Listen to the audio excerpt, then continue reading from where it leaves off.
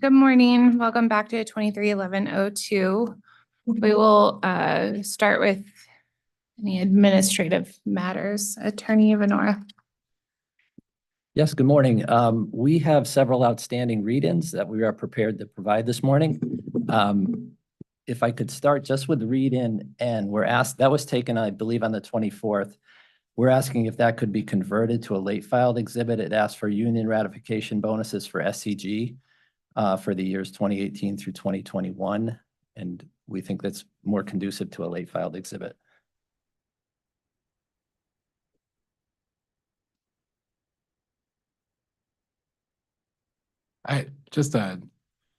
We'd have no objection to that being a late file exhibit. I think I did ask on subsequent cross if that read-in could also be amended to add the retention bonus information for the same time frame. Oh, sure. That's fine. Provide union ratification bonuses and retention payments. Retention bonuses. Bonuses incurred between 2018 and 2021 and the amounts. And that was to SCG? Yes. Yes. Okay. All right. Thank you. That will become late file exhibit 83. Okay, thank you. And then with that, we have three outstanding read-ins, P, R, and S. I'll start with Ms. LeBombard, who can provide read-in P. Okay. For the telelog devices, for CNG, they are found in CIP 4 on page 5. It's the 12th line down. It's WES UI G0028, titled CNGT Shop and Garage MinCap Reporting NG. For SCG, they are in CIP 4 on page 5, again, the 12th line down, WBS UI-S0023, Gas Tools and Equipment SCG. The telelogs are part of those line items. Thank you. All right, thank you. And Mr. Langland, I understand you have read-in R. I do. So in Connecticut, Avangrid manages excess spoil waste pursuant to the provisions set forth in Connecticut Deep's general permit for potentially contaminated soil management. It's CGS 22A-133 and 22A-208. Waste spoil is transported to and tested at several dedicated spoils management facilities. Each facility is managed by an Avangrid contractor with oversight of spoils handling and testing by a Connecticut Deep licensed environmental professional. The licensed environmental professional directs the staging and transfer of waste soil to include all testing requirements needed to verify the soil is clean for reuse or contaminated for off-site disposal at a licensed disposal facility. All right, thank you. And Mr. Horgan, I understand you have read-in S. I do. So the corrections for the cast iron bare steel budget category names can be found for CNG in interrogatory response SC004 and for SCG in interrogatory GPSU 017. Thank you.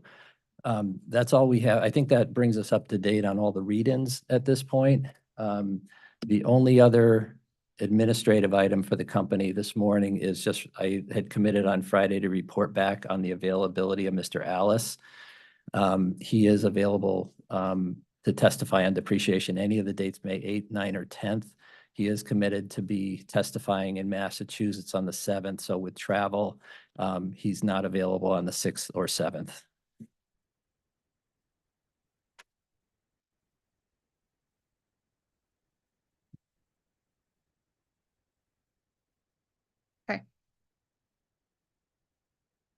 And that's all we have this morning. Thank you. All right. Thank you. Administrative matters from other parties, please. We do have one, Chairman. I sent an email to the case coordinator over the weekend and also Attorney Venora, although it was over the weekend, so I don't know if anyone had a chance to see it. It occurred to me over the weekend that we sponsored 2 interrogatories using Mr. Sobolewski as a witness, and Mr. Sobolewski isn't on any of our panels. Those would be RRU 698 and RRU 752. And we'd be happy to add them to any of our remaining panels or do whatever else the authority would prefer. The interrogatories haven't been issued by RRU, were relevant to the revenue requirements Mhm. section, so it probably would have been best in hindsight to add him to that panel, but I apologize for not raising it until now. Thank you, Attorney Wheel. Is there any objection to, the OCC having Mr. Sobolewski adopt his, on the capital investment panel? No, no objection. Okay, thank you. If we can do it, first thing there, I don't believe, we have any, cross on those, so it will probably be limited to him adopting. Thank you. Thank you. I'll just have to make sure he's available, but I hope he is. Thank you. Okay. Attorney Lon.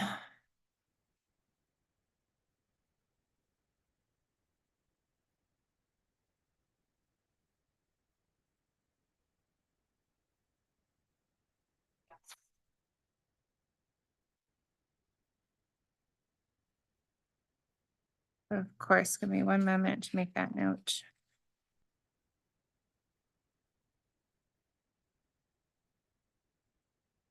Okay, thank you. Anything further this morning? All right, seeing none, we can resume cross by the OCC. I'll remind the witnesses they remain under oath and we are clear of read-ins and up to the next late file exhibit will be 84. So if we're all on the same page about that, then we can resume. Thank you. Thank you, Chairman. Good morning again, Tom Wheel for the Office of Consumer Counsel.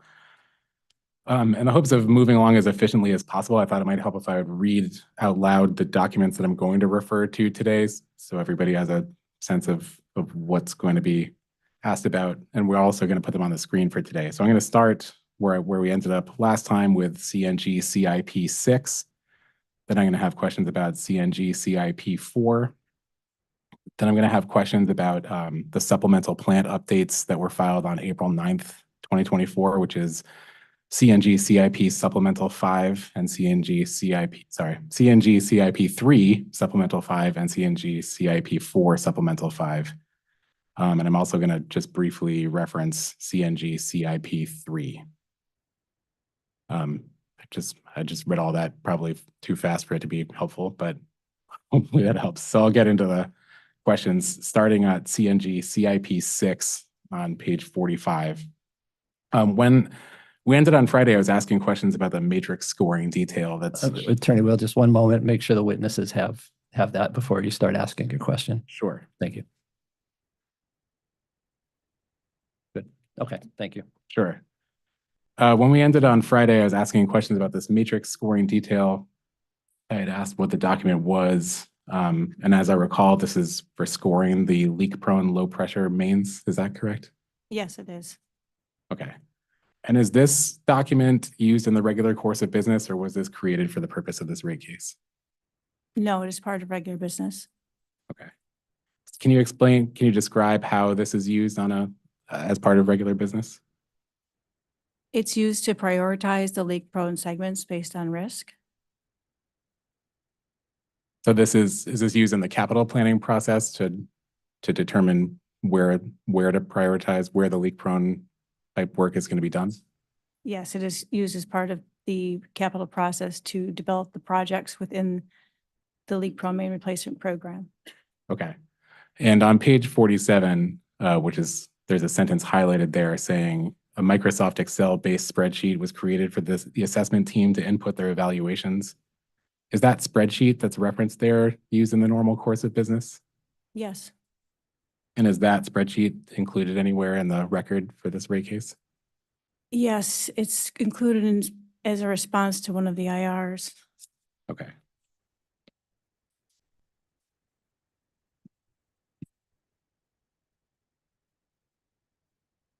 Moving on to page 48 of the same exhibit.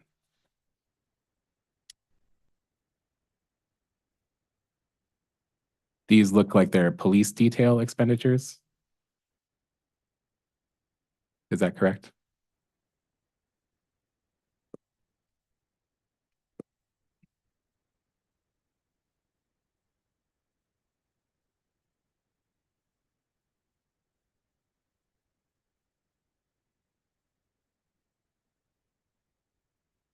Yes, they are. Thank you. Are these specific to the program that they're included in within this exhibit, or are these expenditures across all different programs?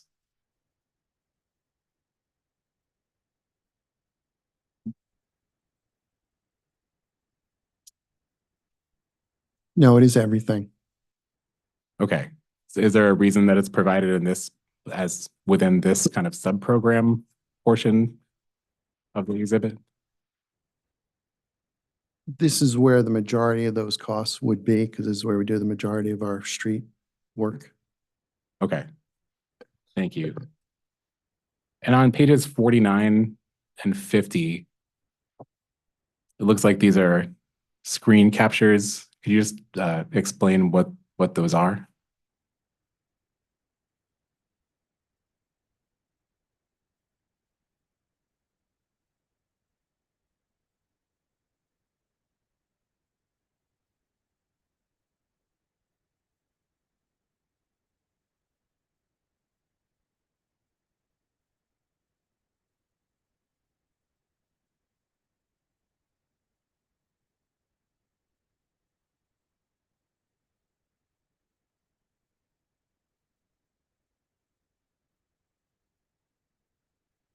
So this would be the instructions on how we ran the report to capture those costs.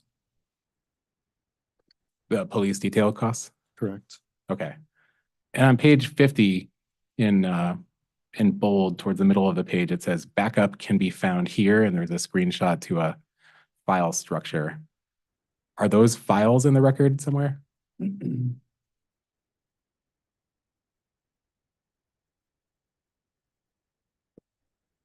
I don't believe so. I believe the summary detail that was shown on page 48 is provided. Okay. Thank you. I'm going to move on to a whole different exhibit, CNG CIP 4.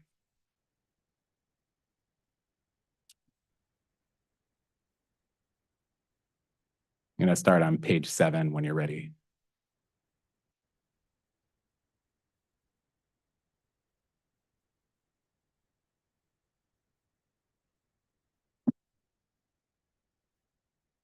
We're there. So this is a list of the programs that are discussed in this exhibit, correct? That is correct. And it looks like the programs for the cast iron and bare steel replacement program are listed here individually. Is that right?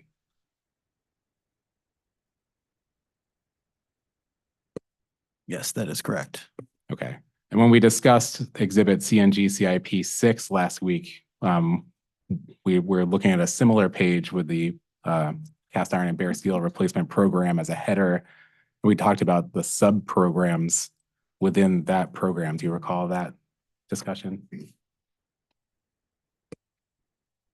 That is correct. However, it's not the same page in that exhibit. Yep. I was just curious why there's a different presentation in this exhibit where the sub-programs of the cast iron bare steel program aren't sort of presented as sub-programs of that overall program here.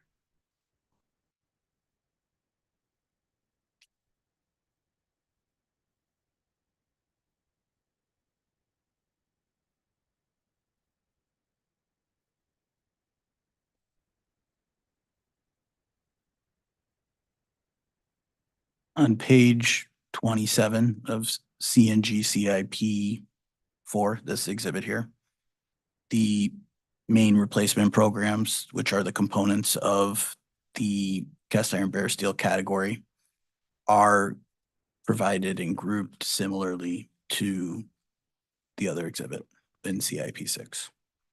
Okay, and is that under a heading that says CNG distribution main replacements? That's correct. Going to page 74 of this exhibit, CIP 4.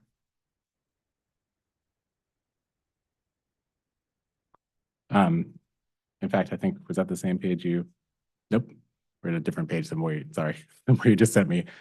So this is the introductory page to the CNG leak main replacement program, is that correct? sorry, leak-prone main replacement program? That is correct. Okay. And the next page, page 75. There's a different label at the top of this page that says CNG leak-prone main replacement CapEx. Is that the same program?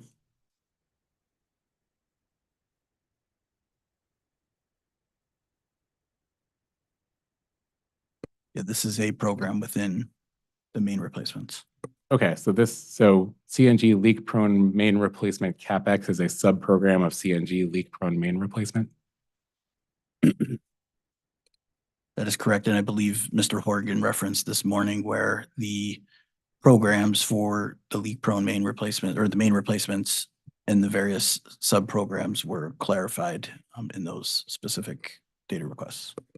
Okay, yes, during the read-in section during administrative matters this morning. Thank you. This document on page 75, is this called a project summary sheet? Yes. Can you explain how this document is used internally? This document was generated as an export from our portfolio management tool. So as part of the capital budgeting process, we have certain information regarding all the different capital projects and programs which are input into the tool. That's also the system that we use to manage and track budget approvals. And so this summary page was generated exporting data from that system based on these projects. Okay, and internally, what does the company use this report for? The summary reports were generated for the purposes of these proceedings. Okay, so is this a summary report like this not used in the regular course of business? The information contained in this report is used in various formats for different reports for managing the day-to-day business. This specific report, as it's used in this exhibit, is intended to provide the information on the specific projects and programs, provide information regarding what that investment is, and with regard to exhibit CIP 4, it shows the associated plant additions by calendar year for the period that this exhibit covers. Okay, thank you. Going to page 76 of the same document.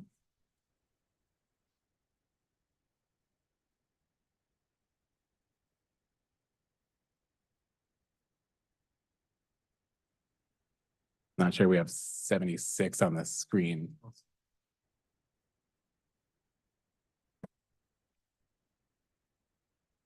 Is this an IP4 change document on page 76? That is correct. Just waiting for the screen to catch up. Okay. Can you explain what that document's used for internally? Yes, so when change requests are required, they have to be entered into the portfolio management tool that I mentioned. And based on the request and the nature, this document is generated as part of the information that's used for the GSP committee to review and approve change requests as part of the capital planning process. Okay, and this is the actual form that's reviewed by that committee? This is a form, yes, that is included within that information. Okay. And how does this form support capital expenditures proposed for inclusion in rate base in this proceeding?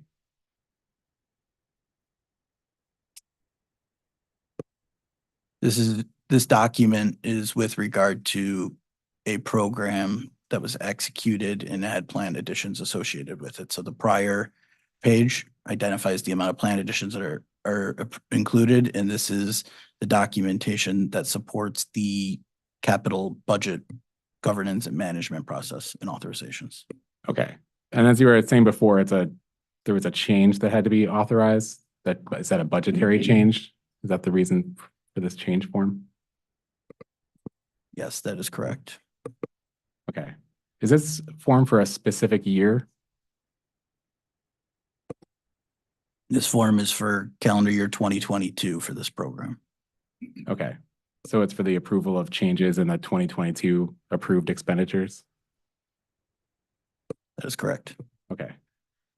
On the same page 76, the third section up from the bottom of the page is labeled doc/CR description. Can you explain what that kind of section is supposed to provide? Yeah, so that is a section in which we have a couple different things that could go into that field. But so overall, it's a description of what is happening with this project and why it's coming in. Okay, and this particular doc/CR description references Pura's 2022 decision to adjust the gas expansion plan. Is that correct? That's correct. And the second sentence here reads, the resulted lowered spend projections by sales due to legislation change create a $15 million deficit in 2022 spend. What's the reference legislation change here?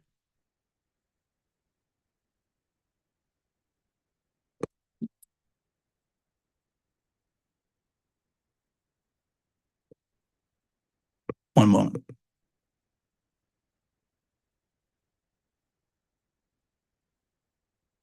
That's referencing the termination of the comprehensive energy strategy, new business. Okay, is that a reference to the Pura decision with regard to the gas expansion plan? Yes. Okay. And again, it says there's a $15 million deficit in 2022 spend. I'm familiar with a deficit in revenue. Can you explain what a deficit in spend means? This is just referring to the anticipated spend levels at this time relative to the original budget.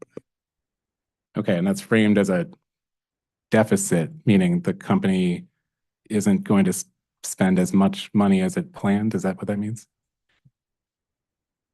This section is highlighting the fact that there is an area, there are programs within the portfolio that will be spending less than their budgeted amounts for the purposes of offsetting the increased funds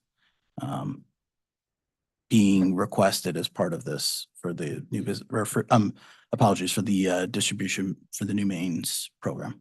Okay.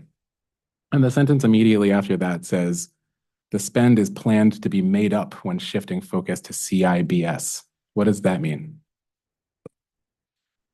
This is intended to mean that the spend incremental being requested for this program will be offset.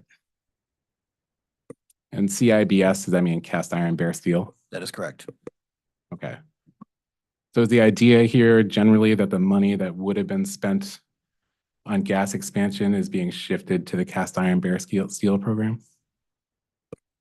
Yes, there's an increase in the expenditures associated with cast iron bare steel, and that is being offset from the underspend in new business. Okay. Next, I want to talk about the reason for change part of the form, which is on the same page. How is the reason for change section on these forms generally supposed to be different from the doc/CR description? In the doc/CR description, we do require that offsetting information be provided, and in the reason for change, it is highlighting specifically information regarding the program or project where the requested funds are being sought. Okay, and the first sentence here says legislation changes by Pura in April prematurely terminated the new business expansion program, thereby lowering EOY spend. Does that stand for end of year? Yes, I believe that's correct. And it says this change will recover and offset the budget from new business to cast iron bare steel CIBS replacement. I'm just trying to understand the difference. It seems, is this saying essentially the same thing as the doc/CR description section? No, as I mentioned, the doc/CR description contains information regarding offsets for increases to the budget. So the doc/CR field is highlighting the offsetting investment, and the reason for change is describing information regarding the investment that this approval is being reviewed for. Okay, but this reason for change section still includes the sentence, this change will recover and offset the budget from new business, correct? That is correct. Okay. And just for the record, the reference in that section to legislation changes by PURA, is that another reference to the PURA decision with regard to the gas expansion program?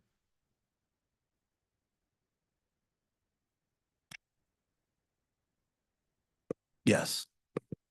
Okay. And this reason for change section doesn't reference any safety or reliability issues related to support the cast iron bare steel budget increase?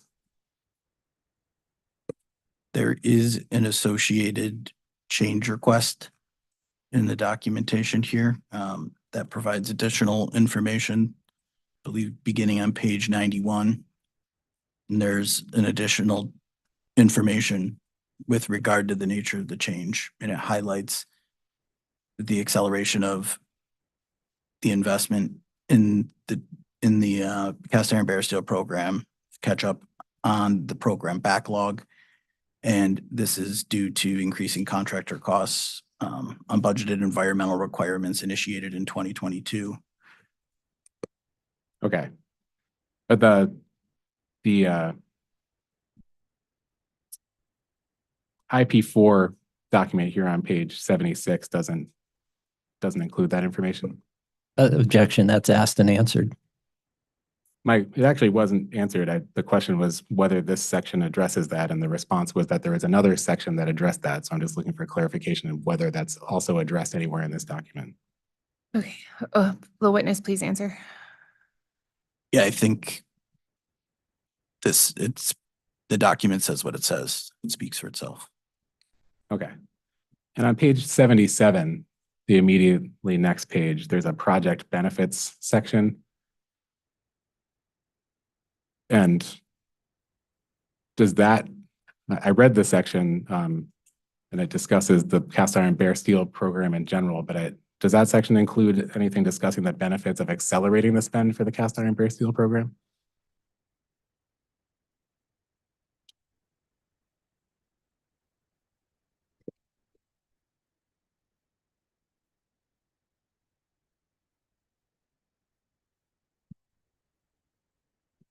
Yeah, this information that's included on the change request is background information regarding the project. In terms of the overall cast iron bare steel replacement program, the benefits are well known and established, and it's a program that's been ongoing for a number of years. Okay, thank you. Moving on to page 77. I promise I'm not doing every page of the exhibit. This is another IP4 change request form, correct?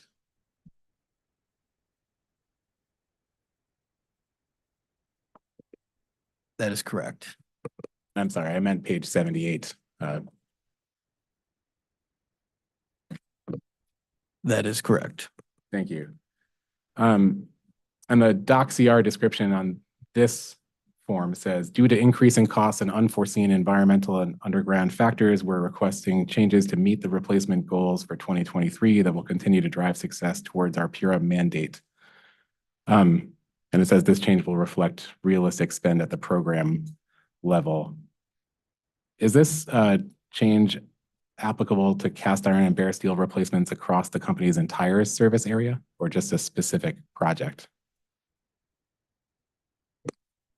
The budget for these programs, as discussed on Friday and again today, is done at a program level. So these are the funds for the program budget. Okay. And the referenced unforeseen environmental and underground factors, what are those factors?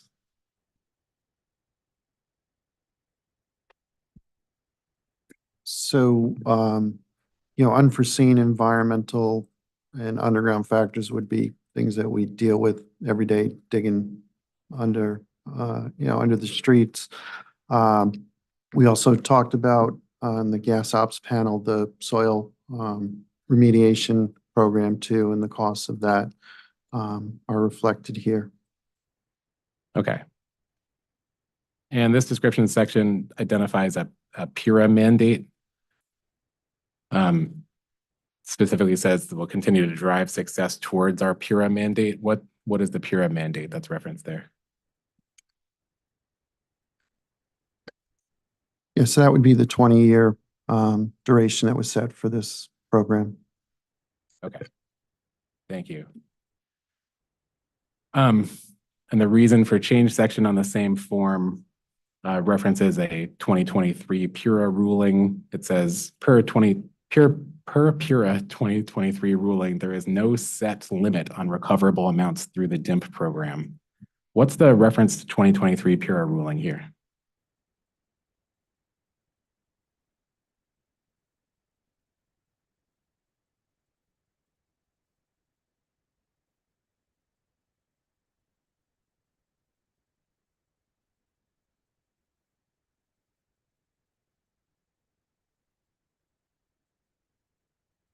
So that may be a typo. We had, in 2022, when we did the initial increase in our spend, we went back to PURA to get confirmation that exceeding our kind of minimum regulatory spend requirement would be okay, and we've got that clarification in that document. Okay. So that clarification, is that what's referenced here as no set limit on recoverable amounts through the DIMP program? Correct. Okay. And my understanding that this document was used to approve an increase to the budget previously approved for 2023. Is that correct? This document is for the 2023 calendar year budget. Okay. And the reason for change section, the last sentence there says, with increases, budget is now in line with 2023 budget. I was just confused what that means because I took this to mean a change from the 2023 budget.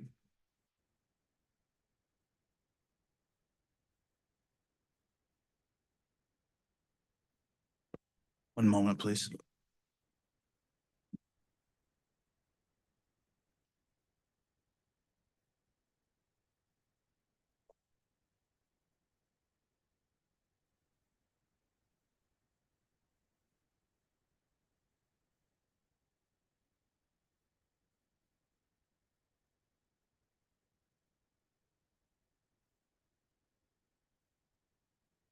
I would have to look at the specifics of the financials. It could be a reference to a few different things, which, you know, today on April 29th, I would need to investigate further. Sure. Could I ask for a late file on that? Yes.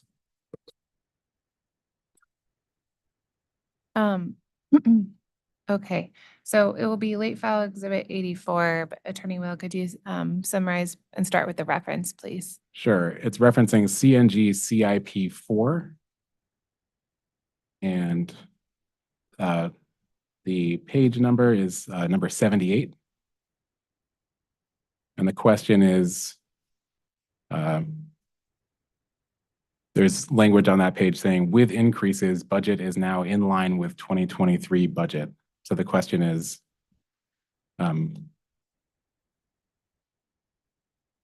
what does that sentence mean, I suppose, was the question I asked the panel. Okay, if I say to the company, clarify language regarding being in line with 2023 budget, does that do you understand that reference? Okay, thank you. Thank you. Moving to page 79 of the same exhibit. Hard to see on the screen because of contrast, but in the what looks like a black bar on the screen here, does that say project charter form? It does. Okay. And that form looks design-wise similar to the program charter form we spoke about last week, which was shown on exhibit CNG CIP 6. Is it the same type of form? Yes, this is the project charter for this program for calendar year 2022. Okay. So we were looking at the 2023 program charter form last week.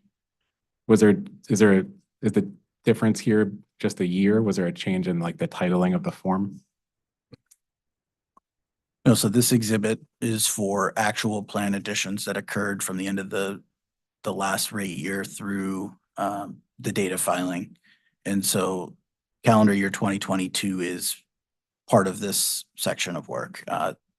The exhibit CIP6, which we were discussing previously, is for the pro forma additions, which contain expenditures in 2023. Okay. On page 84 of this exhibit,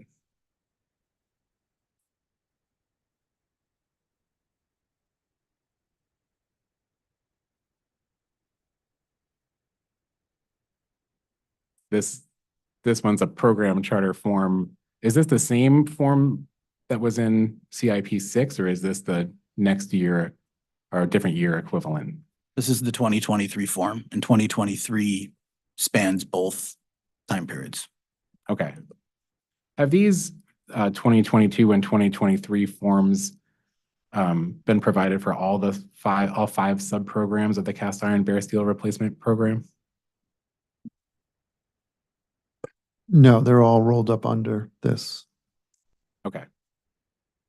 Going to page 91 of this same exhibit, which I think Mr. Laughlin, you directed us to earlier.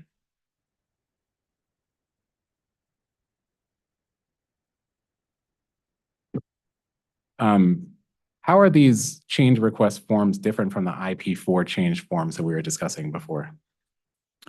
Yeah, so the IP4 change request forms are part of the overarching Avangrid capital authorization process. In addition to that, each business team reviews and approves their own investments. They develop the investments. They have the subject matter expertise to develop the projects. So this form here is part of the business team's specific documentation and review process. It's part of the steering committee process that all major gas projects follow. Okay. And this particular form, is this for a specific year's budget?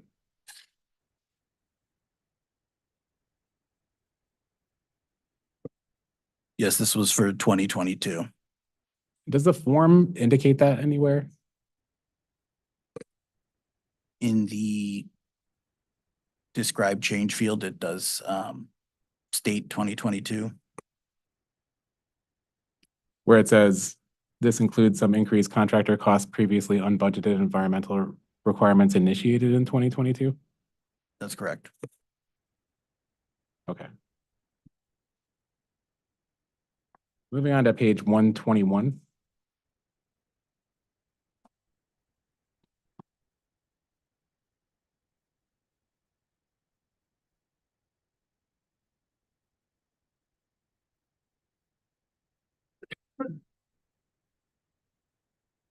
So I have a similar question, I think, to what I asked earlier. The label here is service replacement bare steel. Is this the same program as the service replacement bare steel DIMP program that's in CIP 6? Or is this a different program? Yeah, this is the same. Okay.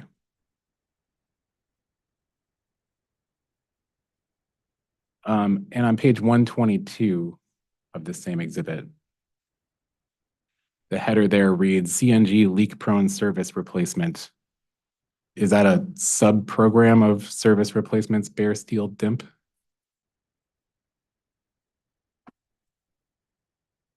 Or sorry, service replacements bare steel?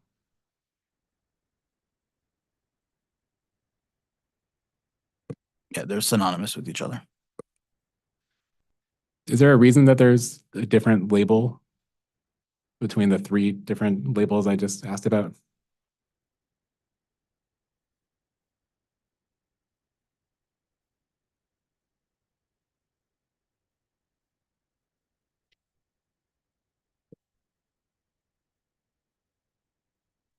I'd have to look at the history of the naming of this specific line item. The projects are classified in the system with unique project IDs, and that's how we're able to see them over time. For the investments that are included in this case, we're looking at a time period that spans over 8 years. So there are changes that happen with the naming conventions for projects and programs. So it's possible that that's just depending on the timing of when certain documentation was referencing, it could pick up a different naming convention. Okay. I was actually going to ask, my next question was going to be about the reference on this page to a WBS number or code, I guess, in a project ID code. Is it more useful to use those kind of identifiers to track different programs through these documents? Yes, those are unique IDs that would cover the multiple periods. Okay. And what does WBS stand for? That's work breakdown structure, and that is an identifier utilized in the company's SAP system. Thank you. Last week, when discussing this program, I had asked some questions about the difference between service replacements that aren't related to main replacements as opposed to service replacements that are completed through main replacements. Do you remember that line of questioning? I think it might have been Mr. Corfeld who Yes, speaking to. Thank you.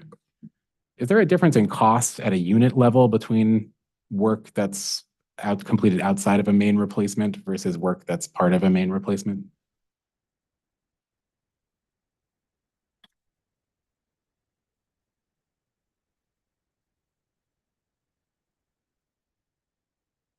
Generally, they're the same cost per unit, but if we have onesie twosies, could be overtime, it could be leak response, so there are potentially some added costs as part of that. Okay. And the onesies, twosies that you just referenced, those would be like the independent replacements that aren't attached to a main project. Is that correct? I have a leak and I've got to fix it. Could be overtime, weekends. Okay. But it could also be during the day. Thank general you. hours. From what I've seen of the project description and program description and scope, I can't identify any distinction or indication for the types of service replacement jobs that would be completed through this program. Is that accurate, or does this documentation differentiate between between work related to a main and not related to a main replacement? It's all under this one program. Okay. Moving to page 124.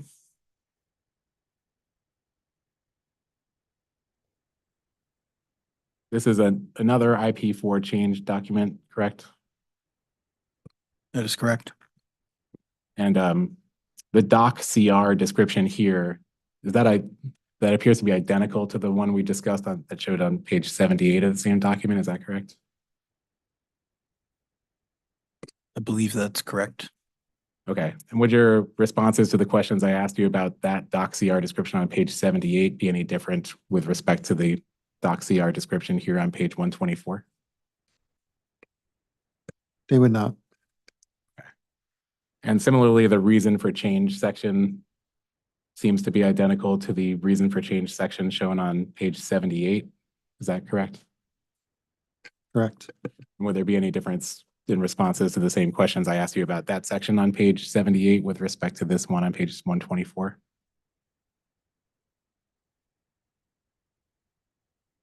Correct. Okay. Am I correct? You mean there would be no difference? Okay. But just for clarification, I noticed this has a different project ID number, so this is not the same document that's shown on page 78, correct? Correct. This is the change request for the CNG leak prone service replacement. Okay, thank you. Moving on to page 246. See, we just skipped 120 pages. Moving along.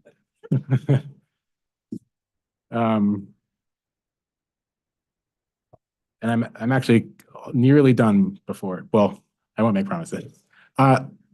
This shows the fleet replacement program information, correct? I mean, Sorry, I'm not there yet. sure. It was 246.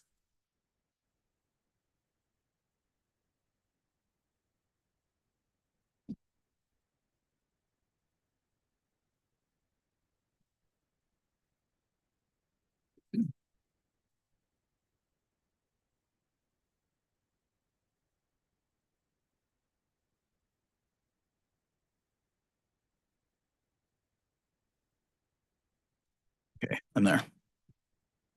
So this is the fleet replacement program documentation. That is correct. And I saw the report shown on page 250, but I couldn't, are there dollar figures for each of these assets on this report? Initial purchase price dollar figures?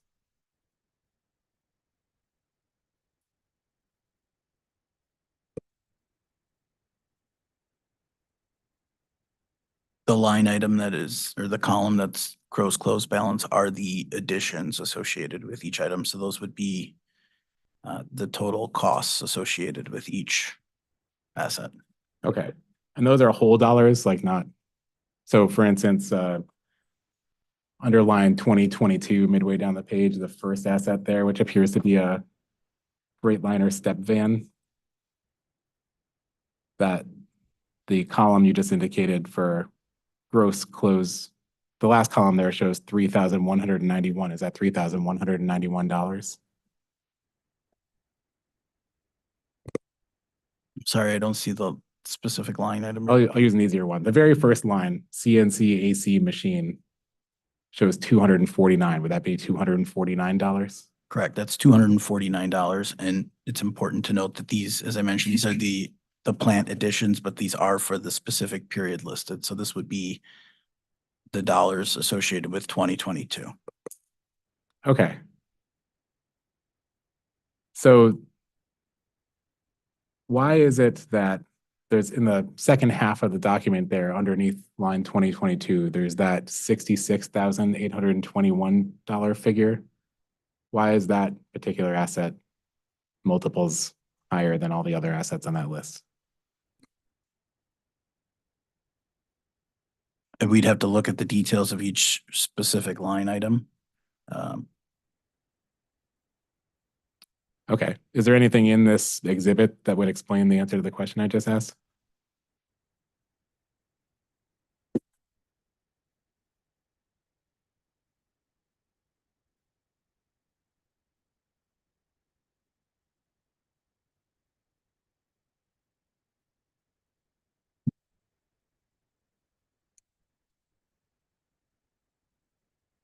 The assets, again, are being shown, the dollar amounts are being shown for the additions that took place during the different periods. You could see that some of these items do have investment in one calendar year, and then there is additional investment in subsequent periods. So with regard to a fleet vehicle, I mean, we do have our fleet SMEs I can confer with briefly to what specifically would be the nature of the follow-on investment.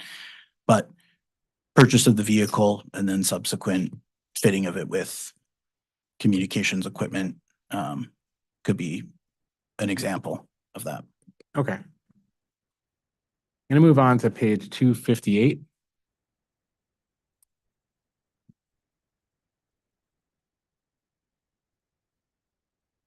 And this should be a way for you to get there, but I basically have the same questions about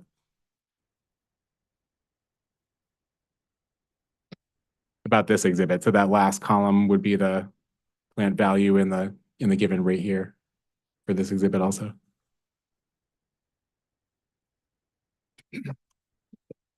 That is correct.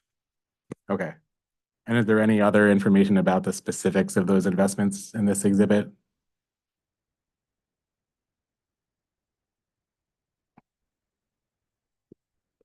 Now, this document was provided and all of these reports were provided to show additional detail underneath the larger projects and programs with regard to the assets that were installed and the value of the additions that have become used and useful.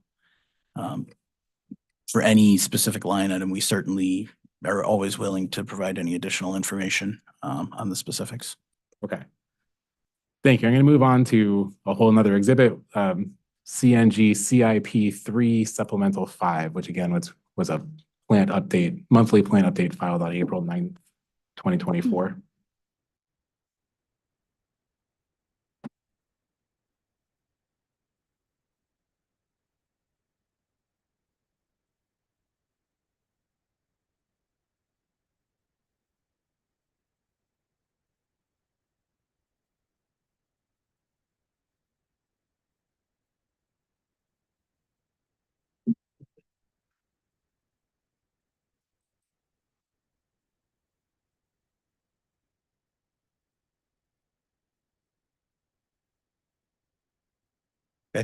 I have it. Okay. So a minute ago, I was asking about the different project names across different documents, and you had mentioned the WBS or project ID identifiers. Are those identifiers anywhere on this document? The project descriptions are included in this document. However, we can provide the unique identifiers. Okay.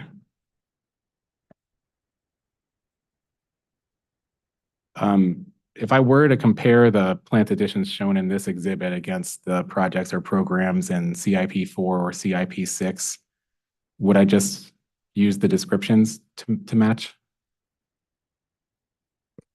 Yes, the descriptions would match with the descriptions included in exhibit CIP 4. Okay. So I looked at line 80, which is impossible to see on this screen of this document. There's an item there called Primavera Cloud. And I searched for that term, Primavera Cloud, in CNG CIP 4 and CNG CIP 6, and could not. I found the word Primavera listed a couple of times, but not the term Primavera Cloud. Can you explain why that is? Yes, so the last column on this exhibit Yep. contains an asterisk, so a designator for the investments which documentation is provided within the CNG CIP 4 exhibits. That contains documentation for all investments that have a total plant addition or annual plant addition over $500,000. You will note that the Primavera Cloud investment has a total of $37,548 in plant additions, which is why it is not included in that exhibit. Okay. Thank you. And this update, is this showing expenditures in February of 2024 or plant additions in 2024? These would be plant additions in 2024. Okay. Thank you.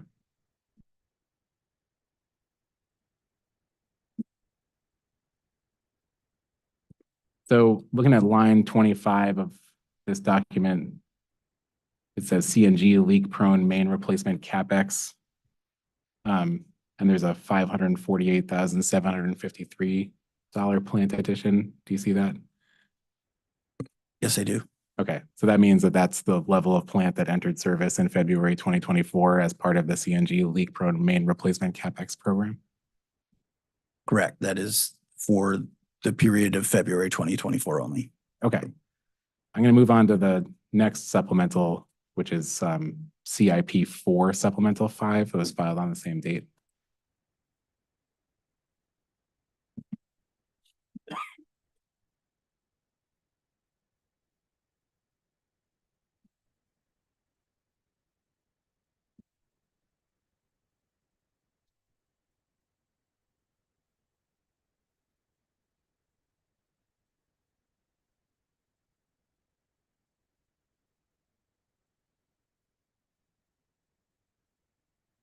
Do you have it there? I'm here. What's the difference between these two, between the supplement we were just discussing and this one? So this one is showing the detailed asset history reports that I mentioned when we were discussing the CIP 4 exhibits, that each of those exhibits had contained a report out of SAP that shows the plant additions by asset. Those were included within the initial filing. So as each month follows, this shows the plant additions associated with that specific period. So these would be the additions for February 2024. Okay. And on page 7 of this exhibit, this is showing leak-prone main replacement additions, correct? That is correct. And I see the bottom line there is $548,753, which is the same number I asked you about before. So does this match that line item on the previous supplement? Yes. Okay. Thank you. What's the WBS for this program?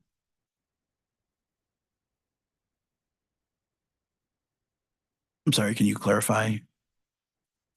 Is there a WBS code for any of the line items shown in this on this page 7? Yes, so this is, if you look at the top 3 lines Yep. of the report. So we have leak prone main replacement is the description, and then the WBS UI-G0110 is provided. Okay, thank you.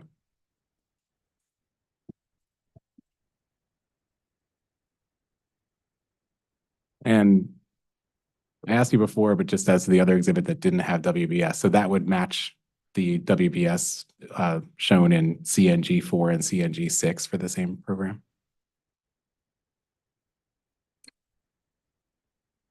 This WBS would be also shown in the asset history report, which is what this form is in the original CIP4 exhibit. Okay, thank you. And this supplemental report's for February 2024. And we already discussed the documentation for the cast iron bare steel program in CIP 6. Do you remember that discussion?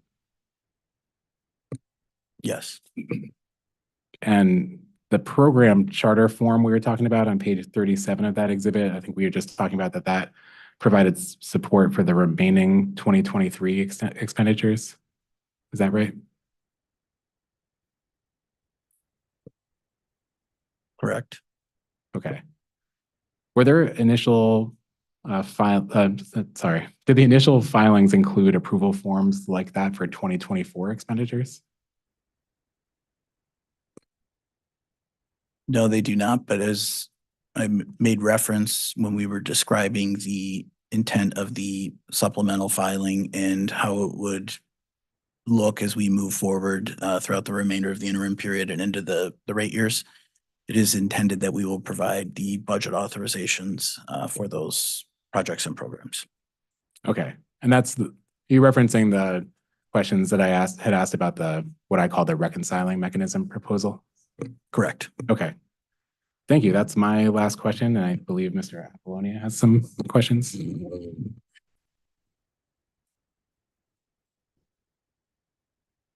Hi, I'm Rory Apollonia. I'm an accounts examiner for the OCC. I only have a couple questions.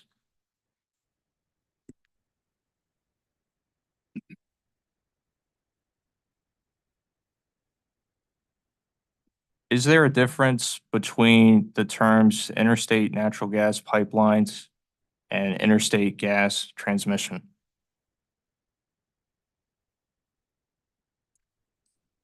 They are the same. Okay. Thank you. So I'm gonna go to OCC 430, interrogatory response.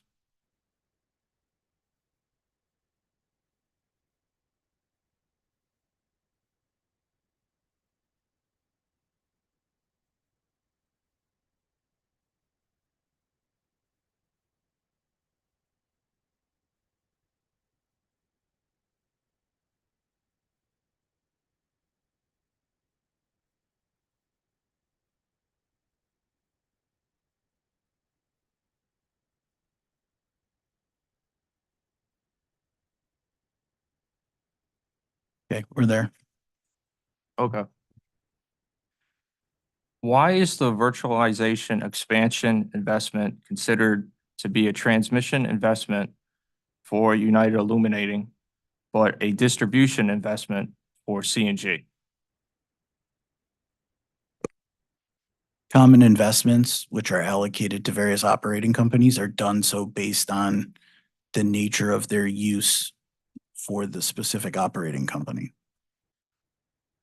As it pertains to CNG, the function is for supporting operations of the gas distribution system. As it pertains to UI, the classification is done based on a predominant support for transmission as it pertains to UI. Okay. Can the panel answer that UI recovered the virtualization expansion costs through the FERC?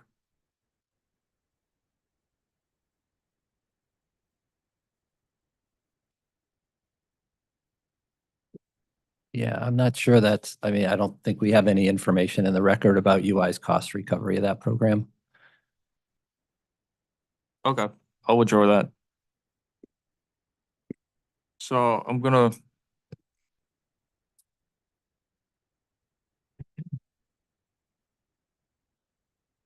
All right, I'm not withdrawing that. So I'm gonna move on to OCC 428 interrogatory response.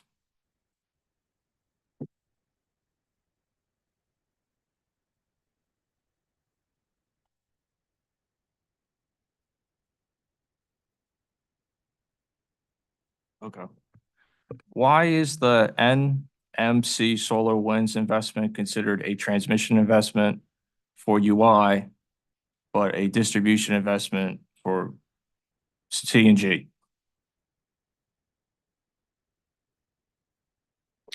This would be applicable to the same explanation I just provided for the virtualization. All right, and that's a management decision? That is done based on the allocation and the utilization of those investments by the individual operating companies.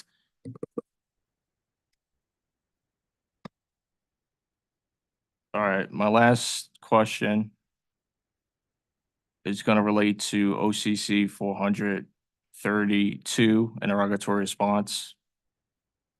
It's the same as the last two questions, but this one, I'd just like to confirm that Avangrid Security Domain, ASD, OSG Telecommunication was considered a transmission investment for UI, but you guys are considering it a distribution investment for CNG. Is that correct? There is no possibility for the investment to be considered transmission for CNG, as CNG has gas distribution and it supports the company's operations for gas distribution. Okay, but this investment isn't by CNG, it's Avangrid Security Domain. So that's gonna go with all the companies, correct? Underneath Avangrid? This investment supports the operations for CNG as part of its work to distribute gas. Okay, thank you. That's all the questions I have. We have some questions for her first time on the record, Prabisha Bandari. Thank you, Attorney Leal. Prabisha Bandari for OCC. So on page 31 of your testimony, you state that new customer costs for the 5-year capital investment plan is based off of historical information on the number of new services and main installations, as well as documented customer interest. How does your company define customer interest?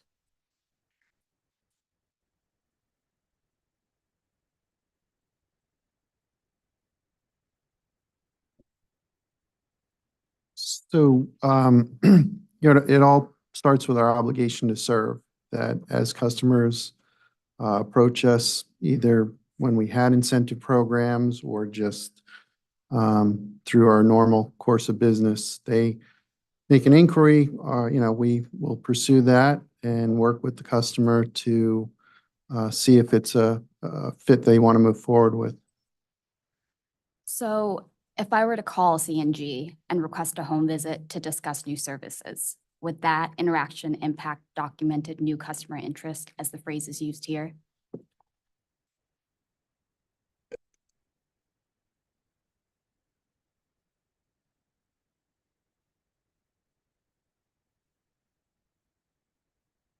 Hold on, let me consult with our expert on that.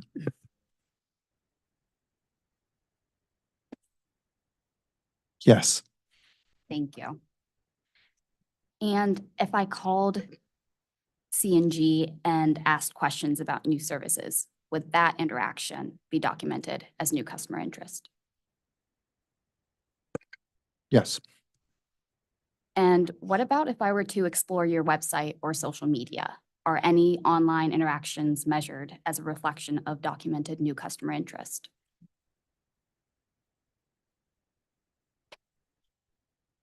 With Mr. Barea as one of our pre-identified witnesses on Capitol, and he has probably more additional detail if we're getting into a level of detail here. All right, Mr. Barea, if you could please raise your right hand, I'll administer the oath. I swear to tell the truth, the whole truth, and nothing but the truth under pains and penalties of perjury.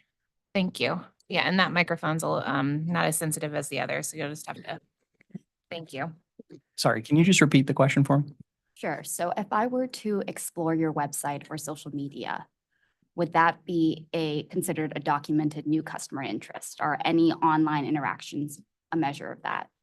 Only if you had submitted a web lead, like stating you're interested in converting to gas. So you'd have to fill out like a customer interest form. Simply visiting a website, we would not use for the purposes of forecasting additional unit growth.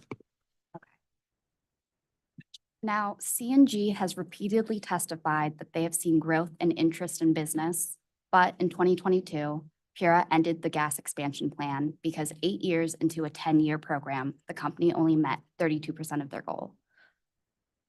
Is that 32% number accurate?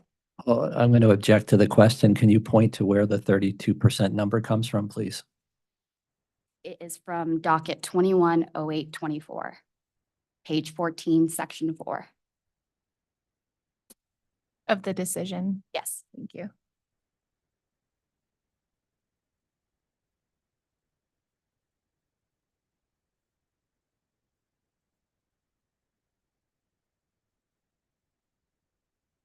I'm not sure the panel has that information. We could, Yeah, I mean, if you can show me the document, but I can't confirm at this point. yeah, Does the company have an awareness of the percentage rate for success for the gas expansion program? How would you define that? The gas expansion program was structured with particular annual deployment goals, correct? Yes. Does the company have any data showing the performance of the deployment against those deployment goals?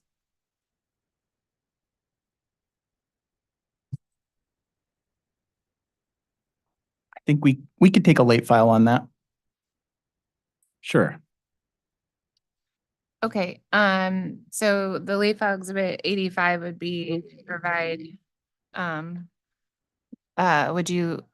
we can do this one of two ways. We don't have to take administrative notice of a decision that the authority has issued if the data that the OCC is seeking to rely on is in that decision.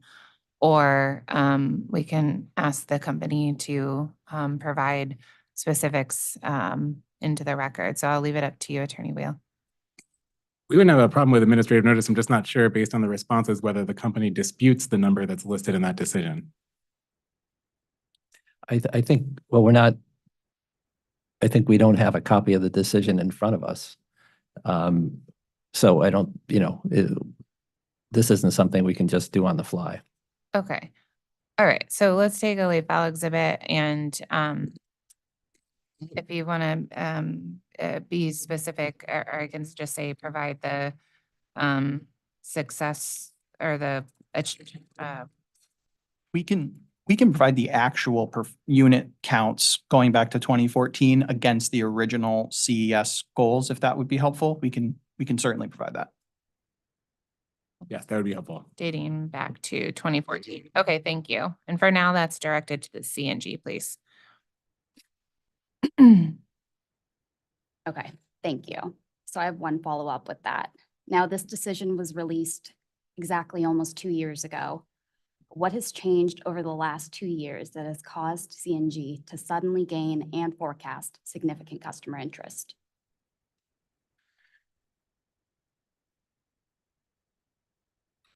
I don't think the decision necessarily changed, that customers still have a strong interest in natural gas. I think we're still seeing somewhere in the neighborhood of 2,500 to 3,000, customers customer meters connected, or at least forecasted for 2024. Now, I think the overall growth is not as significant as it was during the system expansion plan due to the cancellation, some of those incentivizing factors, like a longer hurdle rate model being one of those. But again, I don't necessarily think that the decision has changed customer preference for natural gas. Okay. Now moving on to CNG SCG CIP 7.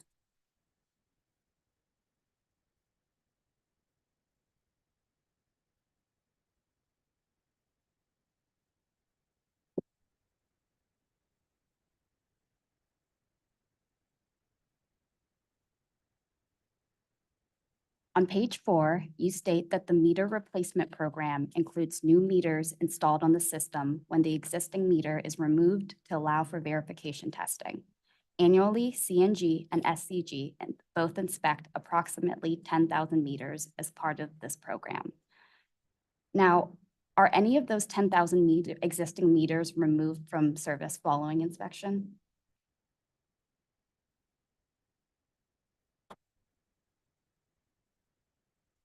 We do have meters that have, I believe it's cadmium in them, that if we take them out of service, we will not put them back.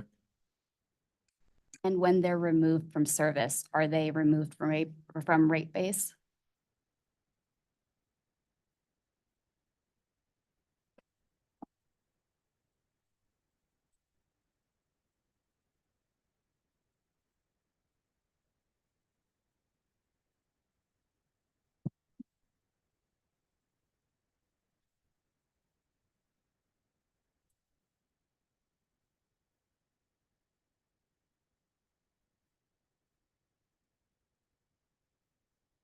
This is a rate-based question, so it would have probably been more appropriate for the revenue requirement panel, but we have Ms. Van Luling who can step in and provide the information. Okay, and I'll remind Ms. Van Luling that you remain under oath, please. Thank you.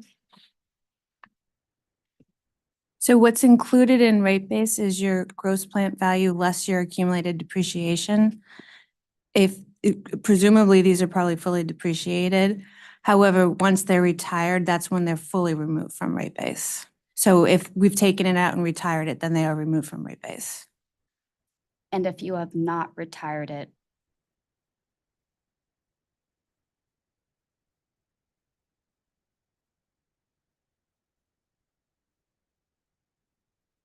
so if removed prior to fully depreciating, would those be stranded assets? Well, it's group depreciation. So if they are removed prior to being fully depreciated, then they're readjusted and that group depreciation is readjusted.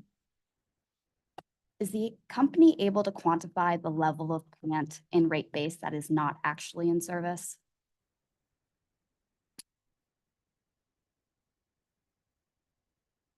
It's nothing.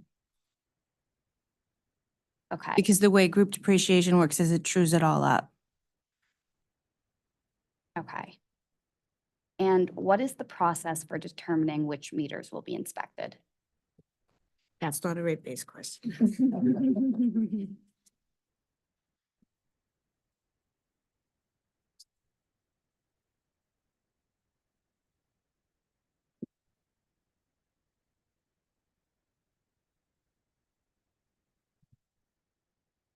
Yeah, that's more of an operational question. So if we could take a late file on that. And that was my last question. Thank you. Okay, I just need that, please restate it. It's 86. It would be the process for determining which meters will be inspected. Thank you. And Allison McCorney has a couple of questions, and then we're almost, well, then Consumer Counsel Coleman might have questions. Good morning, Allison McCorney for the Office of Consumer Counsel. I promise I just have a few. Looking at CNG CIP 7 on page 2, I believe it's the first line item. For new business, it's listed as a total of approximately $47.7 million with increasing costs annually. Could I just get a little bit more information about what's included in that new business line item? So the details of the new business category are further explained. Pages, let me find them here, 4 into 5. So it's the meters, it's the meters, regulators, and other customer work. Okay, and that's for new connections only, not new customers to existing connections, is that right?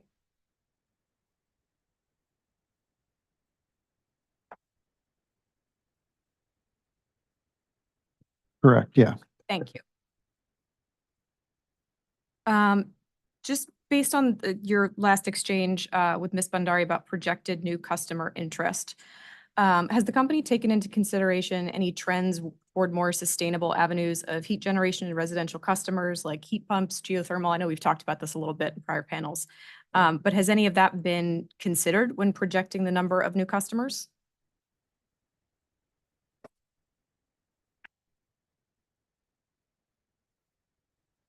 I would say the company has primarily relied on historical data, and I don't believe that has weighed heavily on its forecasting methodology, at least to date. Okay, thank you. Also in CNG CIP 7, page 5, I believe there's a table discussing some gate station modernization programs. I just wanted a couple questions on those. I'm wondering how those gate stations are chosen for improvements. Is it based on the depreciable life of the asset or something specific about an asset condition? It's based on the asset condition. Okay. And just a clarification also on that table. Pardon me, I'm asking you about it and I haven't scrolled to it. Under the cast iron and bare steel replacement total, there's a line item for Mansfield Gate modernization. And the numbers are listed. I'm not sure if this is just a typo. I was looking for some clarification. There's nothing listed for 2023, zeros through 2024 and 2027, and then a 2 as a total. Which table, which page? Can you repeat that? Of course. It's CNG SCG CIP 7. It's page 5, under section B, infrastructure improvement and replacement.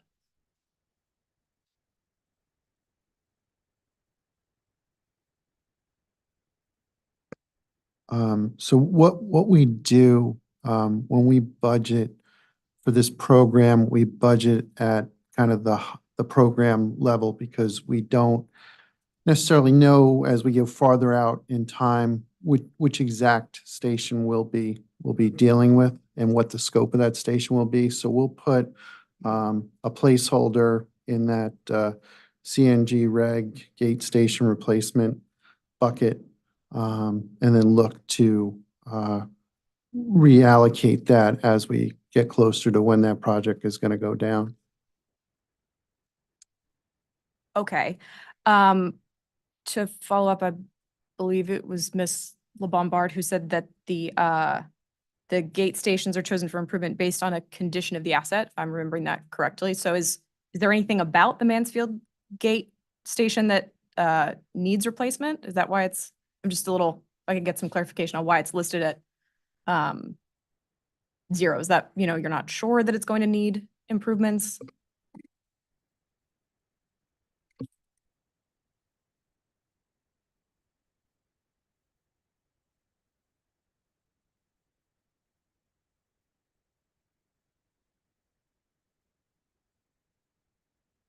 So the Mansfield Gate modernization project is included within the capital plan. And what likely has happened here is we identify the 5-year capital plan. We do an annual 10-year planning exercise. So as Mr. Horgan mentioned, it is likely that the Mansfield Gate Station modernization project was identified. There is an estimated number, amount of investment included within the plan. And as we refine the plan, those dollars will sit, and I would have to look at the underlying details of it, but they would sit beyond the 2027 period. So there's these zeros are likely residual dollars that when we look at it it looks like it's there, that it's been fully removed and there's a rounding that is picking up. That's why there's a total of 2. Okay, so the 2 is just a rounding error somewhere or? Right, there would be 0 planned investment at this time in the 5-year planning horizon on that project, but it is intended to be done, you know, as part of the prioritization methodologies that Ms. LeBombard mentioned. I see. Okay, thank you. Those are all my questions. I believe Consumer Counsel Coleman has a few.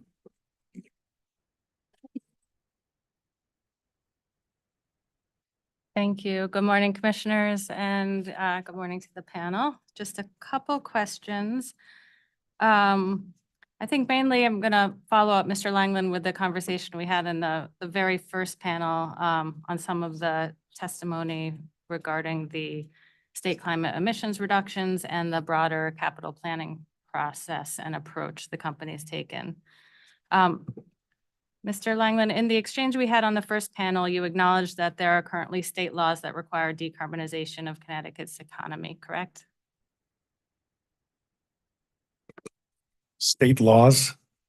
Correct. The Global Warming Solutions Act, which is codified as Section 22A-200A of the Connecticut General Statutes, establishes a requirement to reduce greenhouse gas emissions economy-wide by 45% below 2001 levels by 2030 and 80% below 2001 levels. And I believe that was referenced in a footnote to your regulatory overview testimony, if I'm recalling correctly. I'm sorry, Consumer Counsel Coleman, can you restate your question? I lost track of what your specific question is. Are you aware of and acknowledge that this law is in effect? I'm not sure if it's a law, but I'll go along with that. Okay. You're unsure of whether there's a Global Warming Solutions Act enacted by our Connecticut General Assembly? I'm generally aware of that. I just wasn't know if it was codified as a law. Maybe I'm just confusing that terminology. I apologize. No problem. Are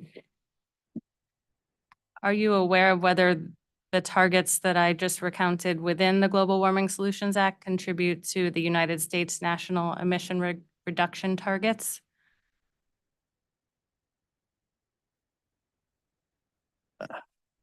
Are you asking him for his legal opinion?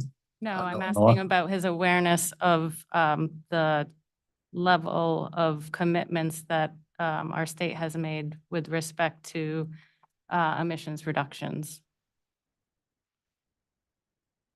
I'm generally aware.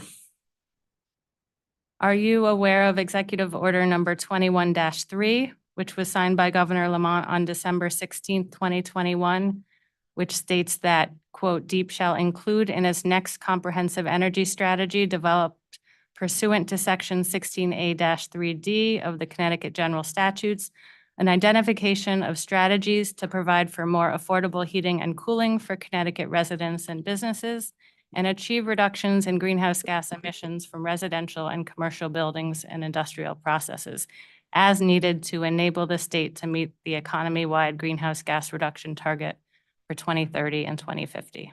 Yes. Thank you. So as I understand the company's testimony at this point, I believe specifically the gas operations panel testified, and Mr. Langland, you referenced in the overview panel. Since this is a one-year rate case, the company has done no evaluation of the impact of these state or federal greenhouse gas emission reduction targets on the company's business model and capital planning?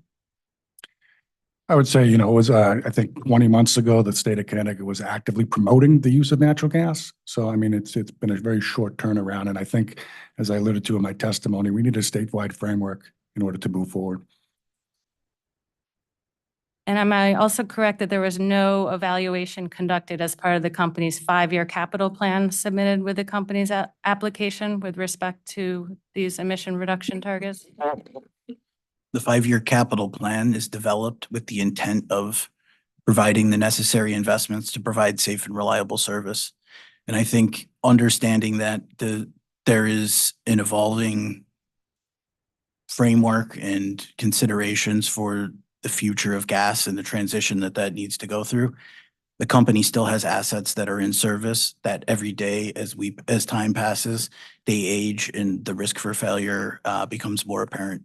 So the capital investment plan is intended to ensure that we address those issues and provide safe, reliable service for customers, understanding that in the long term, there may be a transition, however, that is not yet defined in terms of how that would unfold or the duration that that would take. So the company needs to ensure that we make the necessary investments to mitigate potential safety hazards.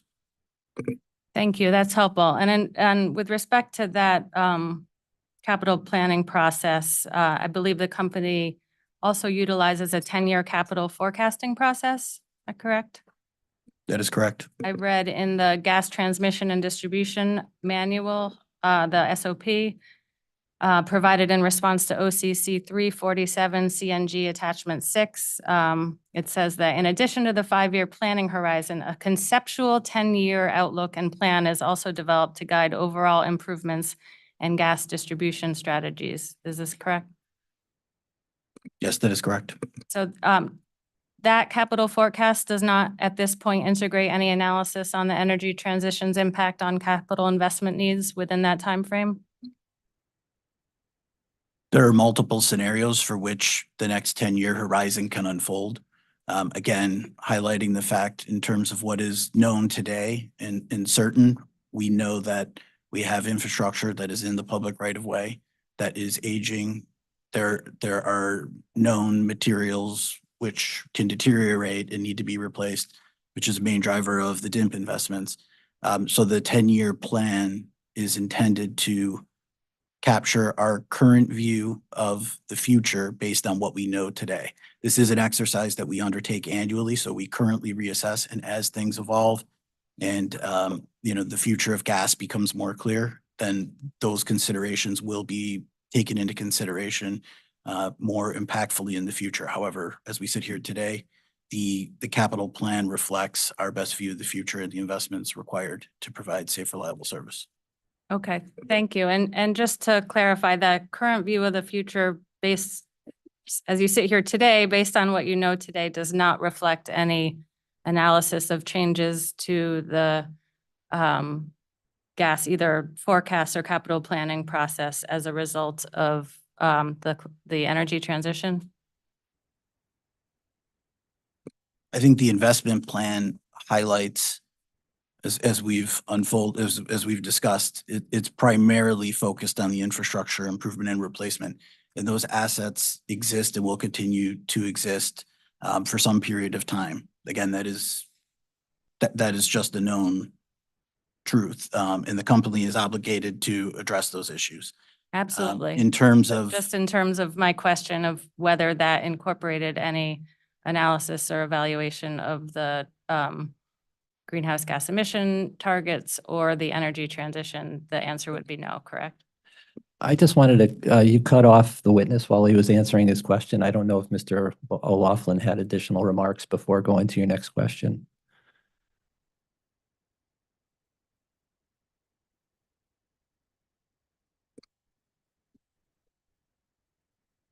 I guess we'll just. Yeah.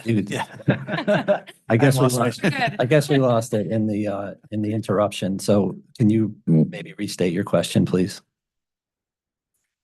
I'm seeking confirmation that the testimony by Mr. O'Loughlin, when it said that the capital forecasting and capital planning process is based on the current view of the future based on what we know today, that current view did not incorporate any changes that may or may not be necessary as a result of the greenhouse gas emission targets and associated clean energy transition.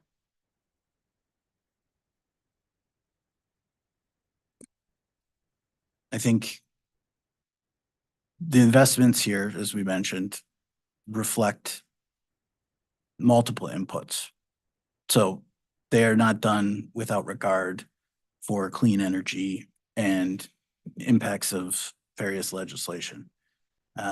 They're developed, again, I mentioned it a lot of times, but for the purposes of providing safe, reliable service.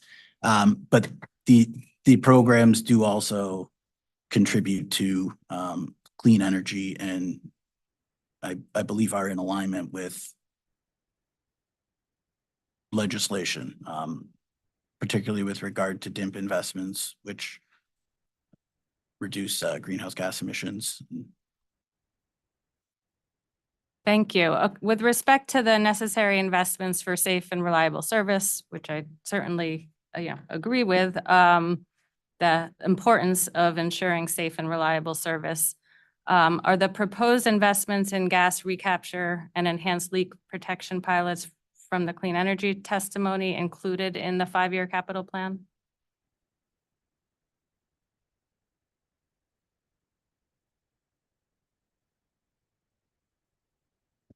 Yes, they are included within the plan. Thanks. So you referenced the, let's see, how do we put it? The current view of the future based on what we know today. Does the company at this point acknowledge that the energy transition will at some point impact how the company makes decisions about repair or replacement of its assets and how it considers the future usefulness? I think it certainly may, but that's for others to decide. We need a future of gas docket. We need to have a collaboration at the table. We need to understand, when we shut the valve off to Connecticut gas, how do we make up that energy? In what form does that take? But it was the cost of that transition, and so forth. So I think it's a bit premature for us to change a 5-year, 10-year forecast at this point, absent such a framework in place.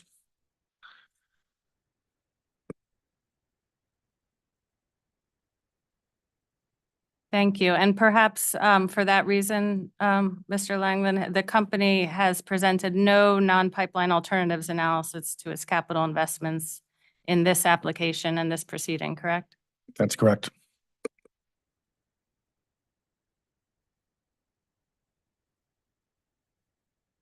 Do you agree that when the company is considering a capital investment to meet a system need, it must consider whether there are lower cost ways to meet that need?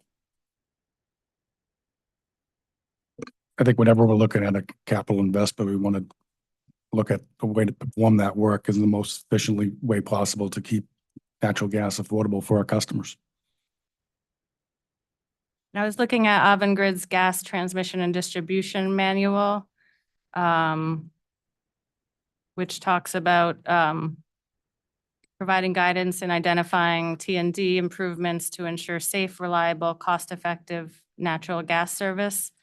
Does this evaluation of cost effectiveness include considering alternatives to potentially avoidable investments? For alternatives and potentially avoided investments, I'm not sure what the question is asking, but we evaluate alternatives for what is the least cost to the ratepayers to supply the gas need. Thank you.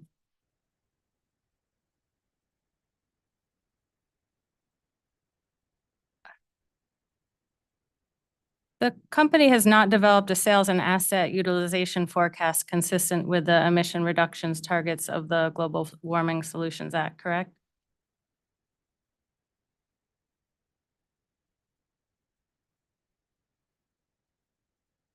Yes. I'm not sure that's for this panel. We do have Mr. Pertel and Ms. Lawson who they're going to be on the rates and sales and deliveries panel at the end. Yep, that makes sense. I'll move on. So the level of capital investments required to maintain the gas distribution system eventually impacts customer rates, correct? Yes. And does the company agree that any increase in gas delivery rates will increase the energy burden for Connecticut residents and businesses?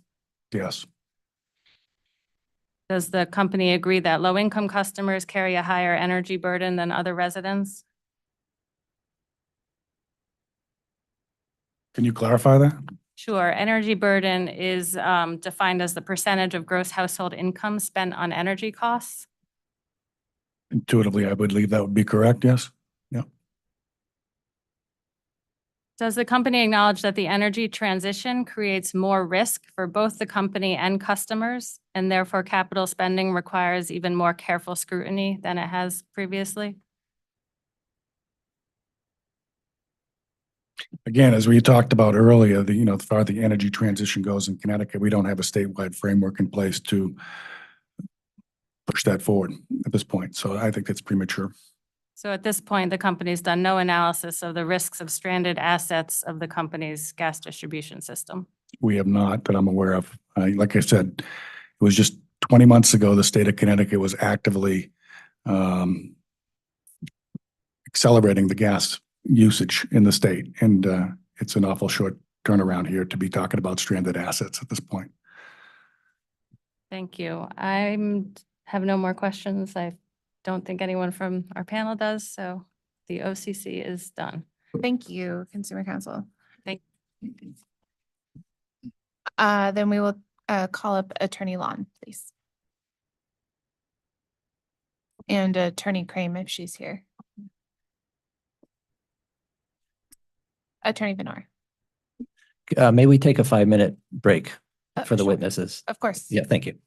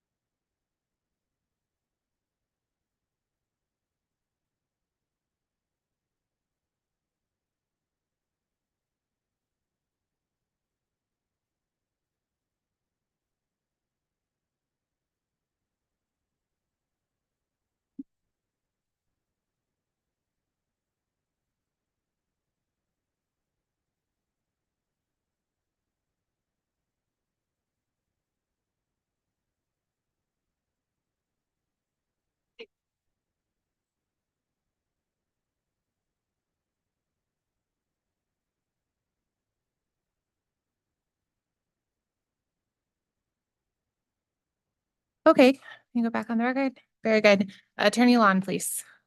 Thank you. Shannon Lawn for Conservation Law Foundation. My first question is really following up from some of the exchange that the panel just had with Consumer Counsel Coleman. And that is, has the company ever rejected a proposed investment on the basis that that investment is not in alignment with state climate targets?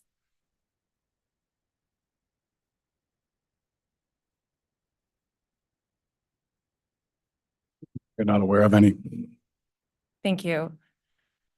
On page 12 of the panel's direct testimony at lines 11 through 16, you state that the Electric and Gas Strategic Planning Group meets biweekly to review and approve projects that are $500,000 or greater. Does the Electric and Gas Strategic Planning Group consider electricity load forecasts and the potential impact on gas demand in deciding whether to approve gas system investments? I'm sorry, can you clarify the question with regard to the analysis on electric? Yes, I'm wondering if the Electric and Gas Strategic Planning Group considers whether you consider electricity load forecasts from the electric distribution companies in Connecticut and the potential impact on gas demand. I think for the case in CNG, we overlap with the Eversource Electric Company, so we have not had those kind of conversations for CNG. Okay. And are you aware of whether or not Eversource is planning for electricity load growth in Connecticut that factors in increased deployment of electric heat pumps? Not specifically aware, no. Okay. In the company's response to OCC 379A, you state that replacing leak-prone gas mains is the company's main strategy to advance Objective 6 of the Avangrid capital planning process, which is to enable clean energy transformation. Has the company also analyzed strategies to reduce customer end-use emissions to advance Objective 6 of the Avangrid capital planning process?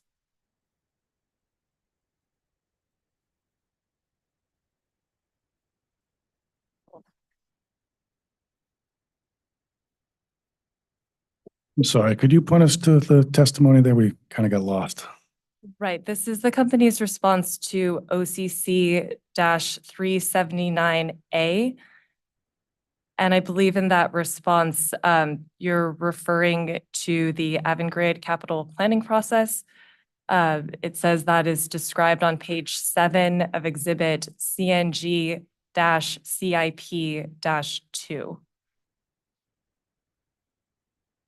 Again, as I've stated throughout my testimony and throughout the hearings here, that we have not begun any kind of a transition planning absent a statewide framework in place. We think it would be premature for us to do that and potentially open us up for imprudent investments.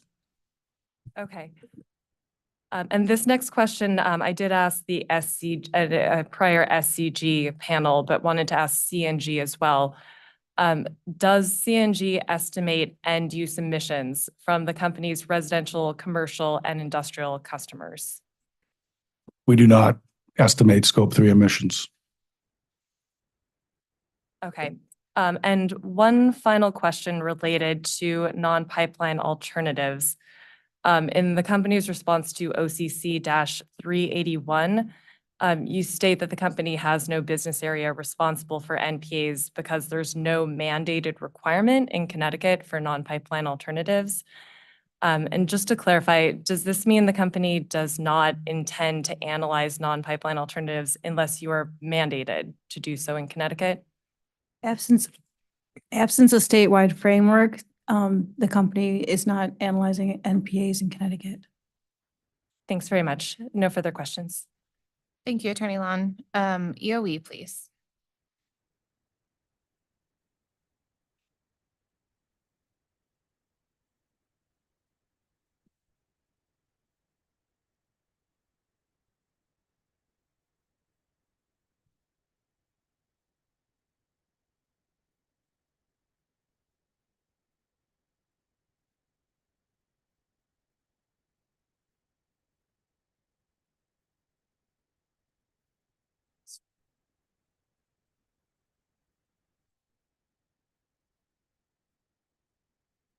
Good morning, panel.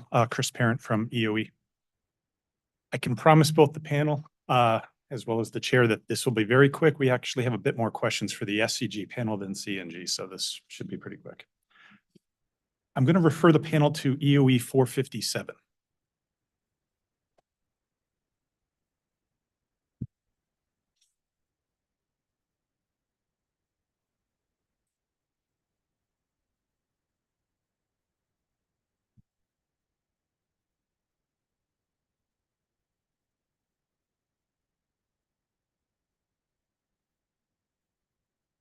It was Peter in April. Mr. Lavulo was part of our revenue requirement panel. He was one of the extra witnesses on that panel. And his co-witness on that is Ms. Thurberge, who is not able to be here today due to the medical issue. We can try your question, and then if need be, we can take it up as a late filed exhibit. Sure. For CNG, there was that interrogatory had 7 selections in there where the underlying data, which referenced back to EOE 366 and EOE 425, the underlying data via the purchase orders / contracts, in comparison to the invoices that were paid were in excess of the underlying data for the purchase order and the contracts.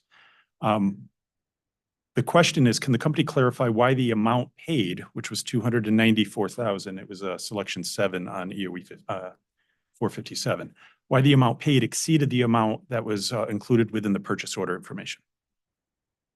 The amount for the purchase order information was $273,000 approximately. I see you. I can confirm that we would not be able to answer that question. Thank you. Okay. Thank you. Yeah, that would be a level. Oh, hold on.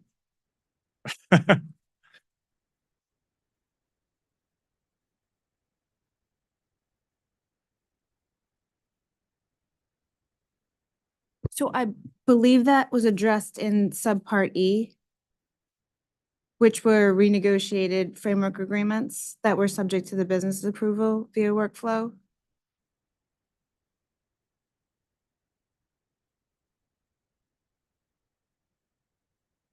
Is that I'm sorry, I wasn't Yes. sure if you were done Yes, speaking. I'm done, sorry. One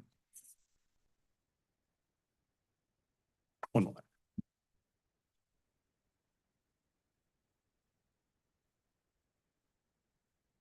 Okay. I'll continue with a few questions then. Again, I promise it'll be quick, and if we need to bring it up with a late file, I guess we can.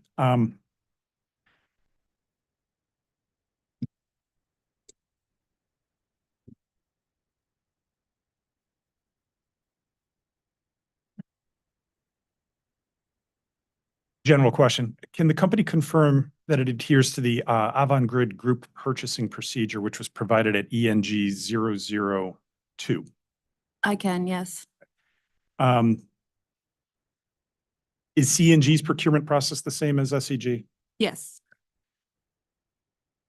Can the company identify when it would be subject to a competitive bid or an RFP evaluation? I believe we provided all of that. Can I get you a read-in on what the late file is on what the reference is for that? Is it possibly in the ENG 002? Let me check.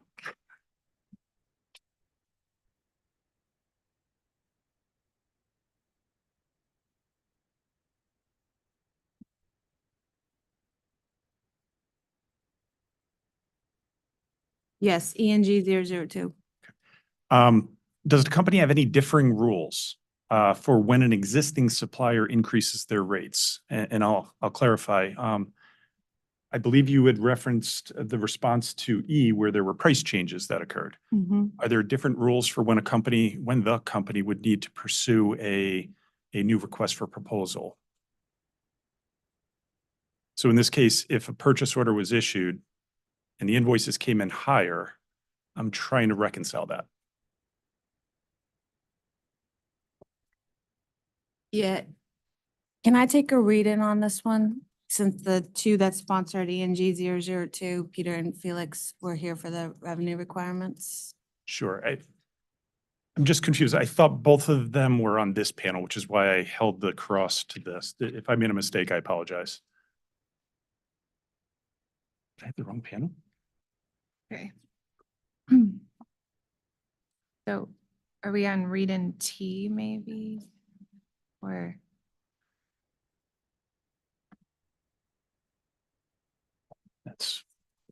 We are on read in T. I did double check. They are on that panel, but depending on your questions, we could potentially bring Mr. Lavulo back. My last question for CNG, I will admit that I do have a number of other questions on the SCG. It's a much bigger list because there was more selections there. My last question is, did the company perform an RFP or a competitive bid assessment for this specific selection, which was Dell Marketing? Was there a request for proposal, a competitive bid assessment, or anything of the like? When you say Dell Marketing, where are you referring to? So for CNG, when you refer back to EOE 457, there were 7 selections where we had identified, based on the original support provided, that the purchase order or contract amount that was provided in the data set was less than the amounts that were provided in the summation of the invoices. So we had grabbed a handful of selections to better understand what happened. There was only one that was CNG that was coincidental. There were 6 SCG ones. My question here is, I'm trying to understand if a competitive bid assessment had initially occurred, and then subsequently, if there was an increase in the charges, if it had initially occurred or if one had subsequently occurred. So if the company was originally estimating a certain cost based on the contract or purchase order, and then a higher amount came in, was there some subsequent true up that occurred? Sure. So you're asking about EOE 457. There were 7 selections, specifically selection number 7, which was for $272,000 PO. You're asking, did we initially do an RFP? And when the invoices came in at $294,000, did we subsequently do another RFP? Correct. That's the question. I can get you a read-in on that one. Great. If RFPs occurred, I would like them. So that would turn them So, into late files. Yeah, can we turn it into a late file? Then we can get you the RFPs. I think that would be great if the chair is amenable to that. okay, all right. Yes, I just need to catch up. So we had a read in T though from just a moment ago, which was the Clarification as to essentially what happened. So what we would be looking for is the RFP, both the initial and the subsequent, to substantiate the amount that was paid via invoicing versus the original purchase orders.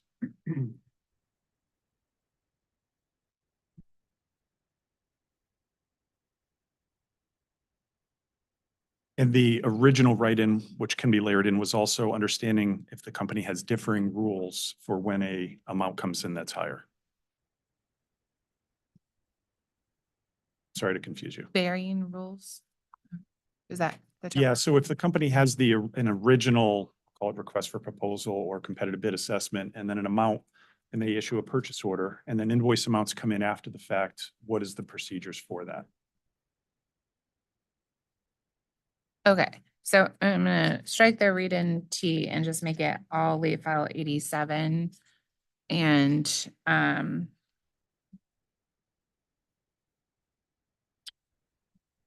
the 87, Mr. Parent, is it specific is the first part of that late file specific to EOE 457, selection number 7. yeah.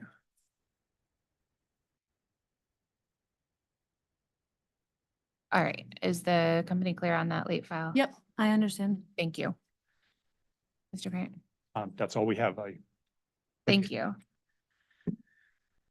Attorney Wright. Thank you. Attorney Anaouiji. Thank you. Commissioner Karen.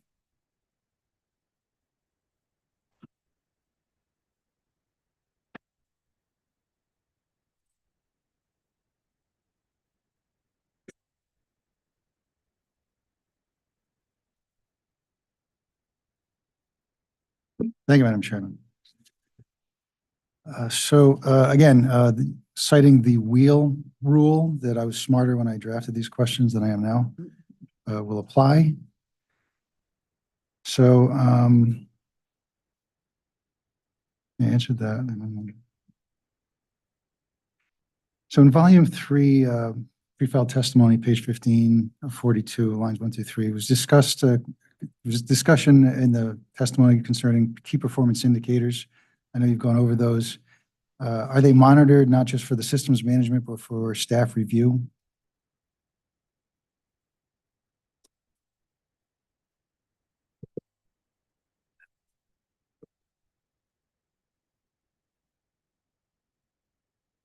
In other words, once, how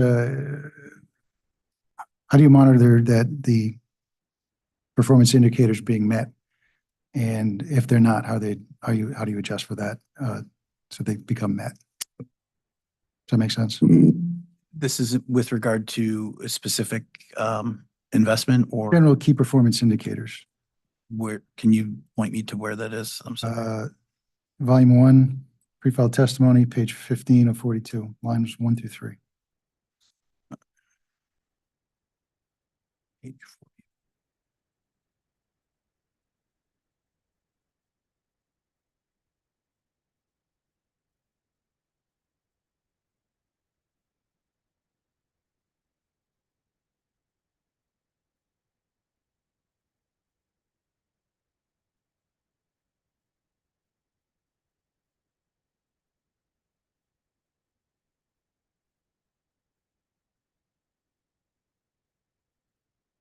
I'm looking at it, it might be the wrong pre-filed testimony.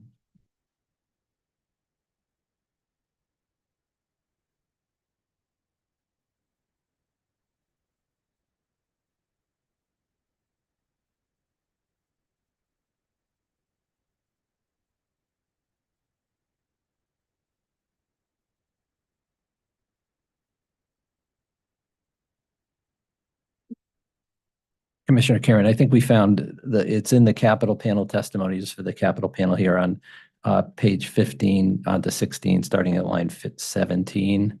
I think that is that the language that you were focused on? I believe so. Yes, so this is taking a look at, as we're tracking the actual performance for capital expenditures versus the plan.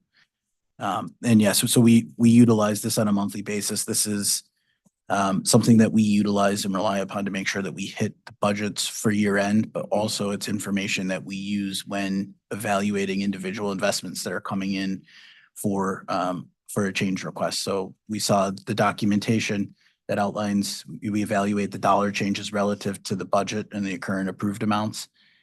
So we're utilizing this and the original budget in order to determine if offsets are necessary or not, depending on, how we're going to end up for full year end. And they make adjustments as you go. Correct. Okay. Thanks. Sorry for all the confusion. Concerning emergency response times, what is the range of execution for response times? Is it like 10 to 20 minutes, 20 to 30 minutes within the hour? Presumably, a leak, detected leak. Emergency response KPIs, we track 30 minutes, 45 minutes, and 60 minutes from the call of the order call from the customer. All right, so what's the significance of each of the different intervals? I believe those intervals are what are they based upon? Codified in statute, I believe. We do report those to the state on a monthly basis, I believe, our performance against each one of those targets, whether it be 30 minutes, 45 minutes, or 60 minutes. Okay. Earlier, we talked about some of the demand for natural gas, and that there still seems to be strong interest in conversions to natural gas. So what are the trends you're seeing? Is it for commercial industrial? Is it more residential? A combination? Is it certain parts of the state?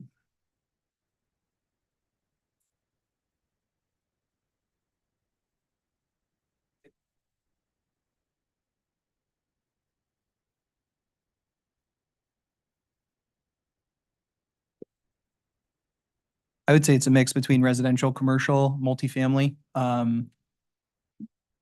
don't know the breakdown specifically between those different business or between those different customer segments, but I would say it's fairly evenly distributed amongst those different business classes or customer classes, excuse me. Let me go to infrastructure and replacement plan. In terms of abandonment of pipes, are all the pipes literally abandoned, just left in place? No physical recovery? Most are abandoned in place. Certainly to purge, we need to cut out certain segments, but they're typically on the small side. Okay. So the abandoned pipes give me an idea of what the sizes of the pipes are, the diameter, generally? I'll stick with cast iron bare steel, typically ranging from 2 to 12 inches, sometimes 16 and 20. Does this, or do you feel that this will create some kind of underground crowding, if not immediately, sometime in the future, i.e. Municipalities may want to use the public right of way underground and pipes are in the way? Who would be responsible for recovery of those abandoned pipes? I think that does happen. It's similar to a water company. If they abandon facilities, they're also abandoning in place. Okay.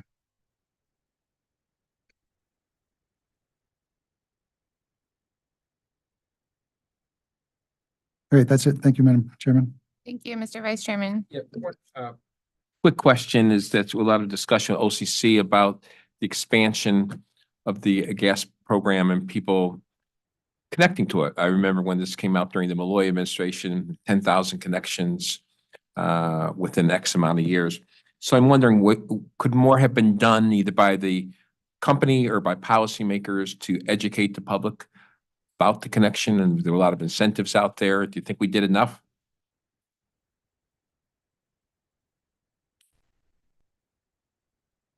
I see a lot of perplexed looks over there. I think we could always in hindsight look back and, glean on the experience we have, now 8+ years in the future and look back and say, what could we have done more? I think generally customers, when they're looking to make a conversion, explore those options, they contact the gas company and we would always walk them through the available incentives, that they were afforded. But looking back, I mean, we could always say we could do more, I guess, to answer your question, more straightforward. But I do feel like a lot of customers were aware of what was going on in the state at the time. Okay, thank you. That's all I have, Madam Chairman. Thank you. Mr. Berea, a moment ago, you were discussing a company's assertion that there's an increased interest in gas. What metrics specifically are you using to address that support has increased? Maybe I should clarify. I guess there's not necessarily an increase year over year. I just would state that there's still a demand for gas. I'm not saying that compared to 2014, that gas demand has grown significantly. I just would state that the interest is still there when customers are exploring converting their heating equipment. I appreciate the clarification. Are there specific metrics? Do you track the number of inquiries? Yep. So we would track annual lead data, both residential and commercial, as well as new customer meter connections. We track that monthly and as well as annually. Is that in the record? We can produce it if it's not. I don't know that it is. Okay, I'm not asking for it to be produced. I just wanted to know if it was in the record. Thank you. Mr. Horgan, throughout Frost this morning, and I think on Friday too, you used the phrase a few times, obligation to serve. My question is if you could clarify what you meant by obligation to serve. Are you citing a specific statute, regulation, or Bureau order?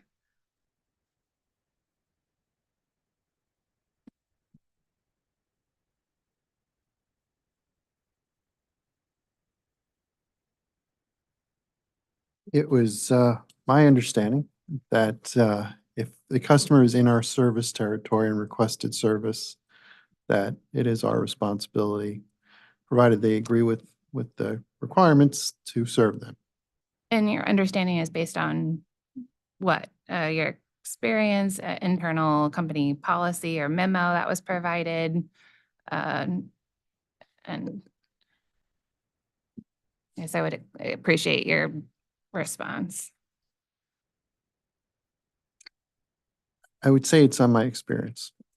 Okay, but you can't recall, as we sit here, any statute, regulation, or order, and I can open this up to the whole panel. I mean, it was your phrase that you used, so appreciate the response that you just provided and clarifying what you meant by that. But if any witness on this panel is aware of a statute, regulation, or order that specifically drives an obligation to serve. Yes, Madam Chair, I think I also used that term, and I believed it was, in statute, but I could also be, in New York, where we operate two gas utility companies, we do have an obligation to serve if that customer was within our service territory. So I thought the same existed, but for Connecticut, but I could be mistaken. Would it change, Mr. Langland or Mr. Horgan, would it change any of the testimony that you provided on this panel if there was in fact not an obligation, a legal obligation? Sure. to serve? Chair Gillette, I think you're asking legal questions to a technical panel. I don't know if that's appropriate. Right. Well, I did take the opportunity to refresh my recollection about the rules of objections per the conversation that there was on Friday. And I was also not able to find an objection based on asking a witness for their position. But I can rephrase, I'm not, the witnesses have both used the phrase obligation to serve. So I'd like to understand, I mean, they're clearly using it in a legal sense to drive capital investments. I mean, I believe that was their testimony. And you disagree with that characterization? I agree that they use that phrase during their testimony. But I think there is, under the practice book, I don't think a fact witness can be called upon to offer a legal opinion. So would you like their testimony using You can that ask for phrase? their understanding as a non-lawyer. I'm sure, that I suppose is legitimate.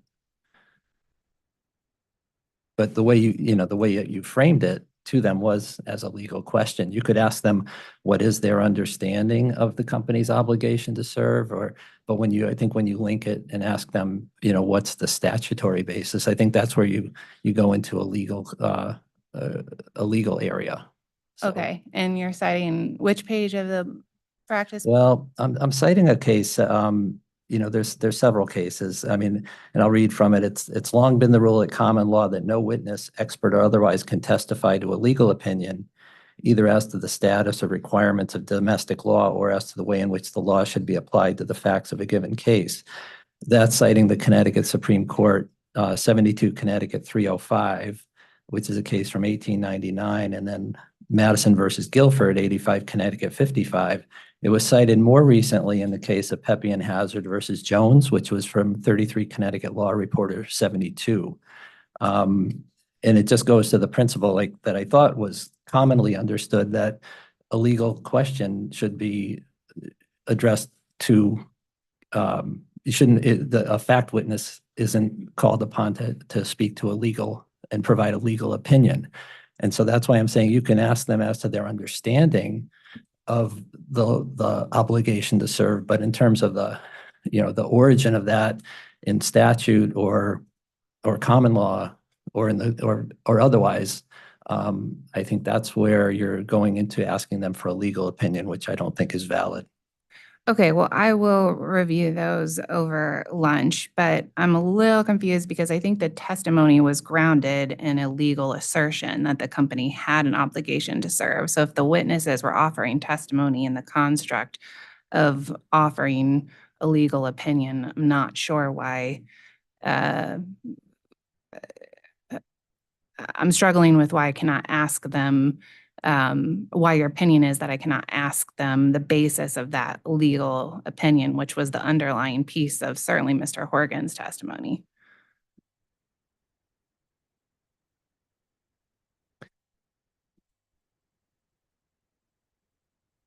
I mean, I stand on what I said. I think if you're asking them to provide any kind of you're asking them to interpret or cite to a statute or validate your citation to a statute, I think that goes into a legal area.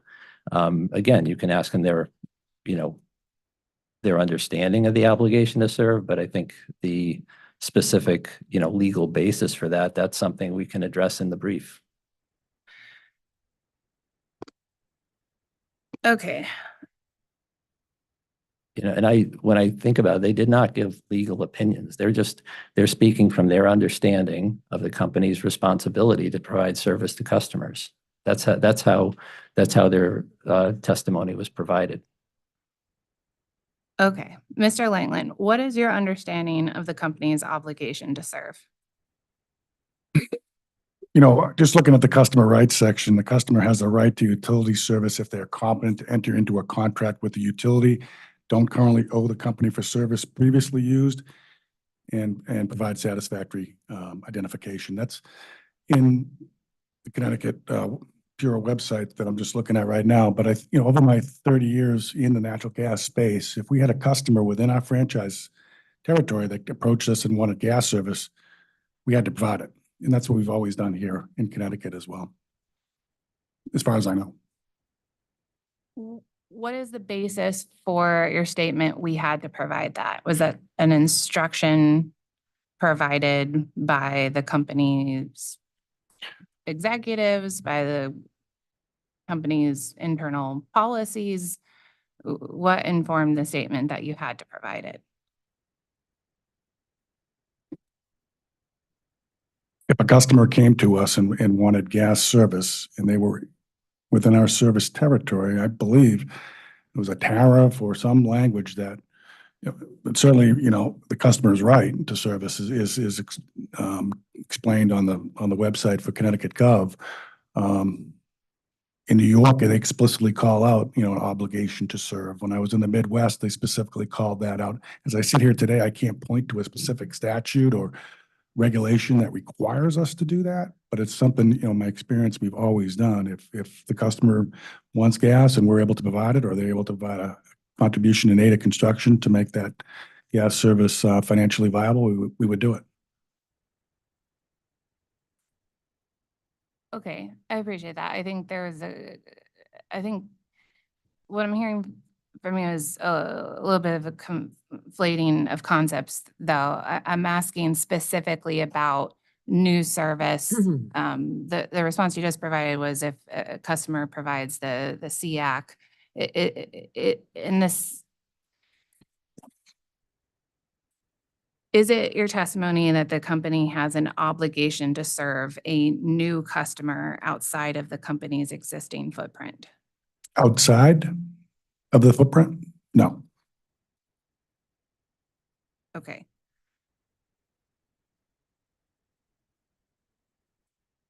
When you say footprint, are you referring to franchise area of the company? Thank you for clarifying. No, I mean to a customer, a premise that does not currently have gas service.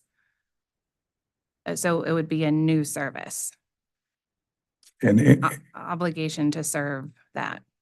and the company came to us with a contract and wanted gas?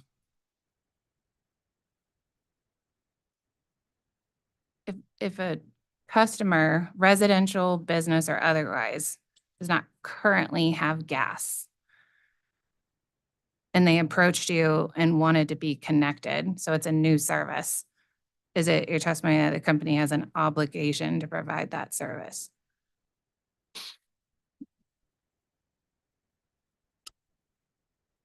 Yes. Okay, and what is the basis for your answer, please? Again, when I look at the consumer rights and responsibilities on the Bureau website, for the customer, it says you have the right to utility service if you are competent to enter into a contract with the utility, don't currently owe the company for service previously used, and you provide satisfactory identification. This is in the consumer rights section. Okay, I'm sorry, I don't. I guess I'm citing that because if we declined utility service for a customer, I would certainly think they would point to that.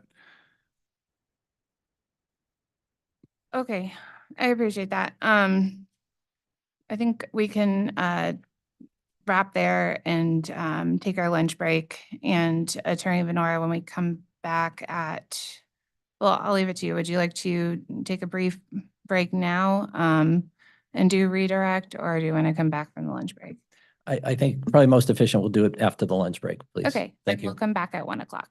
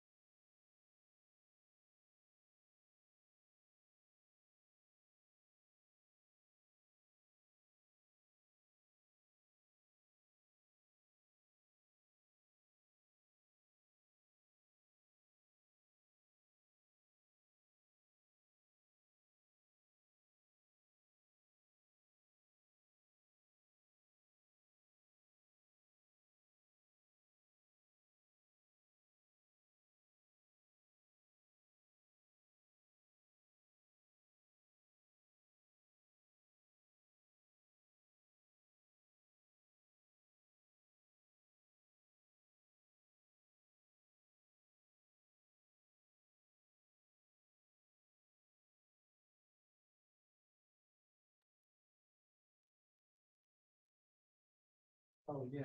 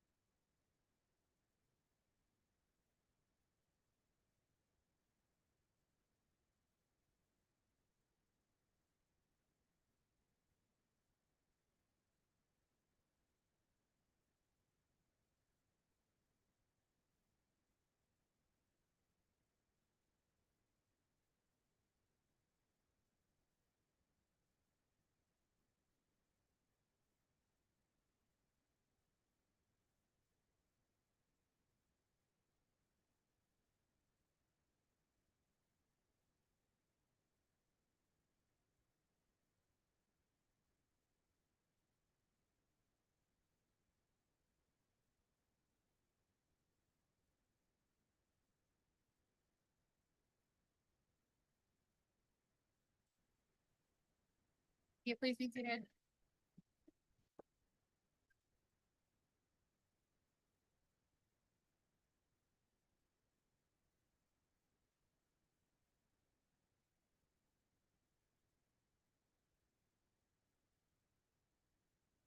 Attorney Venora, any redirect? Yes, thank you, Chair Gillette. We just have a couple, two brief questions to the panel. Mr. O'Laughlin, do you recall during the Office of Consumer Counsel's cross-examination, you received some questions about various pages within the company's capital documentation exhibits? Yes, I do. Can you please describe the company's overall approach in developing the capital documentation packages for this rate case?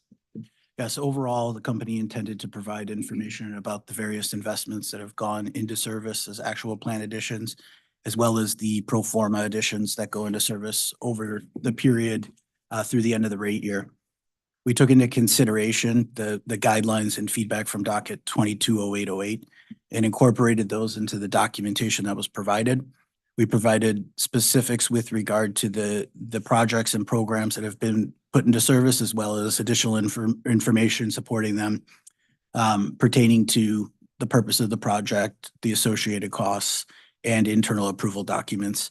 That documentation certainly covered a depth and breadth and as well as depth of information. And the company had to rely upon its internal documentation that was utilized during those time periods, particularly considering a number of the investments are further back in time. Overall, the company has provided the documentation in terms of what was provided within those guidelines, understanding that there's a not defined specific standard in terms of supporting documentation. However, the company made a good faith effort in terms of providing what they had available to support the investments. Okay, thank you. And then to the panel, Mr. Querfeld, I think it was Commissioner Karen asked the panel a question about what happens in the case of an abandoned pipeline. And so actually, he asked you questions about abandoned pipelines. And my question to you is, what happens if the company is contacted by a municipality with respect to an abandoned pipeline in the public right of way? We are required to maintain the locations of abandoned facilities, and a gas operations crew will respond to a request to confirm that that pipe is indeed abandoned. And if the municipality requires a response from the company provides that response. Is that right? Yes. Okay, thank you. That's all we have for redirect. Thank you. Thank you. Then this panel is excused, and I'll call up the Office of Consumer Counsel Capital Investments panel, and the company is up first for cross-examination.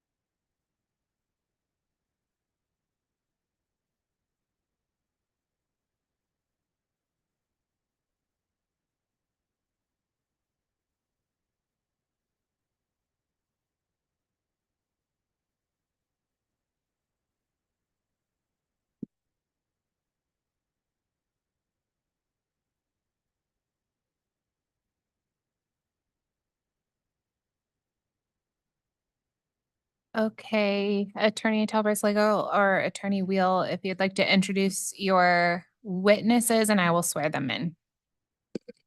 Yes, we have the witnesses for this panel are Asa Hopkins, Brendan Larkin Connolly, and we added Mr. Richard Sobolewski. Very good. Thank you. Gentlemen, if you could please raise your right hand, I'll administer the oath. I swear to tell the truth, the whole truth, and nothing but the truth under pains and penalties of perjury. I do so affirm. Thank you. Sir. Dr. Hopkins, did you file initial testimony on February 8th, 2024, rebuttal testimony on March 13th, 2024, and various interrogatory responses pertaining to the Connecticut Natural Gas Company in this proceeding? Yes. Do you have any corrections or amendments to any of those filings? No. Do you adopt those filings as your sworn testimony in this proceeding? I do. Thank you. Mr. Larkin Conley, did you file initial testimony on February 8th, 2024, rebuttal testimony on March 13th, 2024, and various interrogatory responses pertaining to the Connecticut Natural Gas Company in this proceeding? I did. Do you have any corrections or amendments to any of those filings? I do. Please proceed. I have corrections to make to my direct testimony, just about 10 numbers that I need to change. The first is on page 37 of my direct testimony at line 25. I have the CNG inflation adjusted 5-year average. And my testimony is $62.5 million. The correct number should have been 68.3 million. And on the line below there, still on page 37, the SCG inflation adjusted 5-year average as filed, it was 92.8 million, and the correct number should have been 90.2 million. Next on page 42, I have some corrections to make to the mileage numbers I have for SCG related to their bare steel and cast iron mains. This is in table 4. In the bare steel column, I have 80.863 miles, and it should have been 81.6 miles. And then the next column over for cast iron, I have 637.842 miles that was filed, and it should have been 611.5 miles. And due to those changes, there's a couple of changes in the next rows. For the total leak-prone main miles, instead of 718.97, it should be 693.1 miles. And then in the next column, for the 20-year replacement rate, it's instead of 35.9 miles, it should be 34.7 miles. And there's a couple more corresponding changes related to SCG main mileage. Now in table 5, this is on page 46. I have in the column 3-year average miles per year. It's filed as 12.4 miles for SCG, and it should have been 12.54 miles. And then the next column, the 3-year max miles per year for SCG was filed as 15.0, and it should have been 15.3. And then the following column, the remaining years for SCG, I listed as 23.7, 70, or 23 to 71 years, and it should have been 42 to 51 years.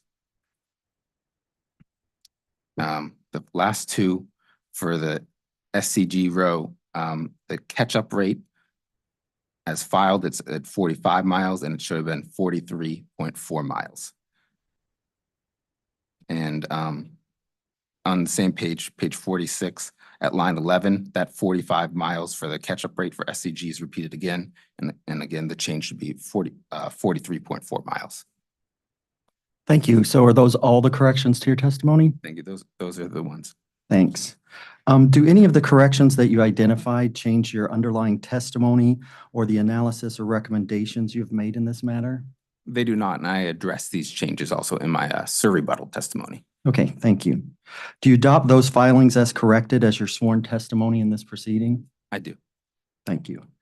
Finally, Mr. Sobolewski, did you sponsor interrogatory responses in this matter, specifically responses to interrogatories RRU 698 and RRU 752?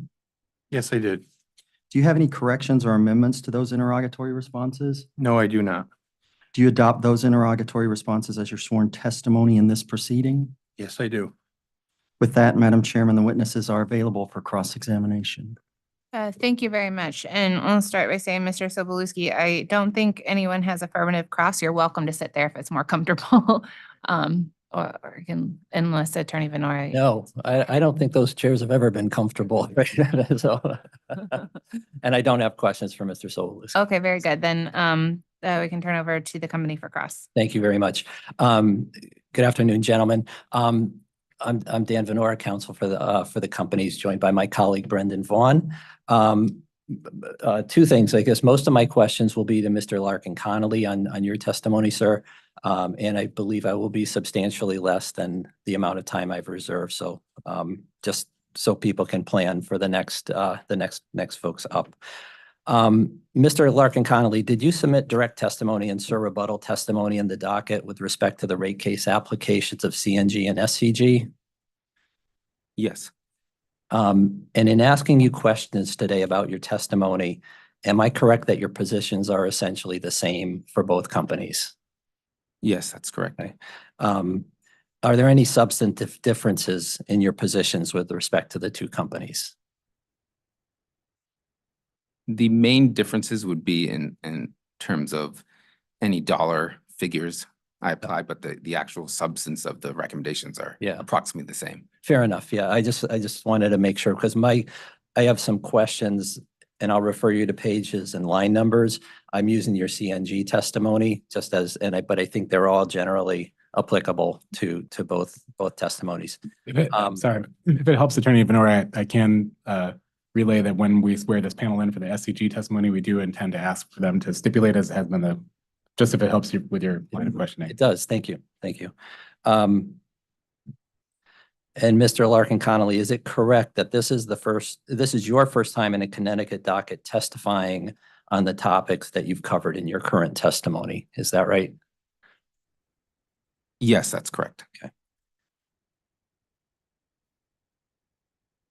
I'm going to refer you to page 3 at lines 18 through 21 of your testimony. And there you describe your approach in evaluating the plant additions of CNG and SCG. Is that correct? And you're referring to my direct testimony? Yes, sir. Yeah.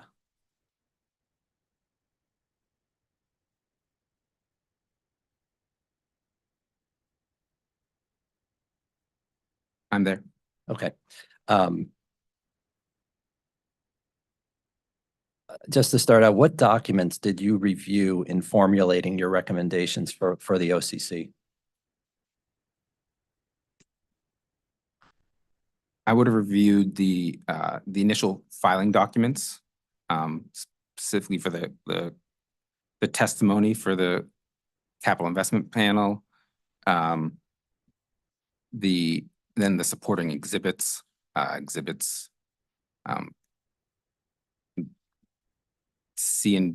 SIP CNG 3 and 4 that supported the completed plant additions, and then CNG SIP 5 and 6 that would have completed for the planned additions.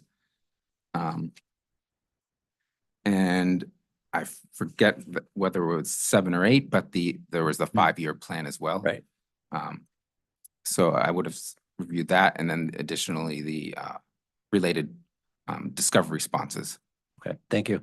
In connection with the preparation of your testimony, did you review any of the Connecticut statutes relating to the company's application?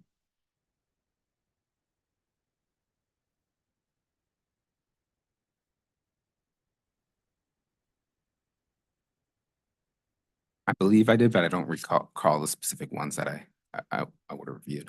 Okay.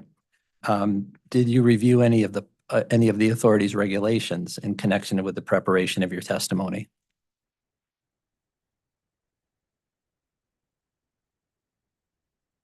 I don't remember. Okay. On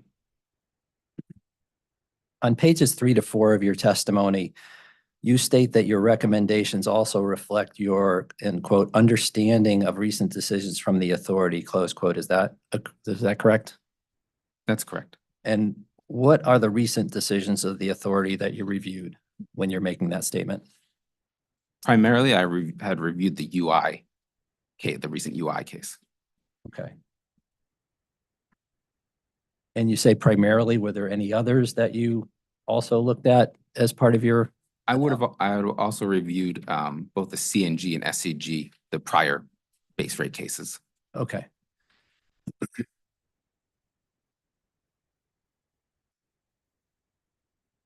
And in your preparation for the docket, did you review any period decisions that allowed utilities to include forecasted capital additions in a rate year revenue requirement?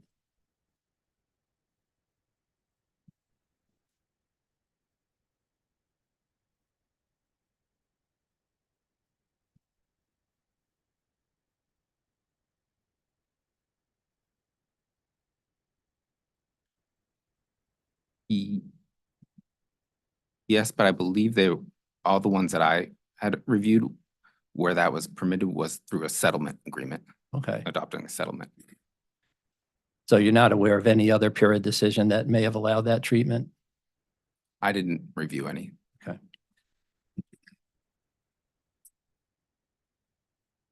And other than your reference to docket, the authority's decision in docket number 220808, which was the UI rate case decision, are you aware of any PURA decisions that established or have established documentation standards for the presentation of capital additions or planned capital investments?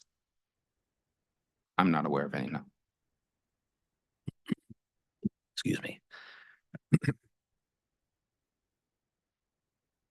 Do you know whether the Office of Consumer Counsel has taken affirmative positions on capital documentation standards that are different from your proposals in this docket? I do not. Okay. And do you know whether the Office of Consumer Counsel has in past cases advocated for the inclusion of forward-looking plant additions in a rate year revenue requirement? Can you repeat the question? Sure. Do you know whether the Office of Consumer Counsel has advocated in past cases for the inclusion of forward-looking plant additions in a rate year revenue requirement? I'm not aware that they've done that. No. Okay. I'm going to go now to page 20 of your testimony, please. I'm just going to quote, so you don't have to, you can get there, but I'm going to cite you to your language there where you recommend the capital expenditures, quote, above the budgets included in base rate in the company's prior 3-year rate plans should be disallowed. And you quantify these above, quote, again, quote, above the budget, close quote, amounts as 25.784 million in plant additions by CNG from 2019 through 2021, and 11.545 million in plant additions made by SCG from 2018 to 2020. Is that a correct paraphrase of your testimony? Yes, that's correct. Okay. Is it your testimony that PURA can disallow cost recovery of plant additions without a determination on whether the plant additions were prudent?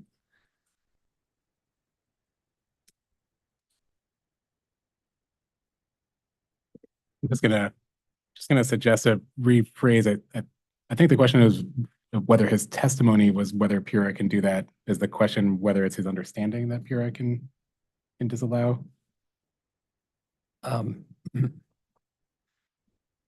think my question was clear. Maybe could you just repeat it? Sure. Is it your testimony that PURA can disallow cost recovery of plant additions without a determination on whether the plant additions were prudent?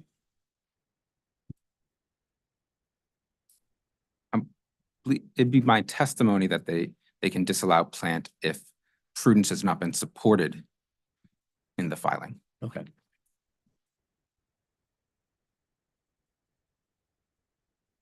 Do you have any information that the plant additions from the prior rate plans of the companies are not currently used and useful and providing service to customers? I do not.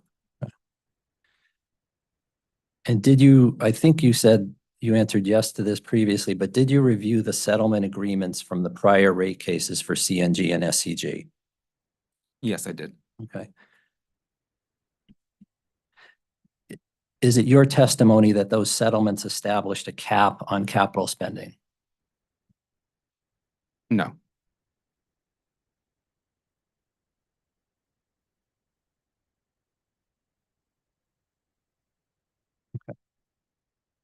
Okay. Can we go to page 15 of your testimony, please, at lines 12 through 13?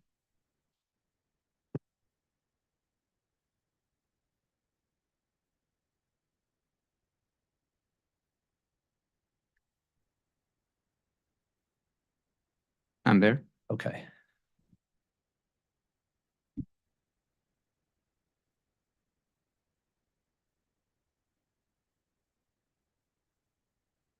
And on lines 12 through 13 of your testimony, you acknowledge there that CNG and SCG provided extensive documentation to support their capital investments. Is that right? That's what I said there, yes. Okay. And that statement was in your direct testimony submitted on February 28th regarding the company's initial filing that was submitted on November 3rd. Is that right? I believe it might, was it February 8th? I'm sorry. I think I meant to say February 28th, if I might have misspoke. But did I, and maybe I misspoke again. Let me see.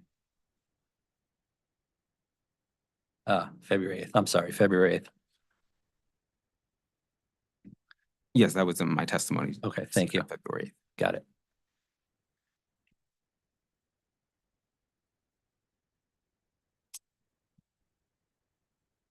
Am I correct then that you state in your testimony that you're not making any current recommendations with respect to the recovery of capital additions that are entered into service since the prior rate plans? Is that right? Through the date substantiated in late filed exhibits?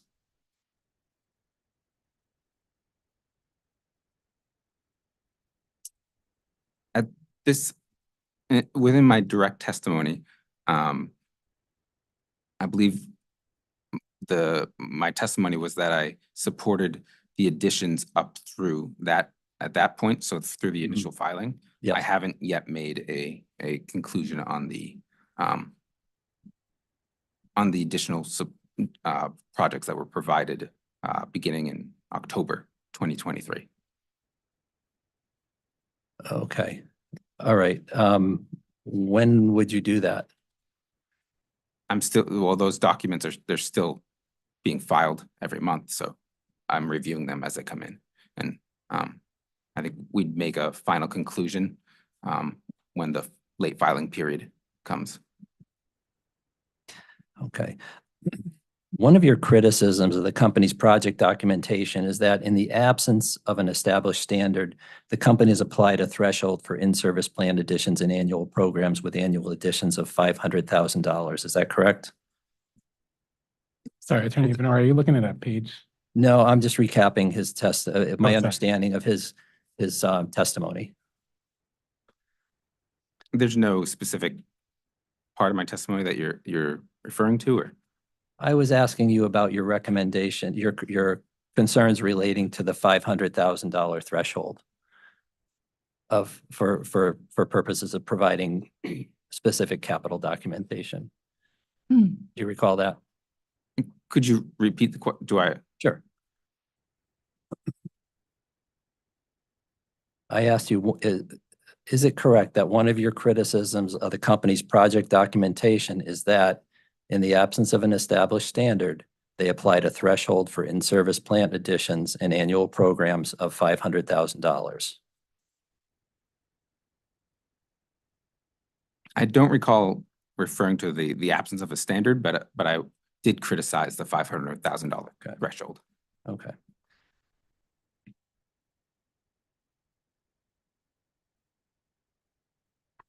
Do you have any information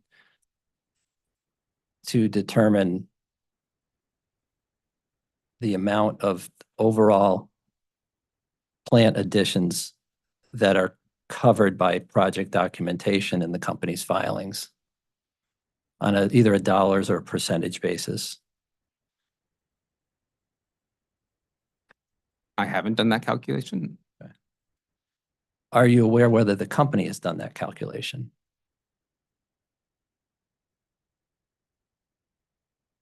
I don't remember. They might have provided that in their rebuttal testimony. Okay.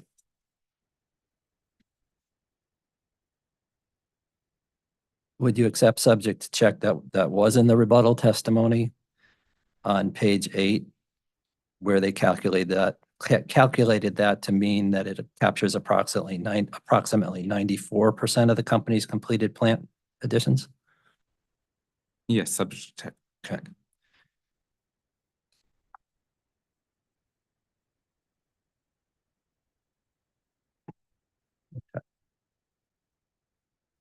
Would you agree that in jurisdictions where utilities have provided capital documentation based on a dollar threshold, that those thresholds are generally established to reflect the specific circumstances of those utilities, such as the size, capital investment levels, or similar factors?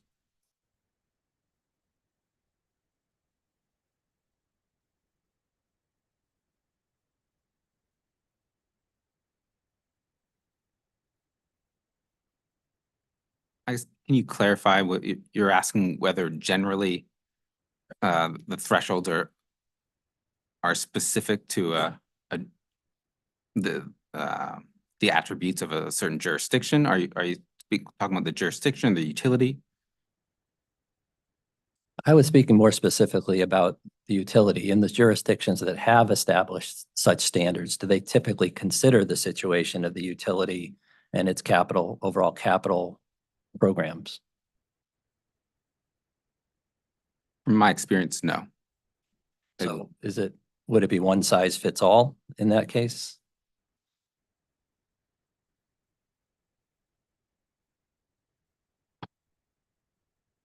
There could be situations on a case-by-case basis where it might be different, but I know from experience in Massachusetts, the $50,000 level is used by some of the larger companies and even in the smaller companies too. So it's not differentiated by size.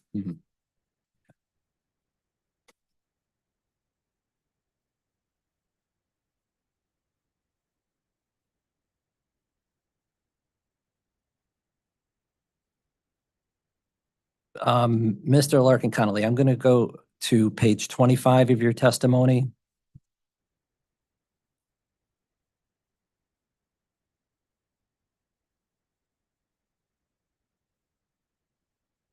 Okay.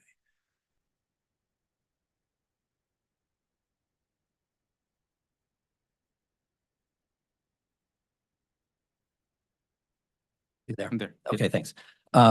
So on this page, is it correct that you recommend that the revenue, starting on this page, it leads to a further discussion, but is it correct that you recommend that the revenue requirement for the companies not include any forecasted plant additions for the balance of the interim period and for the rate year? Is that correct? Could you point me where you're? Sure.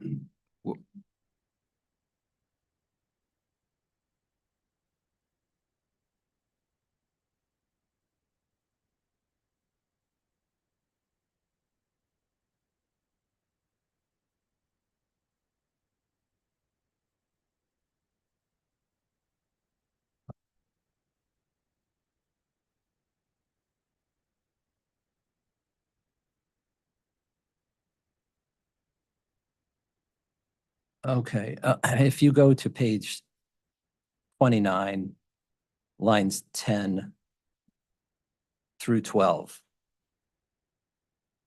where I think you make your recommendation regarding planned capital additions.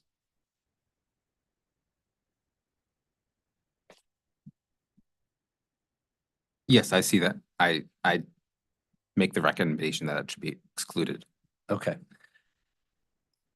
Is it your testimony that the company should not make capital investments in the rate year?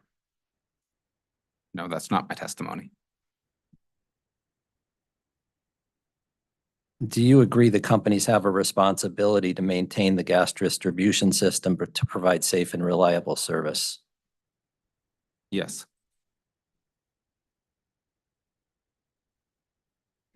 Is it your testimony that this obligation or responsibility could be fulfilled without continuous capital investment? No.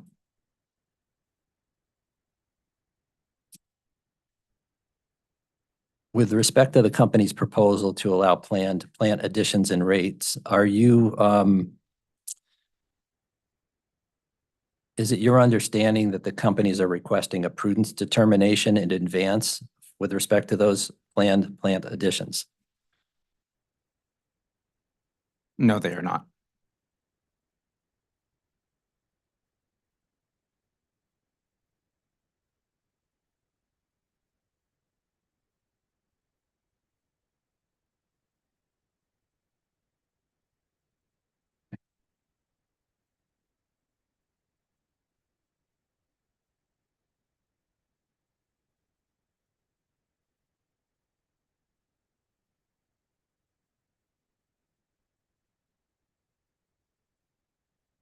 Is it your understanding that to the extent the companies are authorized to recover plant additions in rates, that those would be subject to a prudence review in the next rate case? Yes, they would be.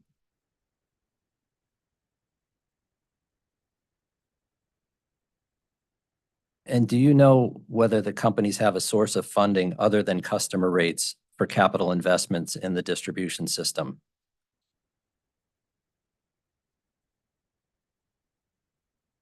Yes, they would receive funding from their corporate headquarters.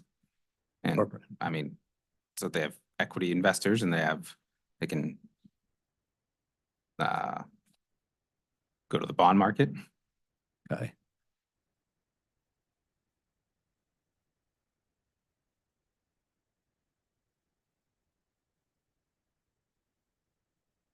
And your testimony is that that would be this, so for plant additions, then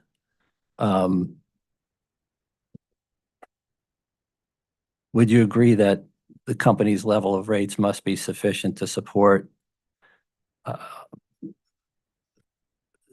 safety and reliability for the distribution system?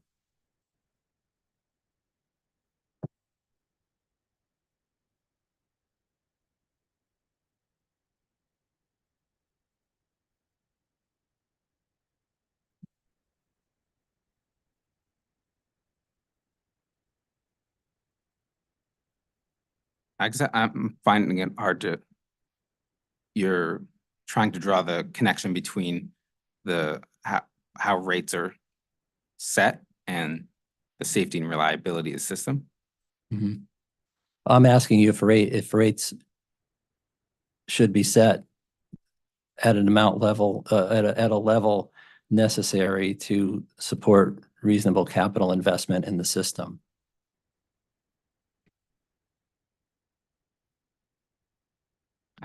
Rates should be set in a way that allows a utility to recover the cost of prudently incurred capital and operating expenditures. Okay. Lastly, Mr. Larkin Connolly, on page 37 of your testimony, I'll wait for you to get there.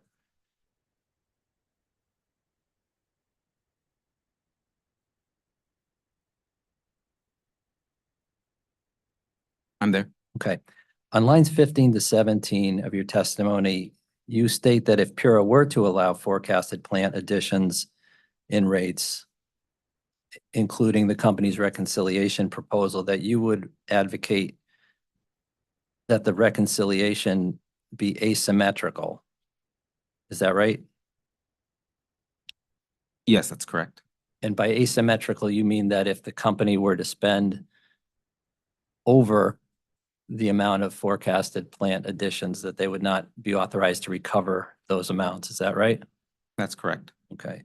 And in recommending that asymmetrical reconciliation, is it your testimony that PURA could disallow plant additions in the rate year that are used and useful in providing service to customers if they were above those forecasted amounts? No, that's not my testimony. Okay. Can you explain then what your testimony is? Because that was my takeaway from it. So let me ask you a more direct question. So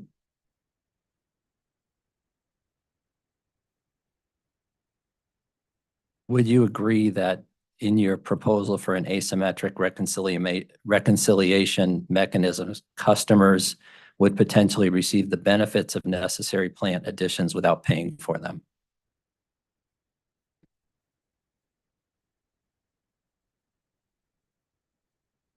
No, that's not my proposal. Is it your testimony that PURA would allow recovery of plant additions that are not necessary to maintain system safety and reliability? No. Is it your testimony that PURA is not capable of conducting a prudence review of the company's future investment decisions? That's not my testimony, but part of the reason I've made this recommendation is that a prudence review is once investments are made, and as we sort of see in this proceeding, you're sort of dependent and reliant on the company to provide information to sort of conduct a thorough prudence review. And so the more that's spent now, then it requires a greater sort of investigation into those investment afterwards. So my concern is that when we're looking, if we're gonna approve forecasted budgets for expenditures, we want to sort of understand what those budgets are going to be going for now as part of sort of preparing for that review in the future. And is it your understanding that that is not part of the company's proposal?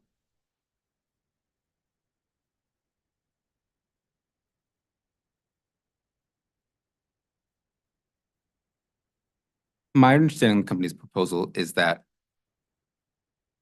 from my review, they're filing that they haven't sufficiently supported the budgets that they're presenting to spend. And they're saying, well, just hold off until the prudence review, and then that determination will be made. So what I've been saying is, well, no, we need to sort of understand what those budgets are going to be used for now before approving them. Mm-hmm.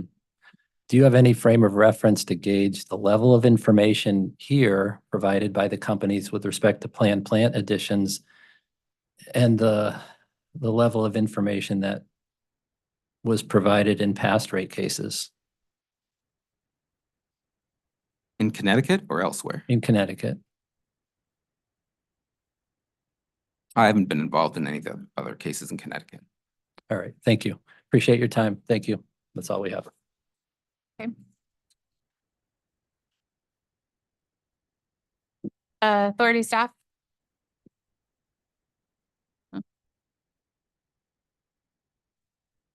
Attorney Anaouiji? Attorney Wright? Thank you. EOE? Thank you. Attorney Lon? Okay, thank you.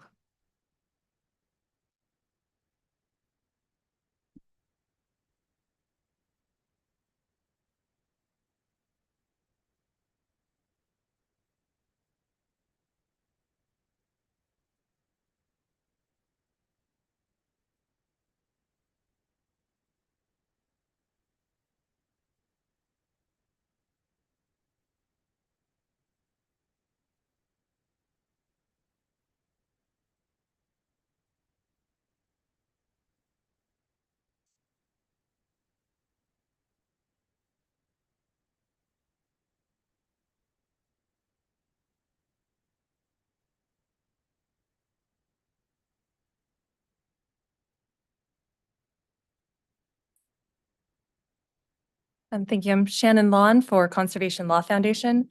I just have one question for Dr. Asa Hopkins. So in Exhibit 7, which was filed with your direct testimony on February 8th, that's OCC-ASH-7. It includes a breakdown of the state's greenhouse gas emissions by sector in the Connecticut Greenhouse Gas Inventory at page 24. And that document was dated December 2023. So are you aware that the Connecticut Department of Energy and Environmental Protection released an updated greenhouse gas inventory on April 25th, 2024, which confirms that fossil fuel use in residential and commercial buildings is a significant source of emissions in Connecticut? I'm aware of that document. I've given it a quick skim. I couldn't tell you about its contents. Thank you. So to ensure that the authority has the state's most recent emissions data, could we request that the most recent greenhouse gas inventory released in April 2024 be filed as a late filed exhibit? Yes, OCC can provide that as a late file exhibit. Great, thank you. No further questions. Thank you. That's late file exhibit 88.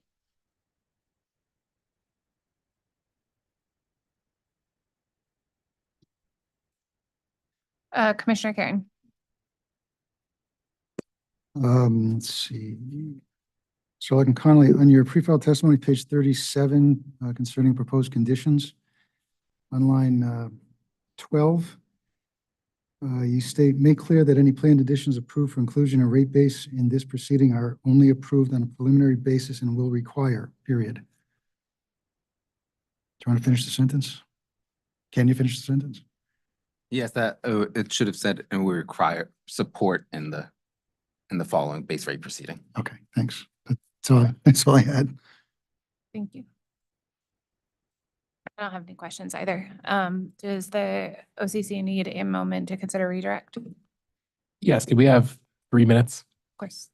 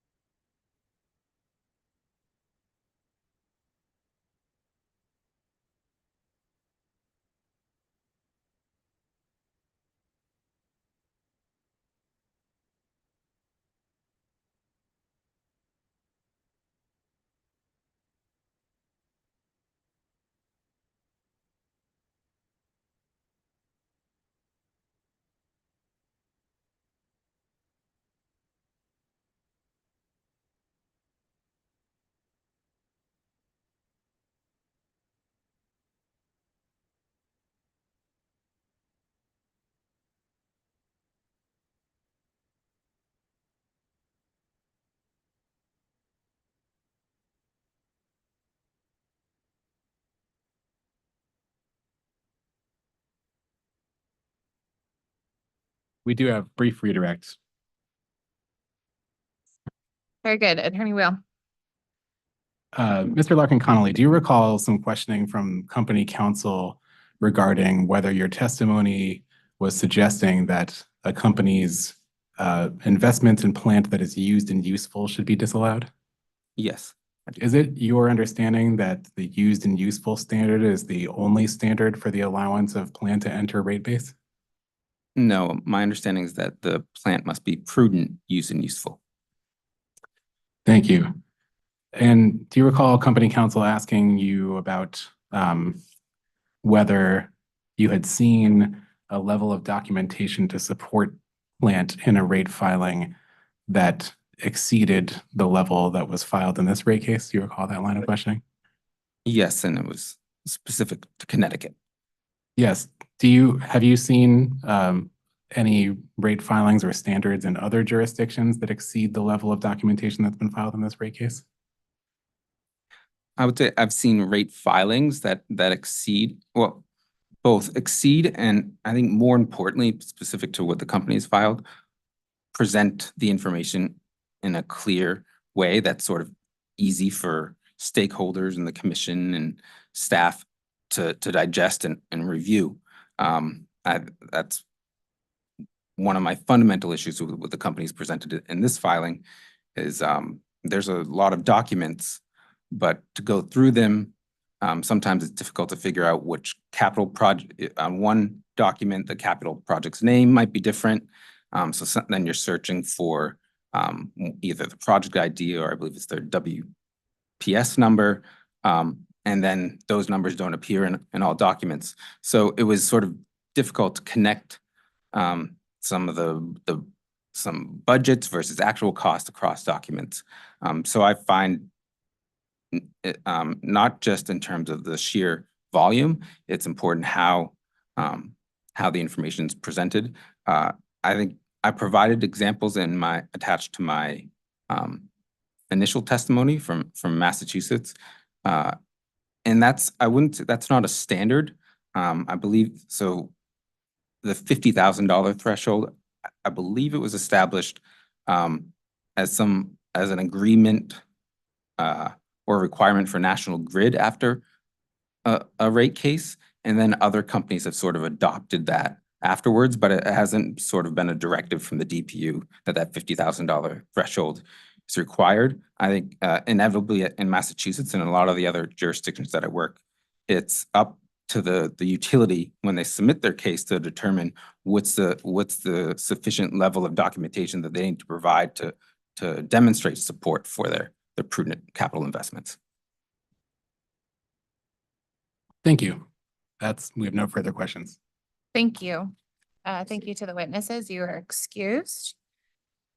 All right. As discussed last week, we are going to adopt the panel listed on 17 by affidavit. So that's the capital investments panel from the Conservation Law Foundation. That moves us to back to the capital investments panel from SCG. So I'll call up the company's witnesses, and Pura staff are listed first for cross-examination of this panel, please. I'm sorry, Chairman, can I just quickly ask, given that no one had cross-examination for Dr. Hopkins, if he could potentially be excused from appearing again for the SCG panel for OCC and perhaps adopt his testimony via an affidavit? Attorney Venor, does the company have cross for Dr. Hopkins? Okay, then let's do this. Let's quickly adopt Dr. Hopkins, and we'll do Mr. Larkin Connolly. Sorry, I lost you a second. I apologize. So we can, let's just adopt Dr. Hopkins, and I can excuse him, and we'll do Mr. Larkin Connolly when the panel comes up. Thank you. And Dr. Hopkins already being sworn. Yes. Thank you. Dr. Hopkins, did you file initial testimony on February 8th, sir, rebuttal testimony on March 13th, both 2024 and various interrogatory responses pertaining to the Southern Connecticut Gas Company's rate filing in this proceeding? Yes, I did. Do you have any corrections or amendments to any of those filings? No, Do you adopt those filings as your sworn testimony in this proceeding? I do. And with that, Dr. Hopkins has adopted those documents. Thank you. Thank you for being here, Dr. Hopkins. You are excused. Thank you. Thank you very much. And now we will officially transition into the SCG panel, please.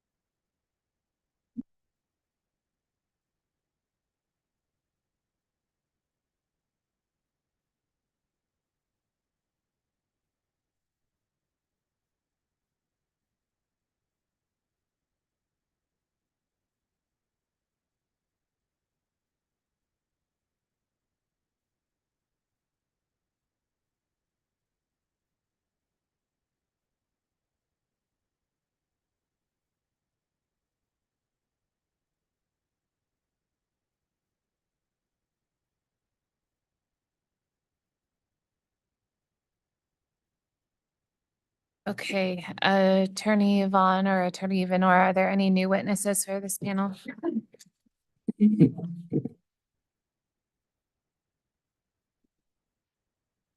No, there are not. We may have, depending on the questions, we may have a couple others we will bring up at the time, but no other new witnesses. Okay, thank you. Then I'll remind the witnesses they remain under oath, and if you want to adopt the pre-filed materials, please. Yes, please. Thank you. So for everyone at the table, Mr. Querfeld, Horgan, O'Laughlin, Langland, and Ms. Lombard, do you recall answering a series of questions from Mr. Vaughn at the start of your testimony for CNG on the topic of capital investments? Yes. Yes. Yes. And do you recall answering questions on cross-examination from Pura staff, OCC, EOE, CLF, and the commissioners during that portion of the hearing? Yes. Yes. And in appearing now for SCG and for purposes of administrative efficiency, do you adopt your testimony from the CNG transcript and stipulate that if asked those same questions again, your answers would be the same? Yes. Yes. Okay, thank you. The panel is available for cross-examination. Thank you. Mr. Buckley, are you kicking us off here? Yes. Thank you. Jim Vocalina with Pura staff. I'll be asking some questions on behalf of Ryan Paff. And my first objective here is to make sure we have the SCG equivalents of what was asked for CNG and specifically CNG late file 77 and then 79 through 81. And I can read those off if you like. From my understanding is that CNG late file 78 is not needed as it's or SCG. The version of that is filed as late file 43. Okay. So 77 is the provide an updated plant and service roll forward. And then 79, bless you, through 81. Yes, related to cyber security. I could, Yes, and I should say, late file exhibit 82 is also a Pura staff exhibit, albeit for GPSU. So will the company stipulate to the SCG versions of 77 and 79 through 82, or would you like the foundation laid again? No, we will stipulate to provide the SCG counterparts to those late files. Thank you. So those become, one second here.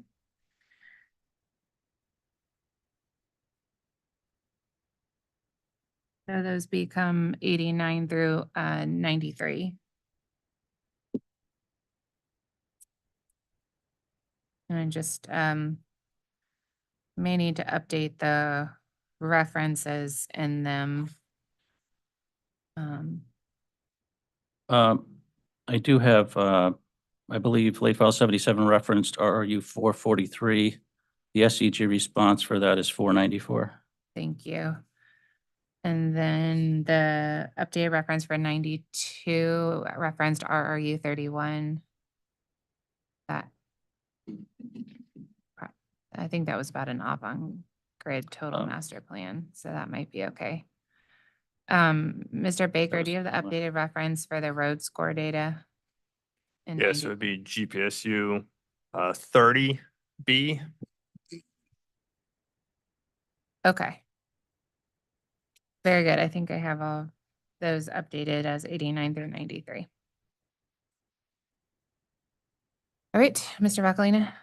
With that, I just have a few clarifying questions on the cybersecurity side. And I'm not sure who the witness was. Okay. It was Mr. Zadru. He was sworn previously. Okay. Thank you.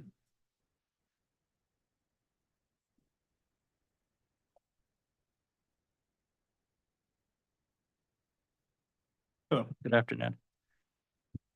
Mr. Zadru? Yes. You stated on Friday that the allocation of cybersecurity cost to CNG was 5.5%. Is that correct? Correct. Would that percentage be the same for SCG? No, it would not. SCG is 6.1%. 6 point. Also on Friday, you were asked a series of questions related to Avangrid cybersecurity initiatives. Since the cybersecurity initiative is Avangrid-wide program, would your answers related to this program be the same for SCG as they were for CNG? They would. Okay, easy enough. Thank you. Thank you. One more question.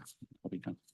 I have one more question related to training, and I was told to ask for the wait for the capital investment panel for SCG, and it relates to RRU 846.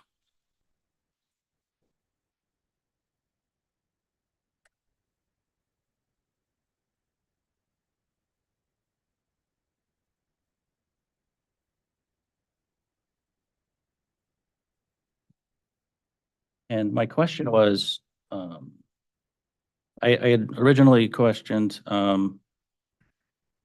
the training facility and where that was within revenue requirements. It's listed as $150,000 expenditure, and my question is, where is that within the revenue requirements? Is that a $150,000 one-time expenditure?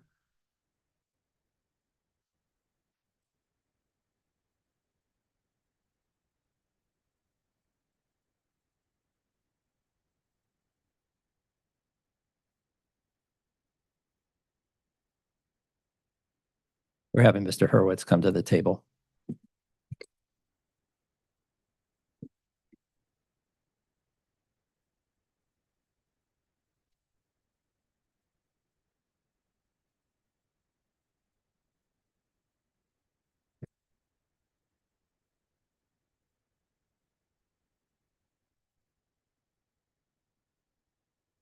Operator qualification costs are reflected on Schedule SCG WPC 3.04, line 12. Okay, and it was noted within the response to, as I mentioned, 846. Is that, again, going back to the training facility, is a $150,000 one-time expense in that list of expenses? I see that. Yes. Okay. I see the 150,000 in the response. Okay, and that's an annual amount, correct? Might ask my co-panelists to opine on the specifics of operator qualification costs more specifically.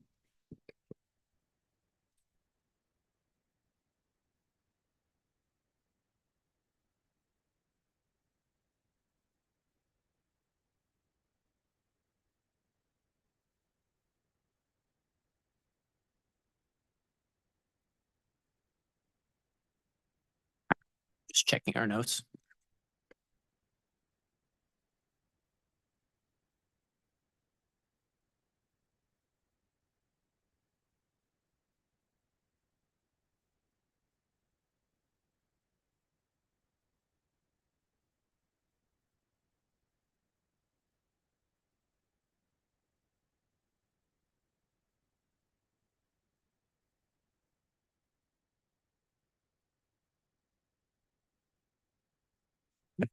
Mr. Dion is coming up. He was one of the witnesses on the gas ops panel, but Okay. so he's been sworn.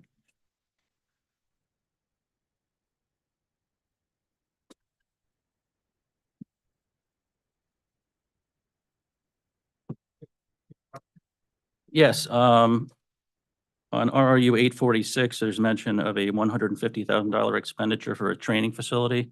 And the question is that a one-time expense or is that a recurring expense? That's going to be a one-time expense to insource the Prometrics training to the CNG, SCG facility itself. There'll be continuing, overhead expenses to clean the room and such, but it's one-time construction expense. For the facility itself? Yes. Okay. That answers my questions. Thank you.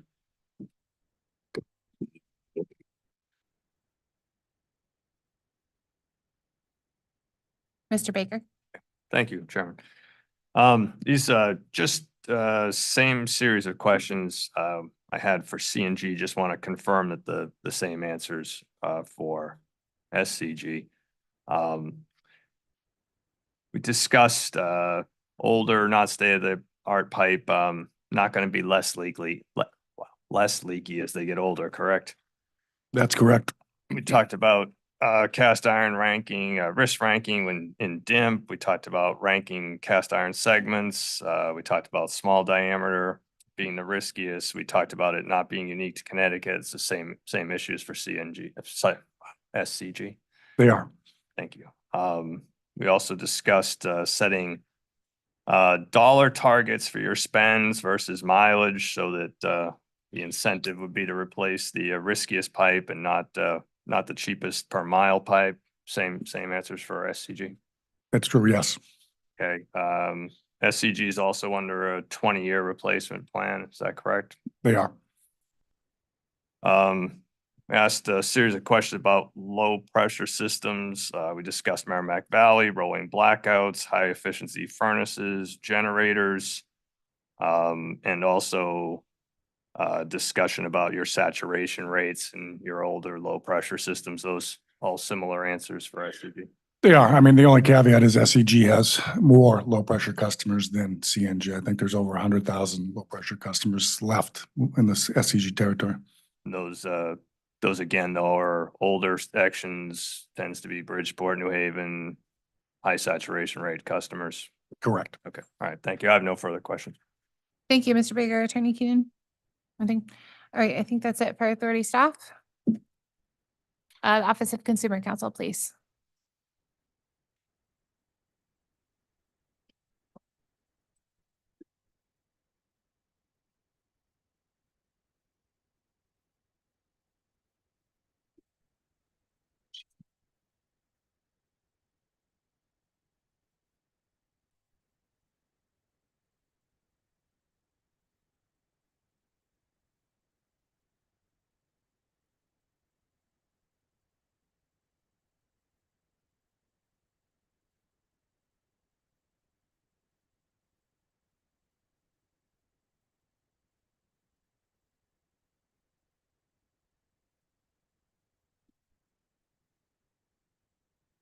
Hello again, Tom Wheel for Office of Consumer Counsel. I'm hoping this is going to be generally faster. Most of my questions are going to go through the somewhat tedious process of asking whether the equivalent answers to all those documents I referenced before are the same for SCG. I do have some SCG specific questions to start with, beginning with questions about RRU 597 attachment 2.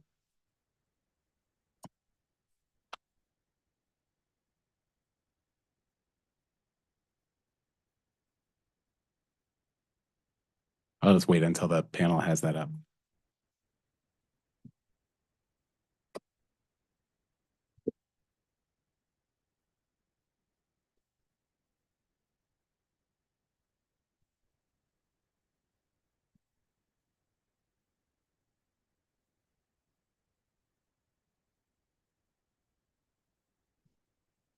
Attachment 2, RRU 597.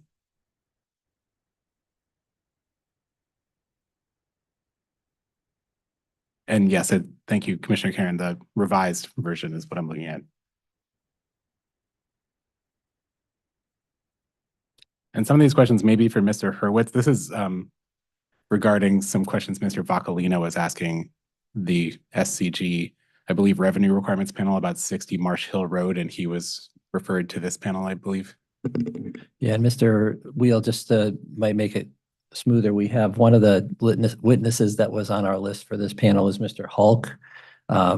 We could, and he has, depending on the level of detail, he has information on 60 Marshall Road. So we could swear him in now if that's preferable. Yes, Mr. Hulk, if you could please raise your right hand. I swear to tell the truth, the whole truth, and nothing but the truth under pains and penalties of perjury. Thank you. Does the panel have the exhibit up? You referenced attachment 2 specifically? Yes. Yes. Mr. Vocalina asked the SCG revenue requirements panel some questions about this property, 60 Marsh Hill Road. And I just had some follow-up questions about the same subject, and sort of following up on some of the testimony that was offered during that exchange. So the company's plan is to sell this property, correct? That is correct. Thank you. And I believe Mr. Vocalino was asking questions about whether it's appropriate to maintain the costs associated with this property in the rate year, given that plan to sell. And I recall the panel, I believe again, it was a revenue requirements panel, made reference to a potential plan to lease the property back. Do you recall that testimony? I do recall that testimony. Thank you. And I was looking at this attachment, RU 597 attachment 2, and it looks like this attachment includes separate analyses for the two options of whether to sell or sell and lease back the property versus maintain the property. Is that accurate? By maintain, I mean keep.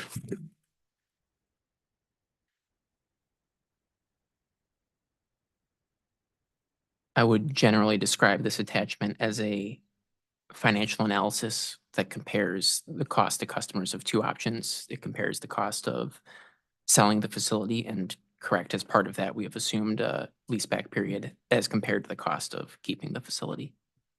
Okay. So looking at the tab labeled page 3 sale analysis, I noticed there are some line items there. They're Excel rows 59 and 60, but they're labeled rows 41 and 42. Those are labeled leaseback building and leaseback garage. So are those the projected costs associated with the costs of leasing back those components of the property? Yeah, those are the projected cost that we estimate in terms of a lease back once a sale is complete. Okay. And are these in thousands, these numbers on this exhibit? Yes. Okay. Thank you.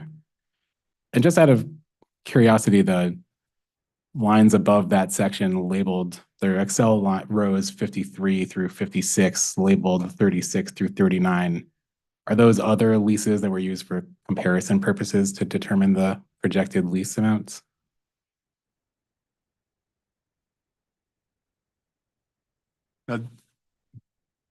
Those lines referenced are actual lease costs that we have in place. Okay. And as the purpose, were they used for this analysis to determine the expected lease costs for 60 Marsh Hill Road? They were used as a reference, but in terms of prior negotiations that we had in place, those were used as more of a representative lease cost in terms of a lease back. Okay. Thank you. So is it fair to say that Excel row 64, row label 45 operating expenses, that row represents the anticipated total operating expense associated with selling the property and leasing it back?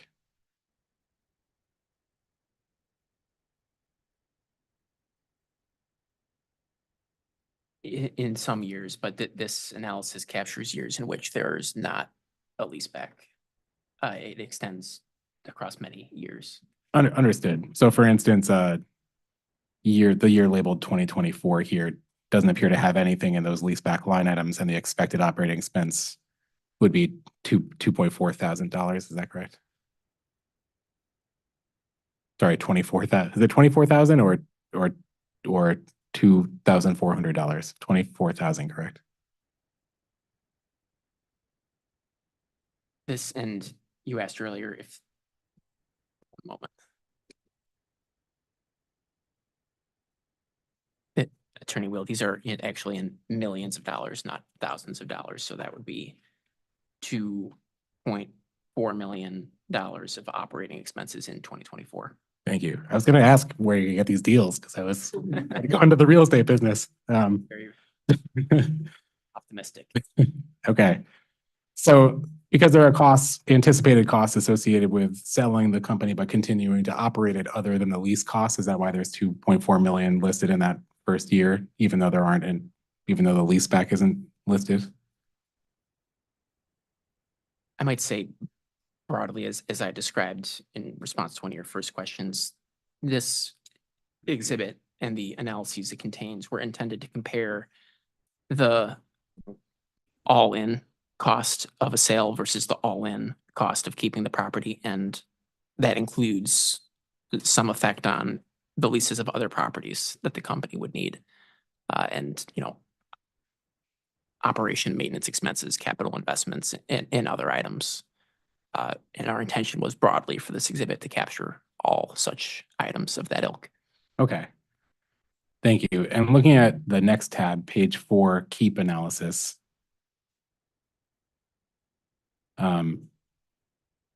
There's a similar operating expense sort of bottom line on line 60, Excel row 60 labeled line 41.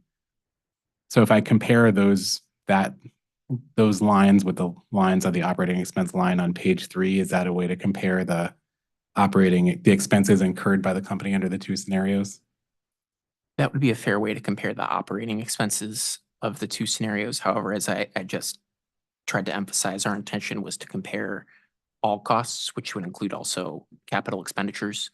And as you'll see on the keep analysis tab, there's a not immaterial amount of capital expenditures involved in this analysis. So I think the most fulsome comparison would be to the net present values that we've summarized on page 1. If you were attempting to compare just the operating expenses, which are a limited portion of the overall picture, you could compare the two lines you've noted, which would provide an undiscounted comparison. Understood. So fair to say then that ultimately, like if I look at the page 1 summary, the first tab, that shows that the ultimate present value to ratepayers is better. There's a better present value to ratepayers in the sell scenario than the keep scenario. Exactly. And is that because the overall cost, not just operating expenses, but the overall cost to the company is lower in the sell scenario? That's correct. Okay. So I ask all that because it was my understanding from your testimony, Mr. Hurwitz, during the revenue requirements panel, that there was a potential for the costs in a lease back scenario or a post-sale scenario to exceed the current cost the company is incurring. But doesn't this exhibit show that is not the company's expectation? No, I don't think this exhibit is inconsistent with my testimony at all. I think I recall testifying about some comparisons in the rate year, and this exhibit extends out.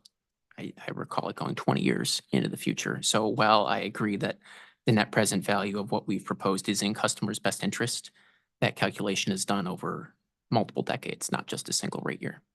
Okay. Thank you. That was my last question about that. I'm going to move on to questions about the very similar ground I covered in the CNG panel. And just like I did in the CNG panel, I'll read out the exhibits I expect to reference, just because there are a lot of them, and hopefully this will make things more efficient. I'm going to ask about CNG SCG CIP 7, which was the joint 5-year capital plan exhibit that was filed with the initial testimony. I'm going to ask questions about SCG CIP 6, SCG CIP 4, and then the SCG equivalents to those same monthly plant updates that I was referencing for CNG, which would be SCG CIP 3 Supplement 5 and SCG CIP 4 Supplement 5, both of which were also filed on April 9th, 2024. So I'm going to start with the SCG, it's the CNG SCG CIP 7 exhibit when the panel's ready.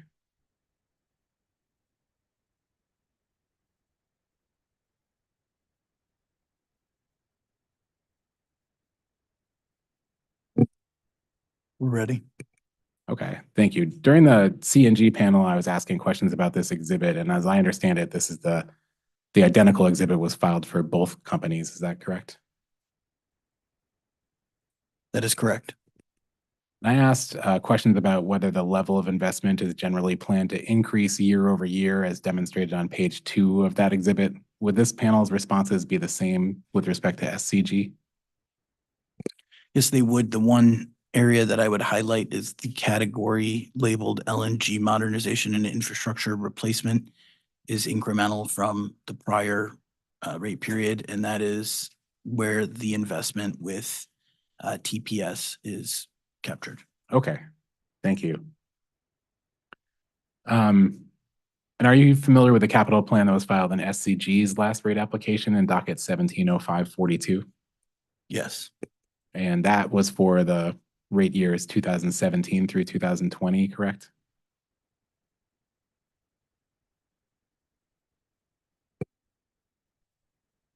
Can you repeat those years? 2017 through 2020. Yeah, I believe the rate years were 2018 through 2020, with an interim period in 2017. Thank you. And would you agree that like CNG, SCG's last capital plan was structured around the same categories: customer infrastructure improvement and replacement, systems operations, and business effectiveness? Correct. Thank you. And just like for CNG, I was kind of just comparing the trends between the capital plan proposed in this case and the one that was proposed in the last case. So I have some questions about that.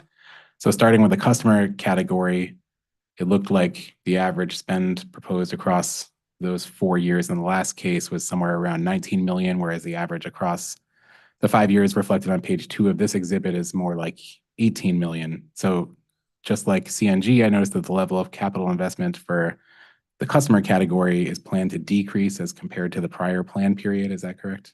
That is correct. Okay.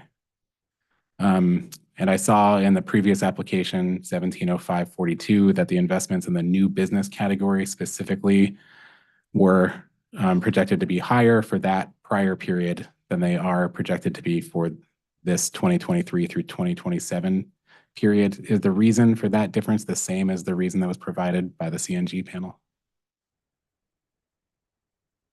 Yes, it is. Thank you. And here's a question I didn't ask the CNG panel. Does the company account for inflation in structuring these capital plans? For instance, are the numbers in CIP 7 based on the value of the dollar when the application was filed?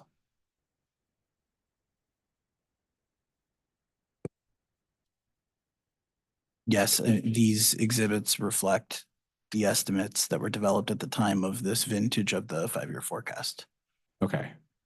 So the same is true for the capital plans in the company's prior rate cases, that they were based on the value of the dollar at the time of those filings? Correct. Thank you. So for the system operations category, it looked like in the last rate plan, the level of investments generally planned to be higher. Is that correct? Yes. And just like for CNG, I noticed that the 2027 level of spend for SCG for system operations stands out as being low relative to the other years here. Is the reason for that the same as what was provided by the CNG panel generally? Yes. Thank you. And for business effectiveness, the prior plan listed annual amounts that were multiples lower than the plan proposed in CIP 7. The CNG panel explained the impact here of the change to the corporate capital charge. Would the same testimony apply for SCG? Yes, this is also the category that's predominantly impacted by corporate capital charge. Thank you. I asked questions of the CNG panel about the ultimate revenue impact of the capital plan. And would those same responses apply generally for SCG?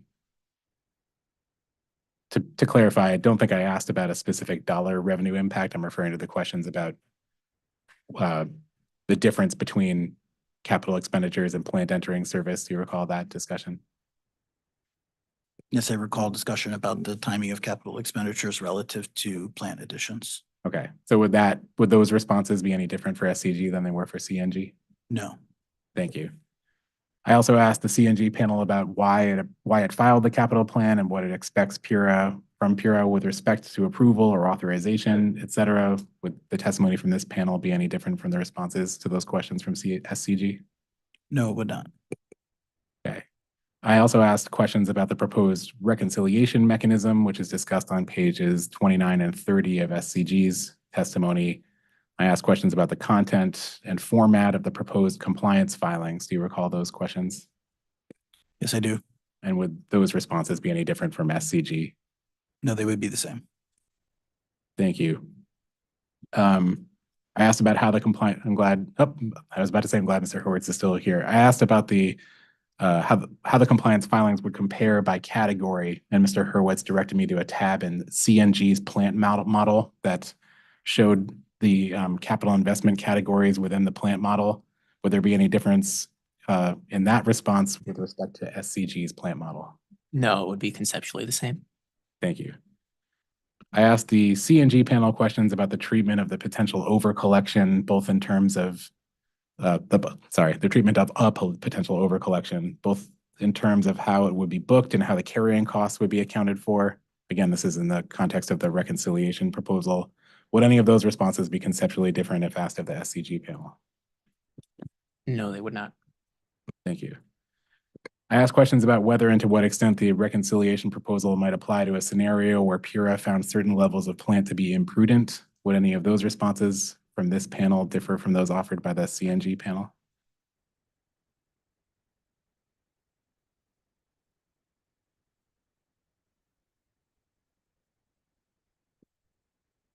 My apologies, Attorney Wheel. Could you please repeat the question? Sure.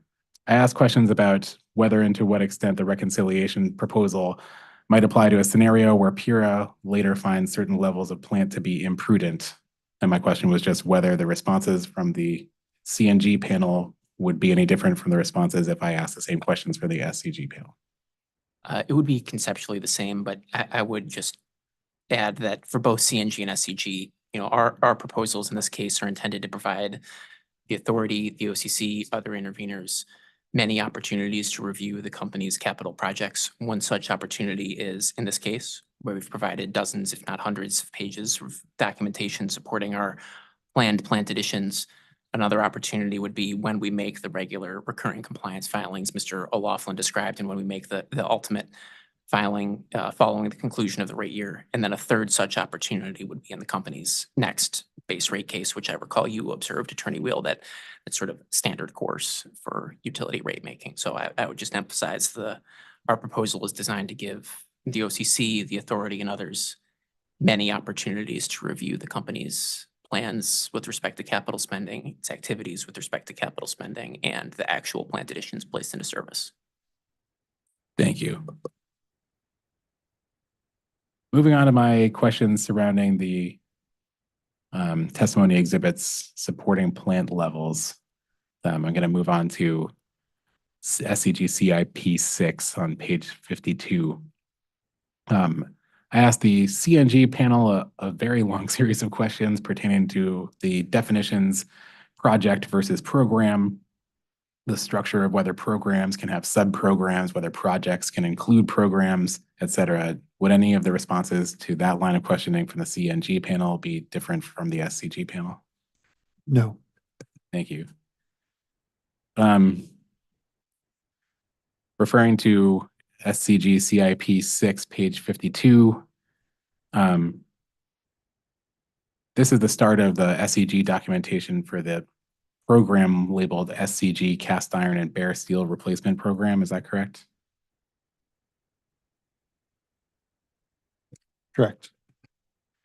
And when this is this is why this starts to get tedious. When we discussed the equivalent exhibit for CNG, which would have been CNG CIP 6, page 35, I asked whether the list there was inclusive of all DIMP activities and also whether there were any non-DIMP activities included in that list. Do you recall that line of questioning? Yes. I did notice that the categories listed here on SCP CIP 6, page 52 are not the same categories as listed on that equivalent CNG exhibit. Is that correct?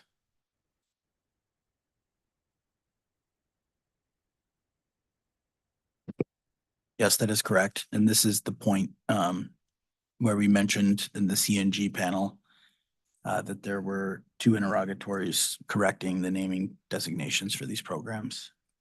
Thank you. That was going to be my next question, whether those interrogatory responses would apply as equally to SCG with respect to that line of questioning. Yes, SCG, it would be GPSU 017.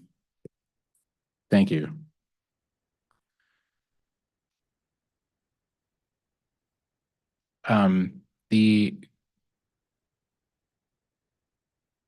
Sorry. During the CNG panel, I asked whether all the categories listed on page 35 of the CNG exhibit CIP 6 were projects or programs, and there was testimony discussing that they were programs within an overall CNG cast iron bare steel replacement program. Would the same concept apply to the list shown on this page 52 of the SCG CIP 6 exhibit? Yes. Thanks. I asked whether any of the programs listed on page 35 of the CNG exhibit were exclusively for work performed as a separate from main replacement work, and whether there was, and then there was an ensuing discussion about the distinction or lack thereof of work tied specifically to main replacement versus work that didn't involve main replacement. Would any of that line of questioning elicit different responses from the SCG panel? No, it would not. Thank you. Looking specifically at the SCG leak-prone main replacement CapEx DIMP program as labeled on this page, does that include only the expenses directly related to bare steel and cast iron main replacement activities, or does it also include activities not related to main replacement?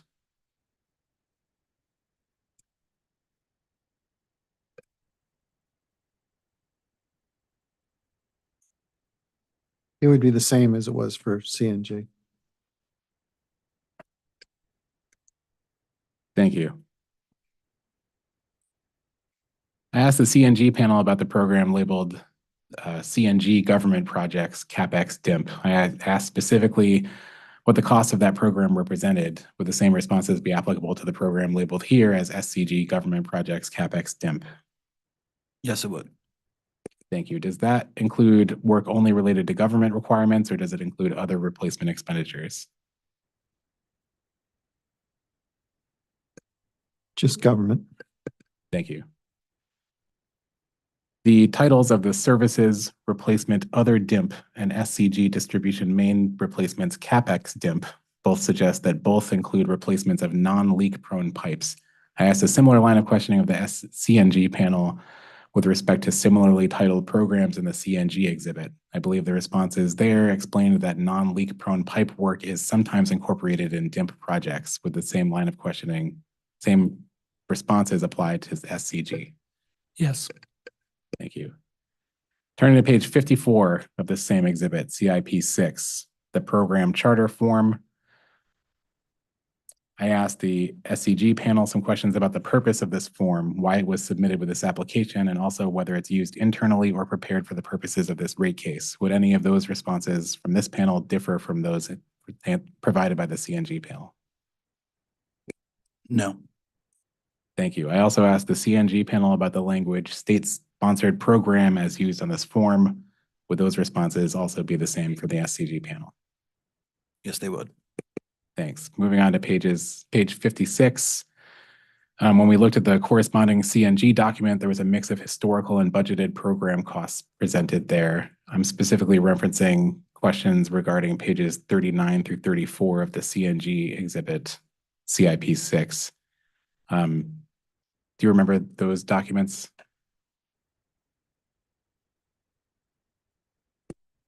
Can you please restate which page you're referencing? Sure, I'm referencing page 39 through 44 of the CNG exhibit. Specifically, CIP6. which pages within the SCG exhibit? The question is more about the location of these pages. In the CNG exhibit, there were different documents that were provided after the program charter form for CNG. So my question is just about whether you recall those documents. I do recall those documents. However, the document on page 56 is part of the program charter. Thank you. Goes through pages 68.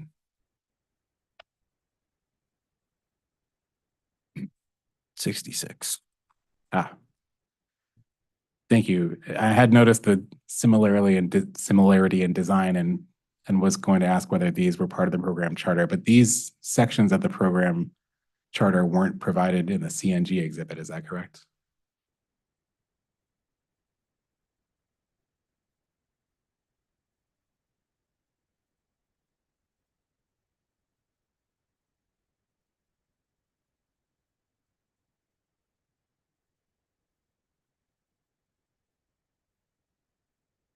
If it wasn't included, it was not intentionally left out. It was not intentionally left out? Yeah. Okay, thank you. So my question was going to be if there was a reason, but the response, well, you just answered my question. Thank you. And I noticed that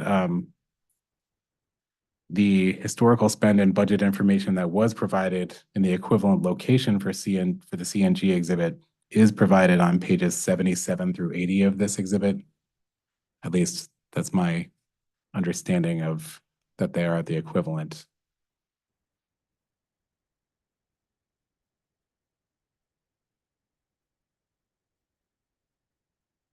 Yes, that is correct. Okay. Thank you. And generally, with the acknowledgement that the numerical content of the two comparable exhibit sections are different, would your responses to my questions of the CNG panel regarding pages 39 through 42 of CNG CIP6 be any different with respect to pages 77 through 80 of SCG CIP6, which are these documents that I just asked about? No, they were not. Thank you. Moving back to page 56 of the SCG exhibit.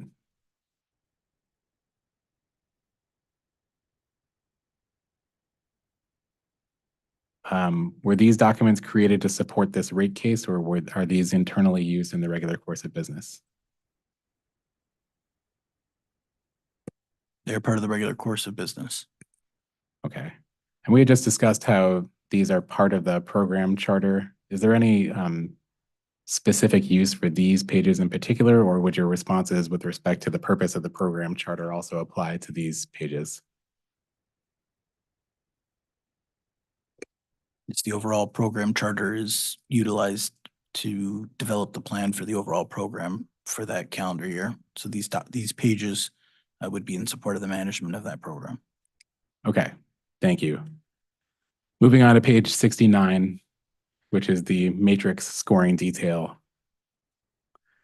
There was a similar document provided in the CNG exhibit beginning on page 45 of that exhibit. Would your responses to my questions about that portion of the CNG exhibit differ with respect to this portion of the SCG exhibit? They are the same. Thank you. Page 72, I believe actually identical pages were provided in the CNG CIP6 exhibit on pages 48 through 51. Is that correct? That is correct. Would your responses to the questions I asked the CNG panel about those pages 48 through 51 of the CNG exhibit differ with respect to these pages 72 through 76 of the SCG exhibit? No, they would not.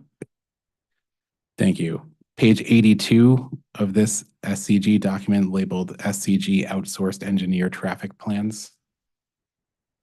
Can you just explain what that document is?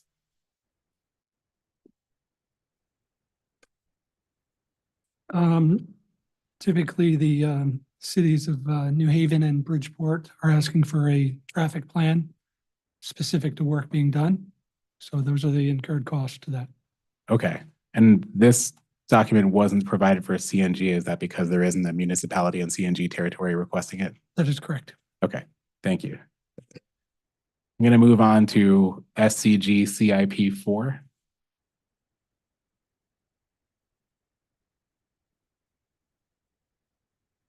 Starting page 8.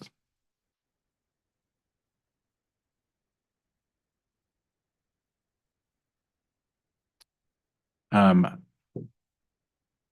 asked you a question this morning, actually, from CNG, kind of comparing the presentation of these programs in this exhibit as compared to the CIP 6 equivalent. Would your responses regarding, well, first I'll ask, do you recall those questions? Yes, I do. Would your responses as to the presentation of this as compared to SCG CIP 4 be any different? No, they would be the same. Thank you. I did notice actually one potential difference is that only 5 of the 6 programs listed on page 52 of SCG CIP 6 are included here. But it looks like what's missing is the program called Services Meter In Out DIMP. Do you know why that's not included on this page? I can confirm.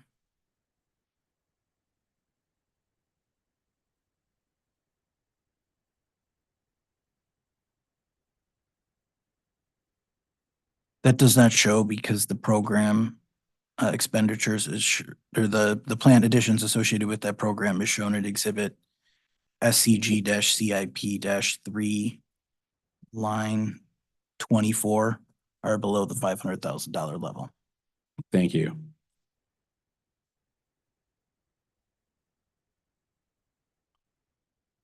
But SCG, are these the costs associated with transferring meters during DIMP replacement activities? The Services Meter In and Out DIMP program?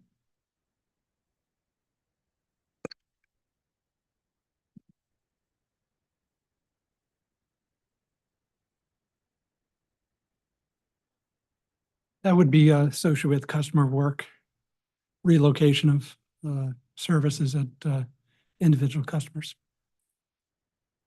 Okay. But would it not be connected to DIMP work? Many of the relocations are, I'm doing an addition, meter was there, I need to relocate it. So it wouldn't be DIMP. Okay. Thank you. I'm going to move on to page 115.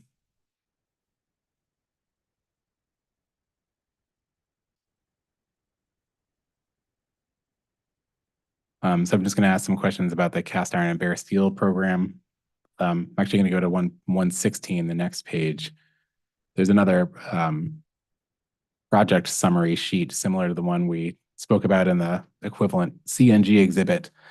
I had asked the CNG panel some questions about how this document is used internally, what it's intended to support in this filing, and whether this is the kind of whether this kind of document is used for both is used internally in the regular course of business. Would any of that testimony be different for SCG?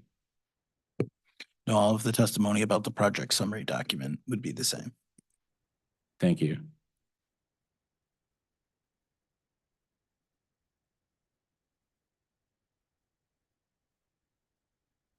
On just a quick follow-up question on this. On the prior page, page 115, the title for the project on that cover letter for this set of documents, I think, is SCG leak-prone main replacement. Is that accurate? That is correct. Okay. I asked you a similar question, I think, for CNG, but is that equivalent to the label SCG distribution main replacement CapEx DIMP that's listed on exhibit CNG CIP 6?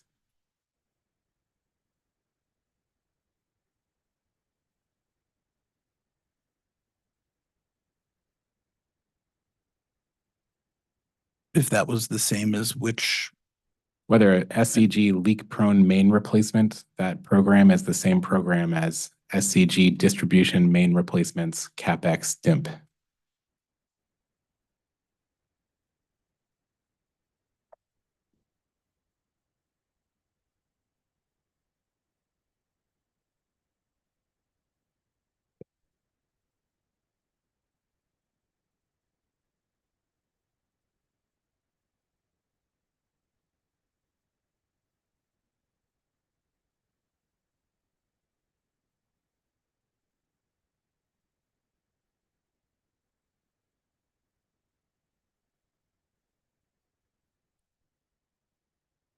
corresponds to the SCG leak-prone main replacement CapEx stem. Okay. Thank you. And then this this report we're looking at on page 116 is labeled SCG CIBS. That's cast iron bare steel, correct?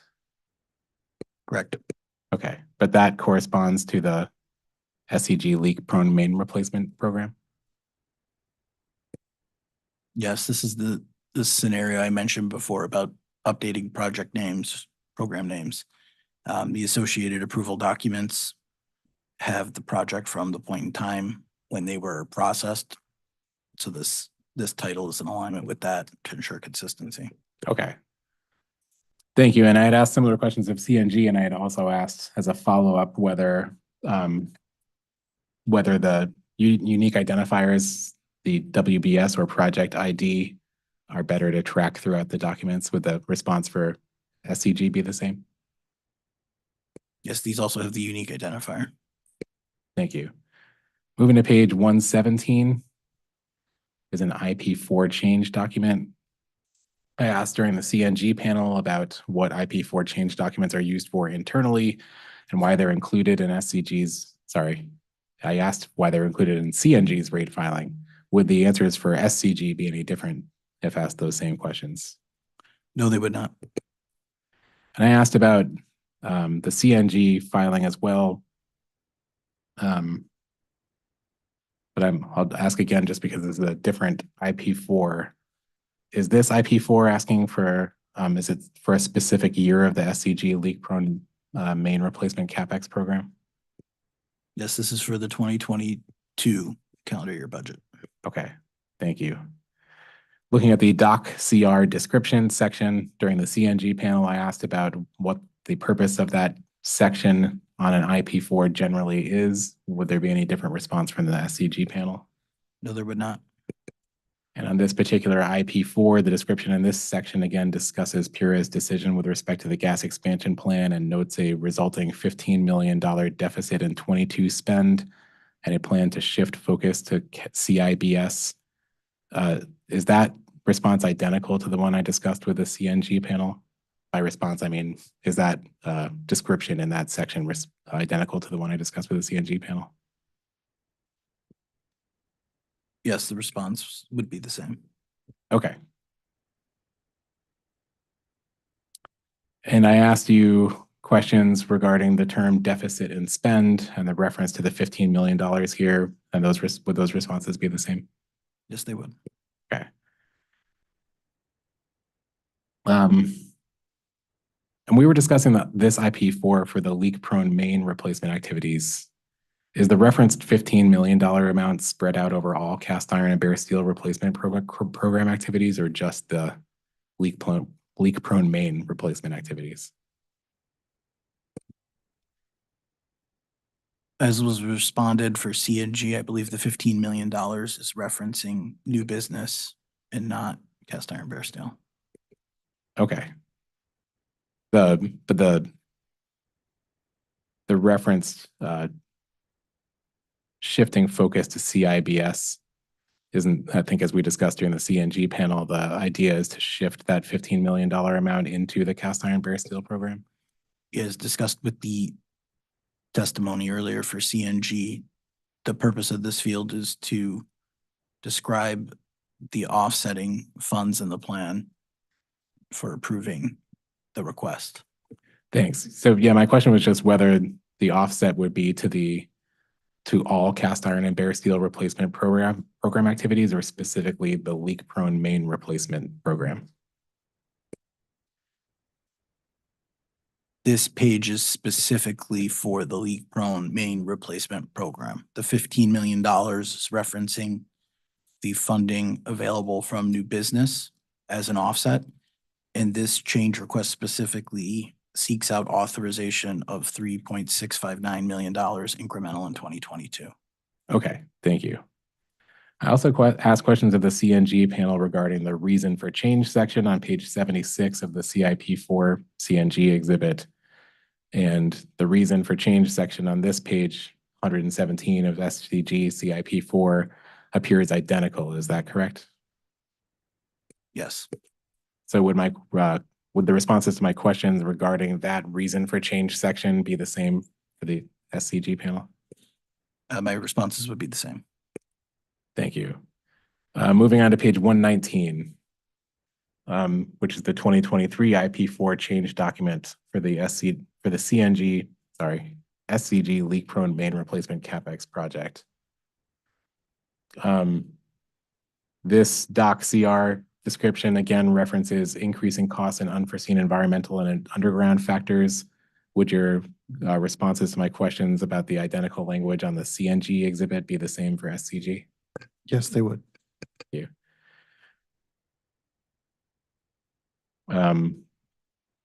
I had also asked, in that section, there's a reference to a PURA mandate. Would the responses to the questions about that referenced PURA mandate also be the same for SCG? Yes. Thank you. And the reason for change section on this same page also references no set limit on recoverable amounts through the DIMP program and includes a reference to the budget being in line with the 2023 budget. Would the responses to the questions about the same language as to CNG CIP 4 page 78 be the same here with respect to this page? My responses would be the same. Okay. And at this point, as I recall, I asked for a late filed exhibit or potentially a read-in asking to explain the reference to the budget being in line with the 2023 budget. Could the company provide the same response with respect to SCG? That would become late file exhibit 94. I just need the updated reference. Is it SCG CIP? Yes, it would be SCG CIP 4, page 119. Thank you. I asked the CNG panel questions about the reference to 2023 PURA ruling, the language here referencing no set limit, and about the budget reference. Sorry, I just realized I just asked all this. I'll retract that. Continuing with the documentation for CNG leak-prone main replacement CapEx on page 122. This shows a project charter form. You may recall during the CNG panel, I referenced the black bar is difficult to read on the screen, but that on the copy I see, it says project charter. Would the responses to the CNG panel regarding the equivalent exhibit, which appears on page 79 of the CNG exhibit, be the same? Yes, they would. Thank you. Moving on to page 122. I had asked some questions about, I'm still on, sorry. We're on 122. Moving on to page 126, which is a program charter form. I had asked some questions from the CNG panel about the distinction between a project charter form and a program charter form, and the distinction of the years referenced in each of these forms. Would any of those responses be different from SCG? No, they would not. Thank you. Moving on to page 140. Which is labeled a change request form for an SCG leak-prone main replacement program. During the CNG panel, I asked questions pertaining to a change request form appearing on page 91 of the equivalent CNG exhibit, including the distinction between that form and an IP4 change form and whether these change requests, when these change requests are used internally. Do you recall those questions? Yes, I do. And any difference in responses from SCG with respect to this page? No, these would be the same. Thank you. I had also asked the question on the CNG equivalent form about what year the form regarded. The response, as I recall, was the year 2022, and there was a response explaining where I could find that date on this form. Would those responses also be the same for SCG? Yes, they would. Thank you. Moving on to page 146. Actually, 147. The title here is again SCG CIBS of this form, but this is this sheet for the SCG leak prone service replacement program, whereas the last time we saw this similar form. It was for the SCG leak-prone main replacement program. The last form was on page 116. This form is for the SCG leak prone service replacement program. Okay. During the CNG panel, I asked some questions about the difference in cost between an independent service replacement project that's distinct from main replacement projects. I also asked about how I could determine whether the type of service replacement projects in the CNG equivalent program were related to main replacement or not. Do you recall that line of questioning? I believe it was to Mr. Kerfeld. Yes, Would your responses be any different for SCG? they would be the same. Thank you. Moving on to page 148, which we're on the last one for this exhibit. We're getting there. It's another IP4 change document. This includes a doc/CR description that again discusses a budget change related to Pura's decision on the gas expansion program, as well as a reason for change reflecting an offset to the lower spend from the end of the expansion program. Is that correct? That's correct. And do you recall my questions about identical language on page 117 of this same exhibit, SCG CIP4? Yes. And any different responses with respect to this document? No, they would be the same. Thank you. Moving on to exhibit SCG CIP3 Supplement 5, which was a monthly plant update filed on April 9th, 2024.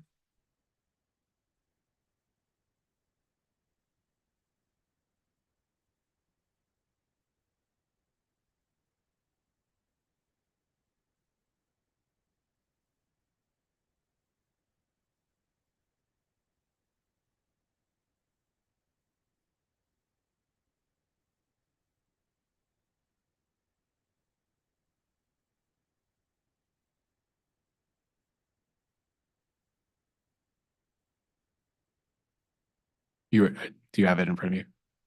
Yes, I do. Okay. During the CNG panel, I had asked questions about there being no WBS or project IDs on this filing. I asked questions about how I might cross-reference this filing with other exhibits in the record. Would the responses to those questions from SCG be any different with respect to this exhibit? It would be the same. And is this update also intended to support expenditures and, plant additions in February 2024? The plant additions, that's correct. Thank you. So for the SCG leak-prone main replacement CapEx program, on line 22 of this exhibit, would that show that $2.861 million of plant for that program entered service in February of 2024?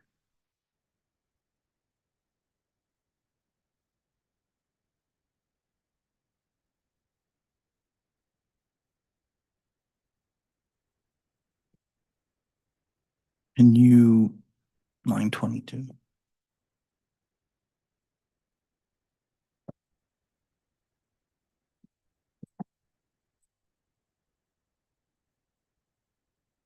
What number did you, what was the amount that you said for February? Can you $2,680,954 is the number I should have said to be more precise. Yes, that's correct. Okay, thank you. Moving on to exhibit SCG CIP4 Supplemental 5 filed on the same date.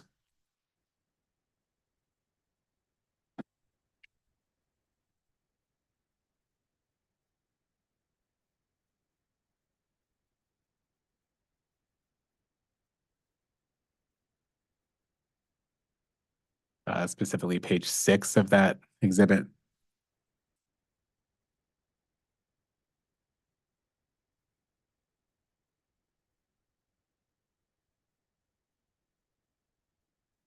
There. Okay, would this page be the place to find the SCG leak-prone main replacement CapEx figure that I just asked you about? Yes. Okay. And that's again reflected on that 2024 bottom line there, the $2,680,954. That is correct. Thank you. And I asked similarly the WBS, I asked similarly of the CNG panel, the WBS number that's listed at the top of this exhibit, did that tie to the same program within the other documents? Yes, it does. Thank you.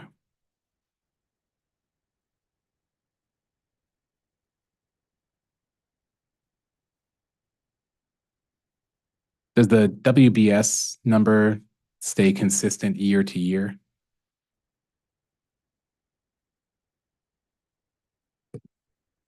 The WBS number would typically be consistent from the period of 2021 forward. Okay, was the Prior to 2021, there would be a different WBS as there was a different system in place. okay. Thank you. When I spoke to the CNG panel, I asked a question noting that forms in CNG CIP 6 provided support for the remaining planned 2023 expenditures and whether those initial filings provided approval forms for the 2024 expenditures. Would the response to that question be the same for SCG with respect to SCG CIP 6? Yes, they would. I also asked CNG whether the company has provided the approval forms for 2024 in any of its supplemental filings. Would that response be the same for SCG? The response would be the same. Okay, thank you. Gonna go much faster now. Do you recall a line of questioning from Mr. Apollonia from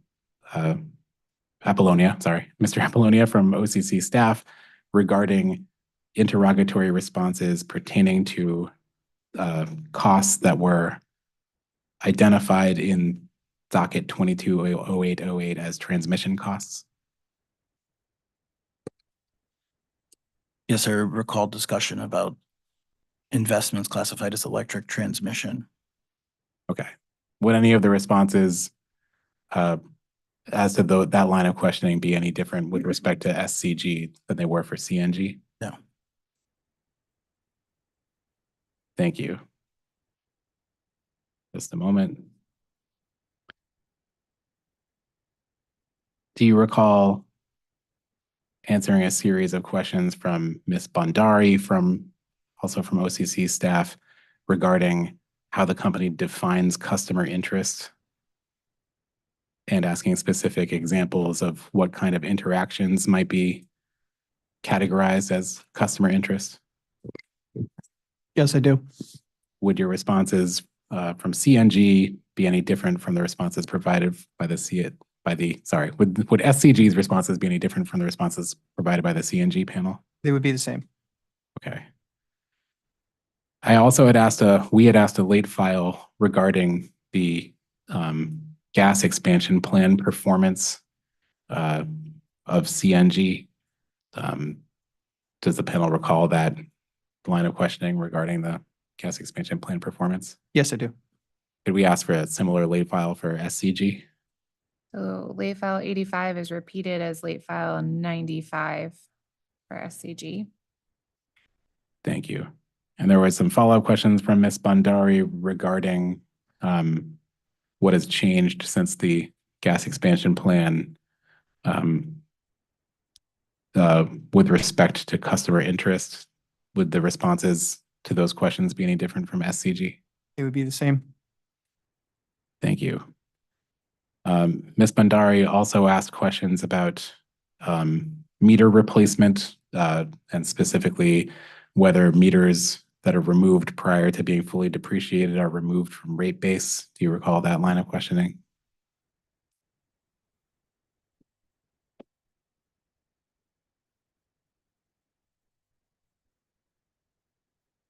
I do. And would the responses to that line of questioning be any different from SCG than they were for CNG? No, they're not. I believe we also asked for another late file asking about the process for determining which meters will be inspected. Could we ask for an equivalent late file for SCG? Late file 96. Thank you. Does the panel recall receiving questions from Attorney McCorney from OCC, also asking questions about new business as referenced on page 2 of Exhibit CNG CIP 7? Yes, I do. And Attorney McCorney also asked some questions about the company's expectations for growth in business Do you recall those questions? Yes, I do. Thank you. Would those responses be any different for SCG than they were for CNG? They would be the same. Thank you. Attorney McCorney also asked some questions about gate station modernization programs. Do you recall that line of questioning? Yes. And there were also, would those responses generally for gate station modernization also apply to SCG? They would. Thank you. And lastly, but not leastly, Consumer Counsel Claire Coleman asked some questions generally regarding the policy direction of Connecticut and the company's the role that those policy directions play in the company's capital planning process. Do you recall that line of questioning? I do. Would any of the responses offered in response to that line of questioning be any different for SCG than they were for CNG? They would not. Thank you. And with that, OCC has no further questions for this panel. Thank you. Attorney Long. Any questions for this panel? Yes. Okay, very good.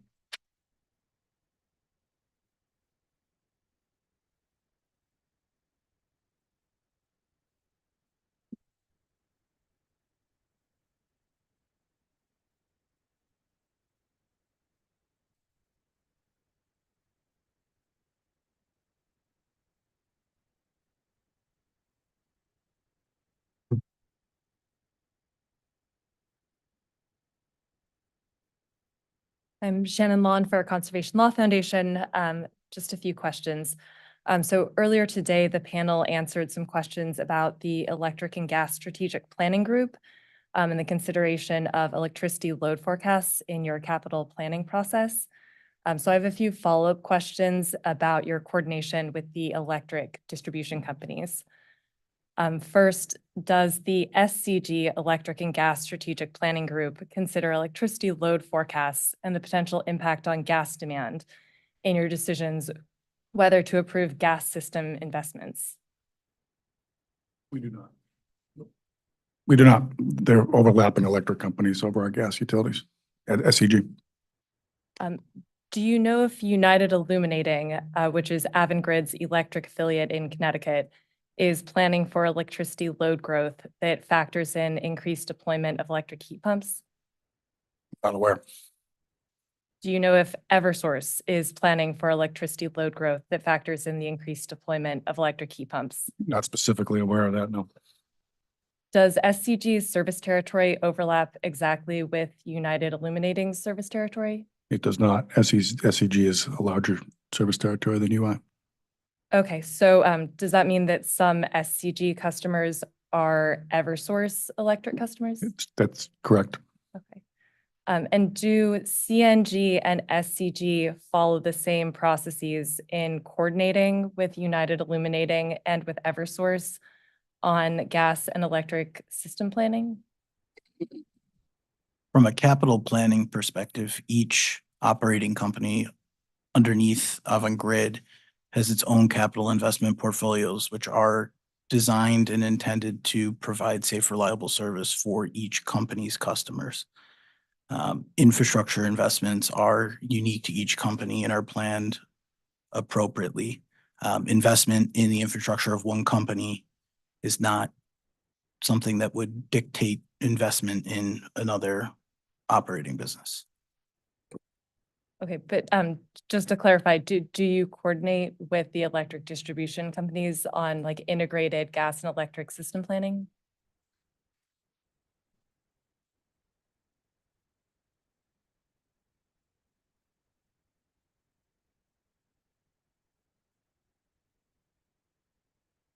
We certainly coordinate with the electric group as evidenced by the TELOG deployments related to the electric rolling blackout issue that came about, in the last year. And last question, do you think it would be helpful to have a standardized statewide framework for integrated gas and electric system planning in Connecticut? I think there's been a lot of discussion, in industry-wide about that. I'm not so sure that there's opportunities to advance that, but we have had discussions with consultants, and I would certainly be willing to participate in furthering that discussion at a statewide level. Thank you. No further questions. Thank you. Attorney White.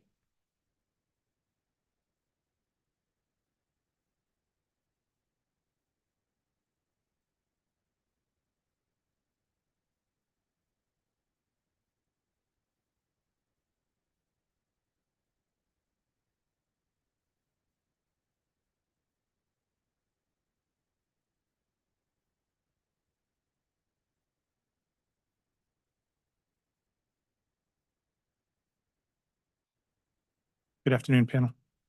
I have some Chris Parent from EOE. I have some very detailed questions regarding EOE 457. Since Ms. Theberg and Mr.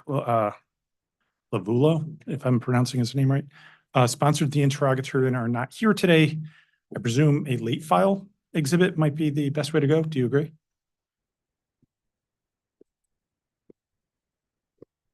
You would like to go through all the detailed questions? Yep.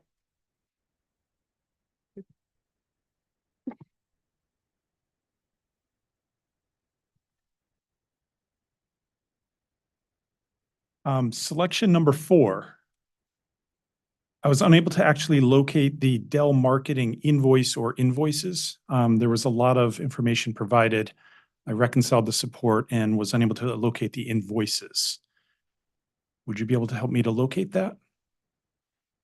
That will take as a late file. Okay, so late file exhibit 97 is refer to EOE 457 selection 4 and to provide the invoices. I'm going to have a few of them that are very similar to that. So I'm not sure if these warrant an individual late file or multiple, but I'll continue in. Okay. Selections 5 and 6, I was unable to locate the actual purchase orders. Purchase orders, change orders is for Layden Industries. In this scenario, I found the invoices. I was unable to find the purchase orders. Selections 5 and 6 were payment authorization orders. Not, they did not go through the purchasing process. So was there support provided for them that would have been equivalent to contract, PO, the original request? For them? Yes.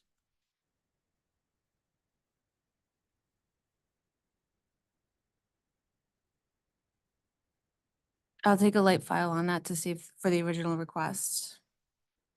Okay, so I'm gonna do separate late files to keep this straight. So 98 will be referred to EOE 457 selections 5 and 6 and to provide the supporting documentation for the original Request.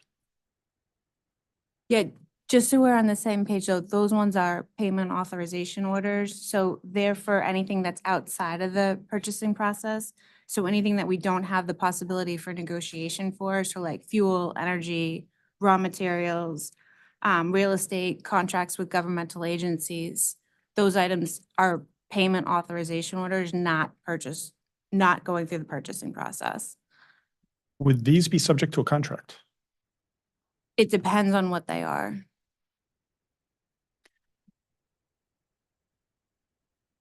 In response to B within 457, the company stated there were no change orders created for the various purchase orders listed. There was some documentation provided publicly that referenced confidentially, so I'm being very careful to not quote anything confidential. One of the items that was provided actually references change orders, and it's CNG and SCG EOE 45 attachment 3. It says confidential, but it was not. EOE, Yes, Mr. Parent, I would just note that I believe it was filed in a folder because of the voluminous number of documents that is labeled EOE 457 attachments public. Is that? So it was publicly filed, the one I'm referencing. Yes. The documents that end in redacted would have redactions in them, and then the documents that do not can be publicly referenced within that folder. It was a naming convention issue that we encountered given the voluminous nature of the production. Okay, I'm just going to continue with a question because ahead. this one here was filed publicly. It was not redacted. And when we look at page 2 of that specific document, so again, I'll reference it as it's the invoice attachment number 3, confidential invoice for PAO 4700402458. This is where things are going to get confusing because there was a lot of support provided. When you go to page 2 on that, there was a number of change orders referenced.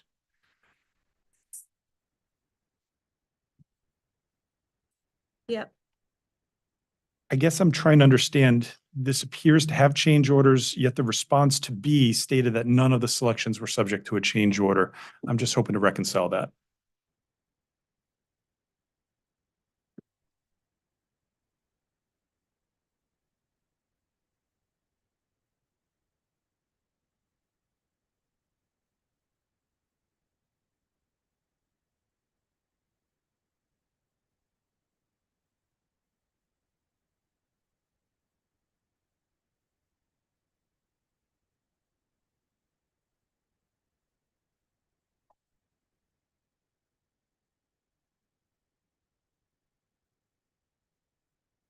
We'll take a late file on that one.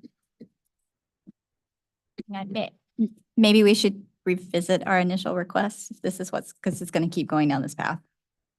Do you want us to just do a late file for everything?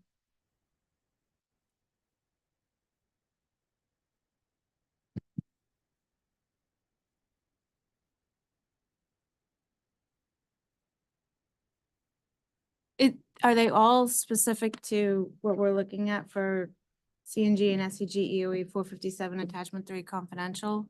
Like the reconciliations or? Not necessarily. So go ahead. Some of it is, yeah. Yeah. Some of it is, and some of it gets a little more generalized after that. Well, why don't we take the generalized ones? Okay, I'm sorry. I just want to make sure I didn't lose track of that last late file, which would be 99, but I need to. We were still on EOE 457. These are all on EOE 457, Chair. Thank you. And the, you were trying to reconcile, The response to B that states that there were no change orders in relation to one of the attachments that demonstrates change orders or appears to demonstrate change orders.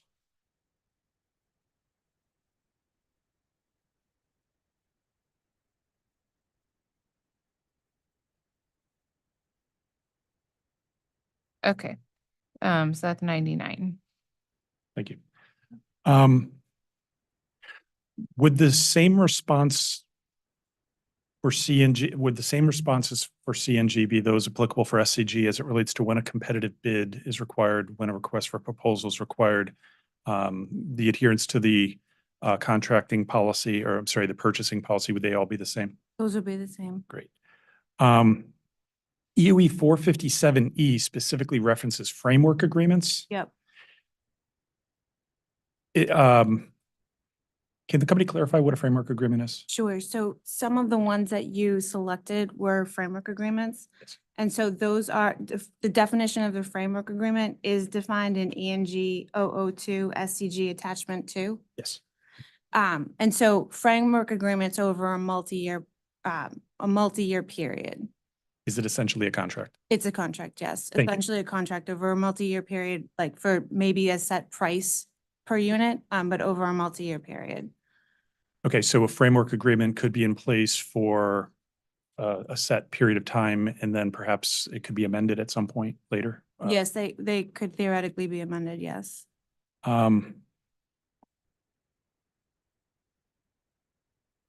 For the 6 SCG selections, were they subject to framework agreements?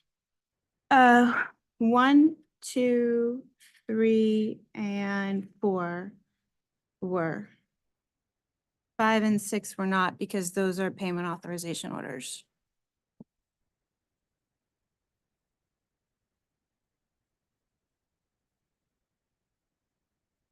Can you hear me okay? I feel like, I can. okay. He matters more than me. You can? Okay. Were these framework agreements all amended then? based on the responses, it appears as though the original amounts were at one rate and then a subsequent amount was paid. The amounts you have here for the POs are different than the framework agreements. The framework agreement amounts are higher than the 1, 2, 3, fourth column in of the purchase orders. Which one's higher? The framework The agreement? is framework higher? agreement is higher than the purchase orders. So what happens is you do call off orders, which are what shows up as these POs against the framework agreement. So for example, you'd have a framework agreement at a higher amount, and then each year you can do the call off orders against it. What's happened with your selections is you're comparing the specific call off orders against the invoices that came out. But that doesn't necessarily mean that they exceed the framework agreement.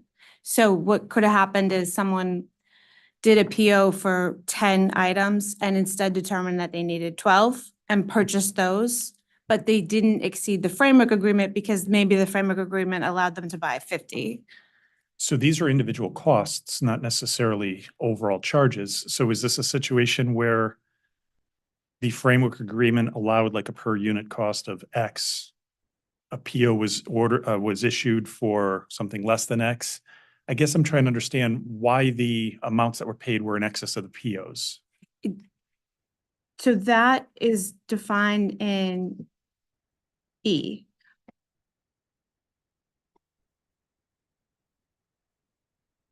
Price changes. Yes. So again, I think my question is still, why would there be a purchase order issued at a certain rate? And when they finally came in, the company paid an amount in excess of the purchase order? It's still within the framework agreement amount though. Okay, so I think then what I'm missing or what we're missing are the framework agreements. Can we request each of the framework agreements? You would reference that as 1, 2, 3, 4. Yep, Yes. sure. I'm sorry, Chair. Not a problem. So refer to EOE 457, provide the underlying framework agreements. For 1, 2, 3, and 4. Selections number, sorry. Okay, that's slave file exhibit 100. Specific to 5 and 6, you mentioned that these were payment authorizations. Yeah, payment authorization orders, PAOs. Can you clarify what those are? That's Sure. So that's to, we're in any situations where there's no possibility for negotiation. And so this has already been pre-approved with the purchase department that they don't go through purchasing. So they include things like fuel, energy, raw materials, real estate, contracts with municipalities, government agencies. And that's defined in ENG 002 SCG attachment 2. I'm looking at the redacted version. I'm assuming it's the same, but redacted on page 1 of 40. so I believe 5 and 6 were both with a vendor referred to as Layden Industries. I don't believe that's redacted by any means, and I'm not going to talk individual numbers here. Those would be subject to the PAOs how does that relate to a PAO? They'd fall into one of those types of services that I'd have to take a late file on specifically what type of service they fell into.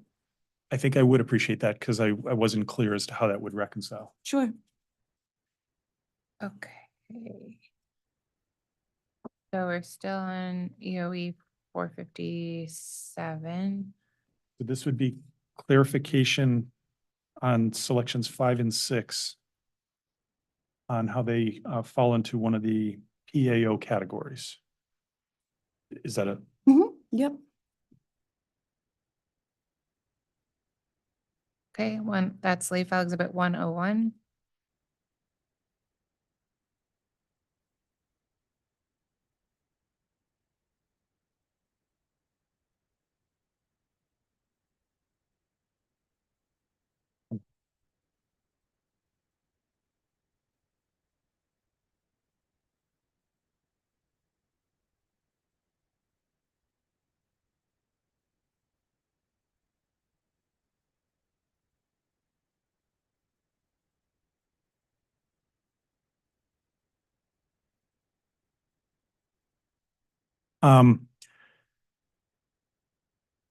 You might have answered this, and if you did, I apologize. I guess I'm just trying to play catch up with your responses here. So did the company actually pursue a new request for proposal or competitive bid on any of these selections? Other than the original one? other than the original one? No. Did the company pursue a request for proposal or competitive bid on all of the original ones? Yeah, not on 5 and 6. Not on 5 and 6. So as part of the last late file, which I believe was 101, will that clarify why? Yep, yeah, that will tell you why they met the definition of the payment authorization order, which is clarified in ENG 002. Okay. As to why, it's one of the specific attachments. Attachment 2, as to why they are outside the purchasing process. But it allows for them particular items to be outside the purchasing process. So again, being outside of the purchasing process exempts them from some sort of an RFP or competitive bid assessment. It exempts them from going through the purchasing process, turns the purchasing to the individual business person. So in that case, the individual business person wouldn't be required to ensure that it's the lowest cost option? They would still be required, well, there is no ability for negotiation with these. So again, these apply to like fuel, energy, real estate, contracts with municipalities or contracts with governmental agencies. And so there's no possibility for negotiation. Those are the ones that would fall outside of the purchasing process. So late file 101 is going to help to clarify that then. Yep, why that specific invoice did fall into that predefined. So then I think I would also then like another late file for either the competitive bids or the RFPs for the remaining selections of 1, 2, 3, and 4. Sure. That should be comparable to the CNG late file that was asked for. Okay, 1 second. You think you asked that for CNG? Mr. Parent, 87. okay, so 87 from CNG becomes 102 for SCG. Was it the same selection number though? It was No, so this would now be, the selections here would be 1, 2, 3, and 4. okay, thank you.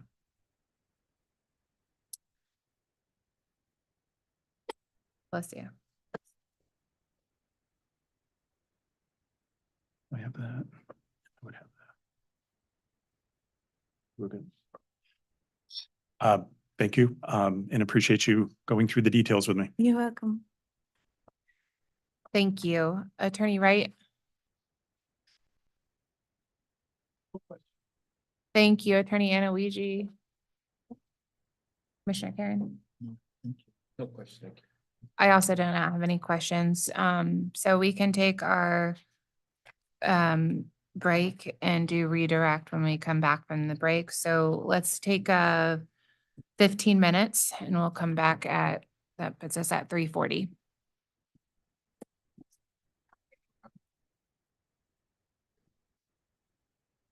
Yes, yes. Absolutely.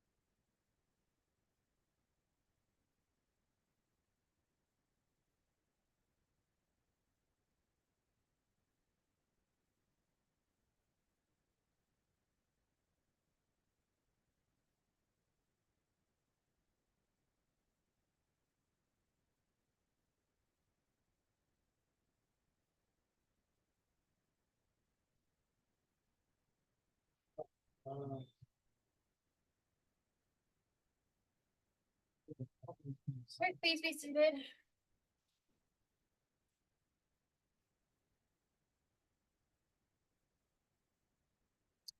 All right, Attorney Venora, any redirect? No, we don't have any redirect for this panel. Okay. Then this panel is excused. Thank you. And I will call up the Office of Consumer Counsel's Capital Investments Panel for SCG, please.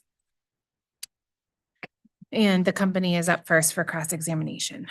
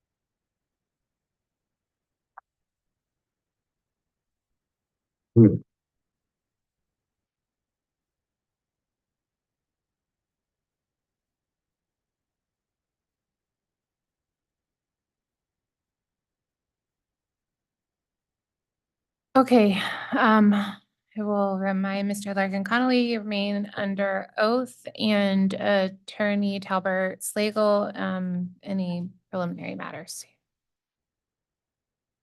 Yes, just a couple. We can go ahead and Mr. Larkin Conley. Did you file initial testimony on, on February 2024, rebuttal testimony on March 13th, 2024, and various interrogatory responses pertaining to the Southern Connecticut Gas Company in this proceeding? I did. I noted earlier in your earlier testimony, or we noted that you had some corrections and amendments to those filings. I believe that you, during the course of those corrections, you also corrected your SCG testimony. Yes, the changes I made to the CNG testimony would also apply to the SCG testimony. So you've made any corrections that you needed to make to your testimony for both matters, for both companies? That's correct. So do you adopt those filings as corrected as your sworn testimony in this proceeding? I do. I also, Madam Chair, Dr. Hopkins has already adopted his testimony, and he was excused.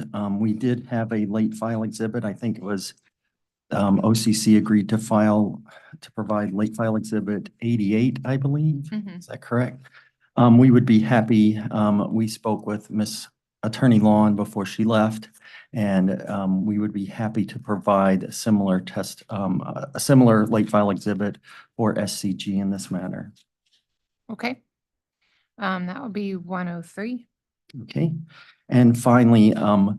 Sobolewski, when he adopted his interrogatory responses earlier or during the CNG portion of this matter, he also adopted two interrogatory responses, and one of those was related to SCG. So he's already adopted the interrogatory response for this portion. Thank you.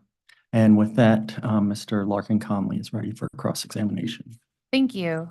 Attorney. Oh, I'm sorry. I need to read my little statement. So before that, Mr. Larkin Conley, do you recall testifying in this proceeding earlier today and responding to cross-examination from authority staff, the counsel for CLF, as well as counsel for the Connecticut Natural Gas Company? I do. As you appear here this afternoon to respond to cross-examination as to your testimonies and discovery responses pertaining to SCG, do you adopt your in-person testimony from earlier today and stipulate that if asked the same questions again, your answers would be the same with the exception of any numerical figures such as dollars or personnel headcount that differ between the two companies? I do. And with that, Mr. Larkin Conley is ready for cross-examination. Thank you. Attorney Benora. Thank you. This will be brief, similar to what the questions Attorney Wheel asked to the SCG Capital panel, but just to confirm for the record, Mr. Larkin Connolly, in your prior testimony, I started out asking you some questions about your approach in evaluating plant additions for CNG and SCG. If I asked you those same questions now, would your answers be the same? They would. Okay. And I asked you a question about the documents that you reviewed in formulating your recommendations. If I asked you those same questions now, would your answers be the same? Yes, they would. Okay. And I also asked you that question about several questions about your prior review of statutes, regulations, and PURA decisions leading into your testimony. Would your answers there be the same as well? Yes. Thank you.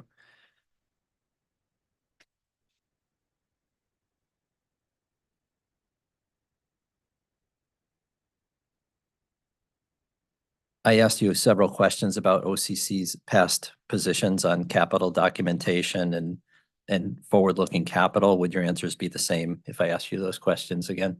Yes. Thank you.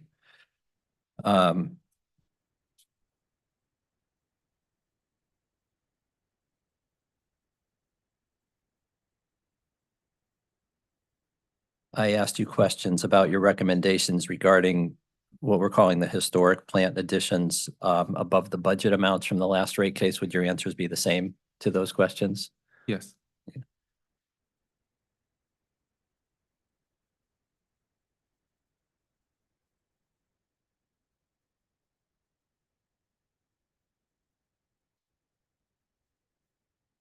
And in terms of the company's capital documentations, capital project documentation, in your review of those, I asked you some questions about your review of those documents. Would your answers be the same to those questions? Thank you. And I asked you questions about the $500,000 threshold. Would your answers be the same to those questions? Yes.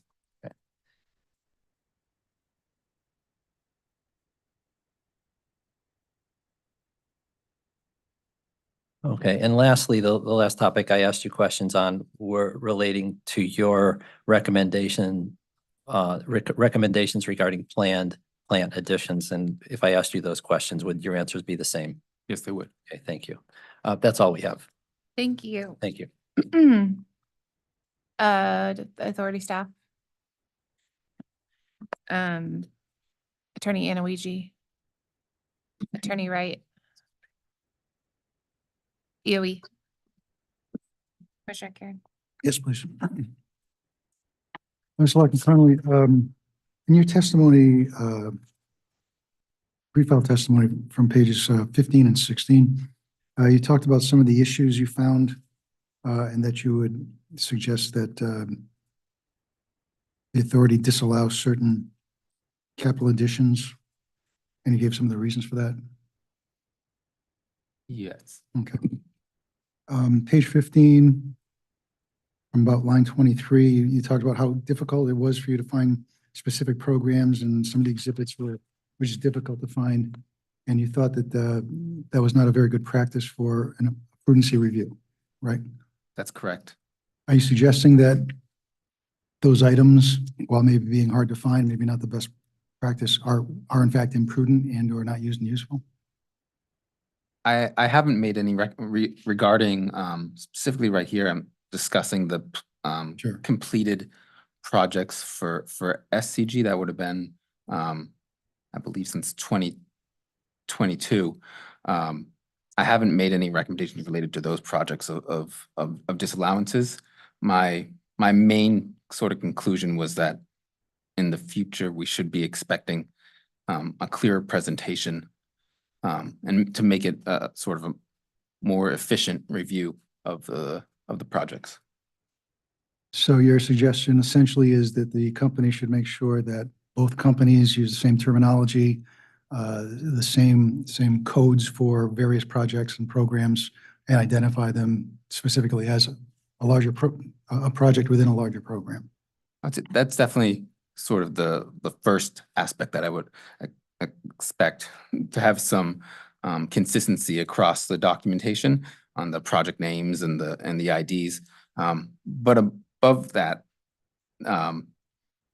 there wasn't a lot of detail and description on the actual documentation that we were reviewing. And in other proceedings, other states, I know in Maryland and in Massachusetts, the cases I've been involved in, the utilities sometimes will say, here's the project documentation that we've provided. This is, and then sort of go over which each one of the types of documents are, and what the information on that, what we should find, the type of information that we will find on those documents, why they're used internally, and sort of just a more discussion on what it actually is that we're going to find in in the documentation. Here I found it was a lot of, there was hundreds of pages, but it wasn't always clear what the documents were used for. And some were provided for some projects or programs and not others. So it was sort of a cumbersome effort to sort of hunt down different pieces of information for different programs and projects. So do you have suggestions on what the companies ought to be listing in the documents that you view and helping the OCC determine whether plant additions should be included in rate base or be considered used and useful and prudent? Yes, I'm trying to attach to my initial direct testimony. I provided some documentation that utilities in Massachusetts have provided in recent cases. And I think those those are good examples of what the authority could look for in the future. What you'll see there's typically Excel sheets that sort of have a table of all the projects that have been implemented, where it will show the sort of the budget for that project, the actual cost incurred for the project. And that's something I always like to look for when I'm sort of reviewing capital additions. It's helpful to know, well, what was the cost of the project that when the project began, and then what did the utility actually spend on it? Because that difference, when you see a change in the project cost, that's where it goes off. Well, something happened to that project that they didn't expect. Doesn't mean that it's imprudent. It just means that something unexpected happened. And asking questions, maybe looking through the project documentation, sometimes it will say, and a lot of times for gas projects, there'll be a form, and if the project went over budget, maybe they hit ledge or something, they dug down, there's a bunch of rocks that they had to deal with, or there's water pipes crossing the way that they didn't expect, and that adds to the project cost. Right. So then you see that, well, that's, when you see that explanation, that's a prudent, reasonable expense in there. One of the issues with the way SCG and CNG sort of present their cost is that it's at the program, mostly the program level. So we don't even see cost for an individual main replacement. We just know what they budgeted for all their main replacement projects. And so that all we're looking at is sort of expenditures on large, sort of high level groupings of projects, and not sort of getting into the granular detail of specific replacement activities. And that's what I see in other jurisdictions. I see the actual details of, 2-mile main on Pine Street. You see the actual, what the company estimated that cost would be, and then the actual documentation to support just that 2 miles of main replacement. Okay, and so in your view, you've not seen that the companies have identified the specific projects to that kind of detail. It's just kind of lumped into it's larger program.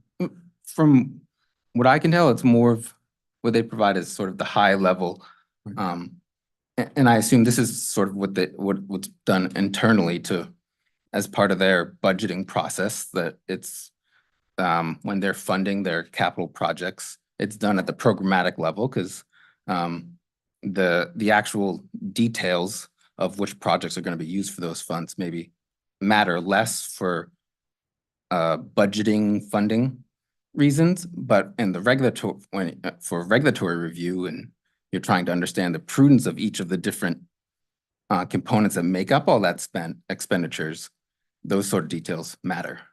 All right, so are you saying, so I have like 6, 7, 8 books here.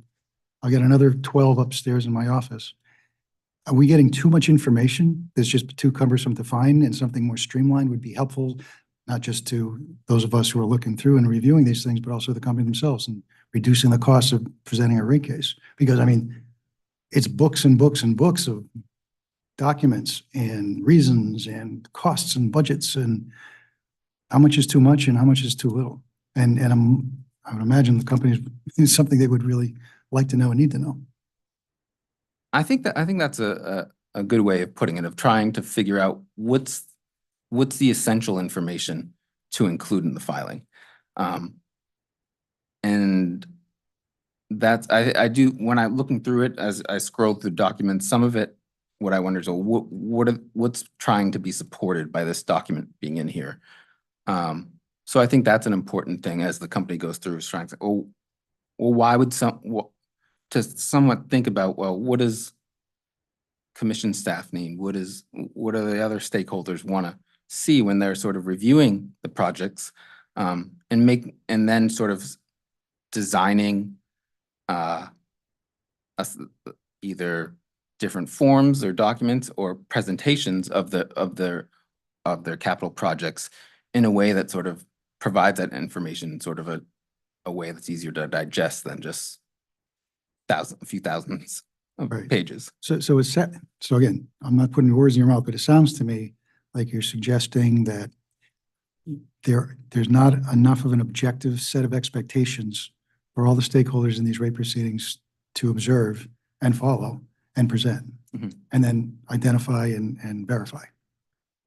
Yeah, I agree. I agree with that. And part of it's, utilities through this process, they have all the information, and maybe sometimes to the people internally, this stuff, in-house, everybody sort of knows these terms and these documents, and they're familiar with them. But for the outsiders, people who are not privy to that level of detail, we need information that sort of covers the gap there and sort of fills in some of the information that's sort of not so clear. Right, and especially after 7 years, 6, 7 years. That's you know. right. Yeah, for this duration of. And again, I think this is my last question. Any recommendations you could present through the OCC through a brief or something, I think would be helpful for all the parties involved in these proceedings of how to establish the expectations so that everyone understands we're on the same page and are looking for the same things and can identify and verify. All right. Thank you, Madam Chairman. I appreciate that. Just real quick, I'll follow up to Commissioner Karen. So you said you worked in other jurisdiction, Maryland and Massachusetts? Yes, also Illinois, I've worked with the DC. So my question, do you see this degree of definition or documentation for other jurisdictions in terms of alluding to what Commissioner Karen just talked about, so much in the voluminous filings that we get? Do other states do it the same way, or people do it differently? Could we learn from what other states do? So I think from my experience, in Massachusetts, it's probably the best that I've seen, and that there's sort of a practice throughout the utilities there of providing sort of well-organized documentation that, but it's organized. That's not to say that it's not like a high volume of documents. There's multiple, especially if a utility's been out for 4 or 5 years, there's a lot of information. There's maybe 10 volumes of documents that are being provided, but it's done in a way that it's maybe there's some summary files that sort of present the information within the documents. And then you can sort of use that. It's easy to go from the summary files to then looking in the specific documents. A lot of times, I know maybe there'll be an Excel sheet where it shows all the different project costs, the project numbers, and then within there, it will even say which page number, which volume to go to find the documentation. That's the best. Those are sort of the Very good. best practice I've seen. Thank you. No questions. Attorney Talbot's legal attorney, will do you need a moment to consider redirect? No, but I do just have some quick redirect, which is just, Mr. Larkin Connolly, do you recall me asking you on redirect for the CNG panel questions about your understanding about the standard for entrance of plant into rate base being dependent on only whether plant is used and useful? I do. Would your response to that question be the same for this panel? It would. And do you recall a question that I asked somewhat similar to the conversation you just had with the commissioners about your experience in other jurisdictions and your view of the level of documentation that's provided in other jurisdictions as to plant, as well as I think you discussed the spend threshold that's used in other jurisdictions? Do you recall that? I do. Would your responses to those questions be the same for this panel? They would. Thank you. That's all. Thank you. Thank you. Thank you, Mr. Larkin Connolly. You are excused. And we have previously agreed to adopt the Sierra Club Conservation Law Foundation Capital Investments Panel via affidavit, which brings us to the start of the cost of capital section. So I'd ask the CNG cost of capital witnesses to approach, and authority staff are going to be up first for cross-examination.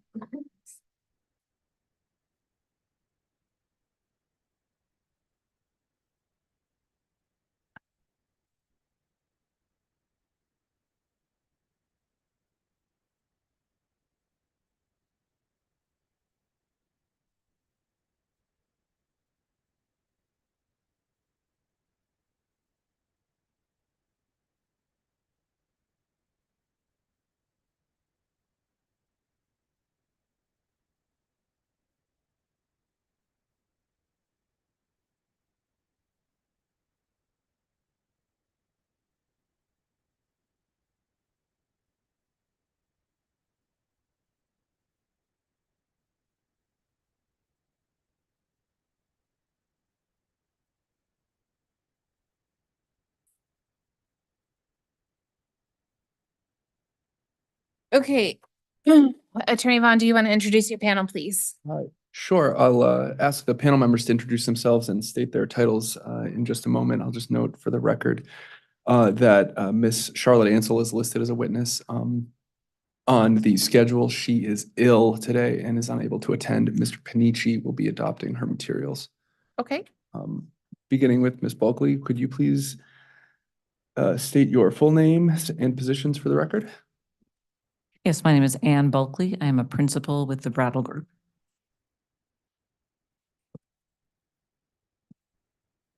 I am Michael Panici, the Vice President for Treasury at Avangrid and the associated subsidiaries. Thank you. And if both witnesses could please raise your right hand, I'll administer the oath. I swear to tell the truth, the whole truth, and nothing but the truth under pains and penalties of perjury. I do. Okay, Attorney Vaughn. Thank you. Ms. Bulkley, as part of your preparation for this docket, did you provide pre-filed direct and rebuttal testimony and exhibits, which were marked as exhibits CNG-AEB1 through 13, exhibits SCG-AEB1 through 13, exhibits CNG-SCG-AEB-rebuttal 1 through 15? Yes, I did. Did you also sponsor responses to interrogatories submitted in this proceeding? I did. Do you have any updates or corrections to your pre-filed testimonies or interrogatory responses not previously identified for the record in an interrogatory response? Not at this time. And do you adopt your pre-filed testimonies and interrogatory responses as part of your sworn testimony in this proceeding? Yes, I do. Thank you. Mr. Panici, did you sponsor responses to interrogatories submitted in this proceeding? Yes, I did. And do you have any updates or corrections to your interrogatory responses not previously identified for the record in an interrogatory response? No, I do not. Thank you. Do you adopt your interrogatory responses as part of your sworn testimony in this proceeding? Yes. And for purposes of admission into the record, have you reviewed and do you adopt the interrogatory responses submitted by Charlotte Ansel? Yes, I do. Thank you very much. The witnesses are available for cross-examination. Okay, thank you. We will begin cross-examination by the authority staff, please.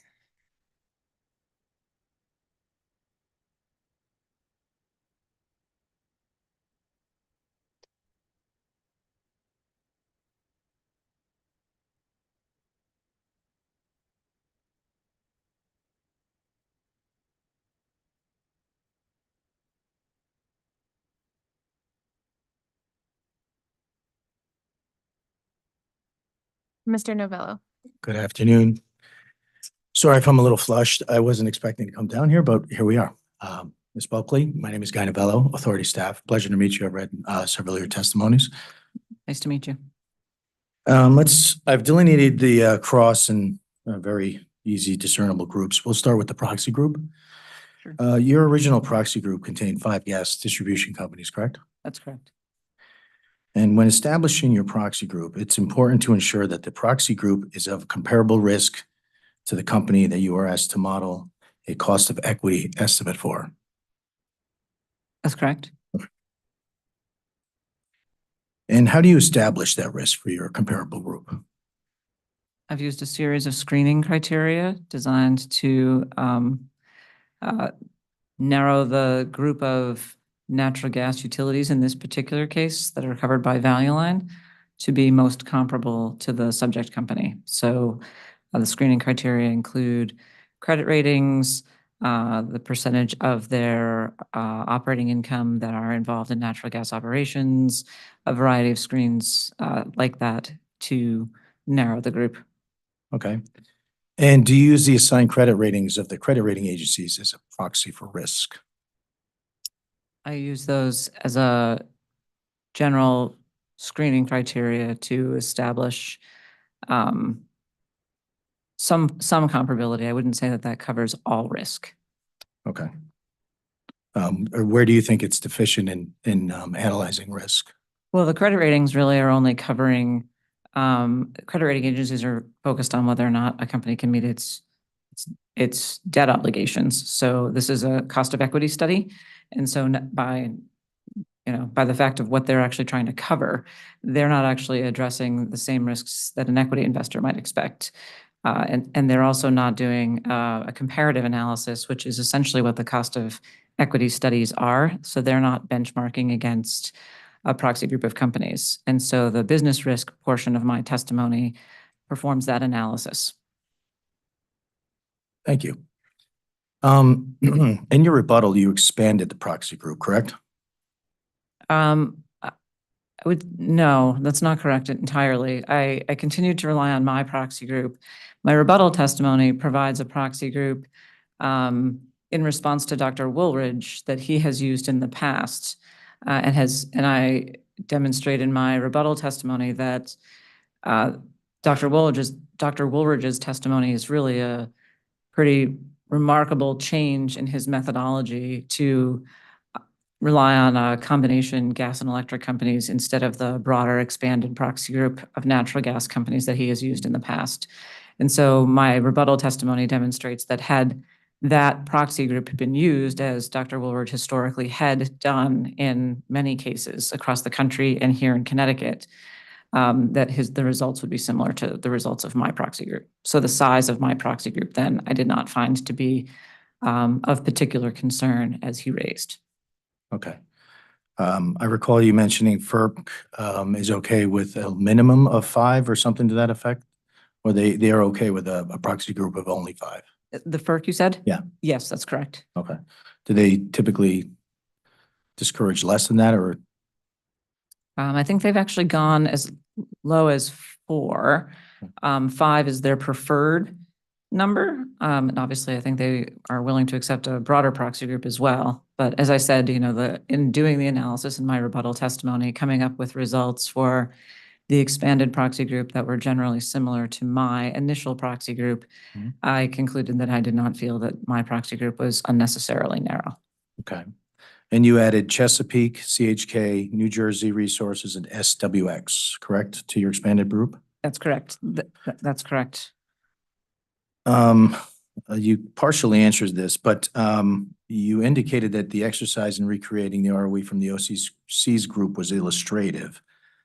But you're not indicating that the expanded proxy group is for illustration purposes? I'm sorry, I'm not So understanding your question. you mentioned that you recreated the OCC's cost of equity for illustrative purposes. And then you did another analysis with your expanded proxy group.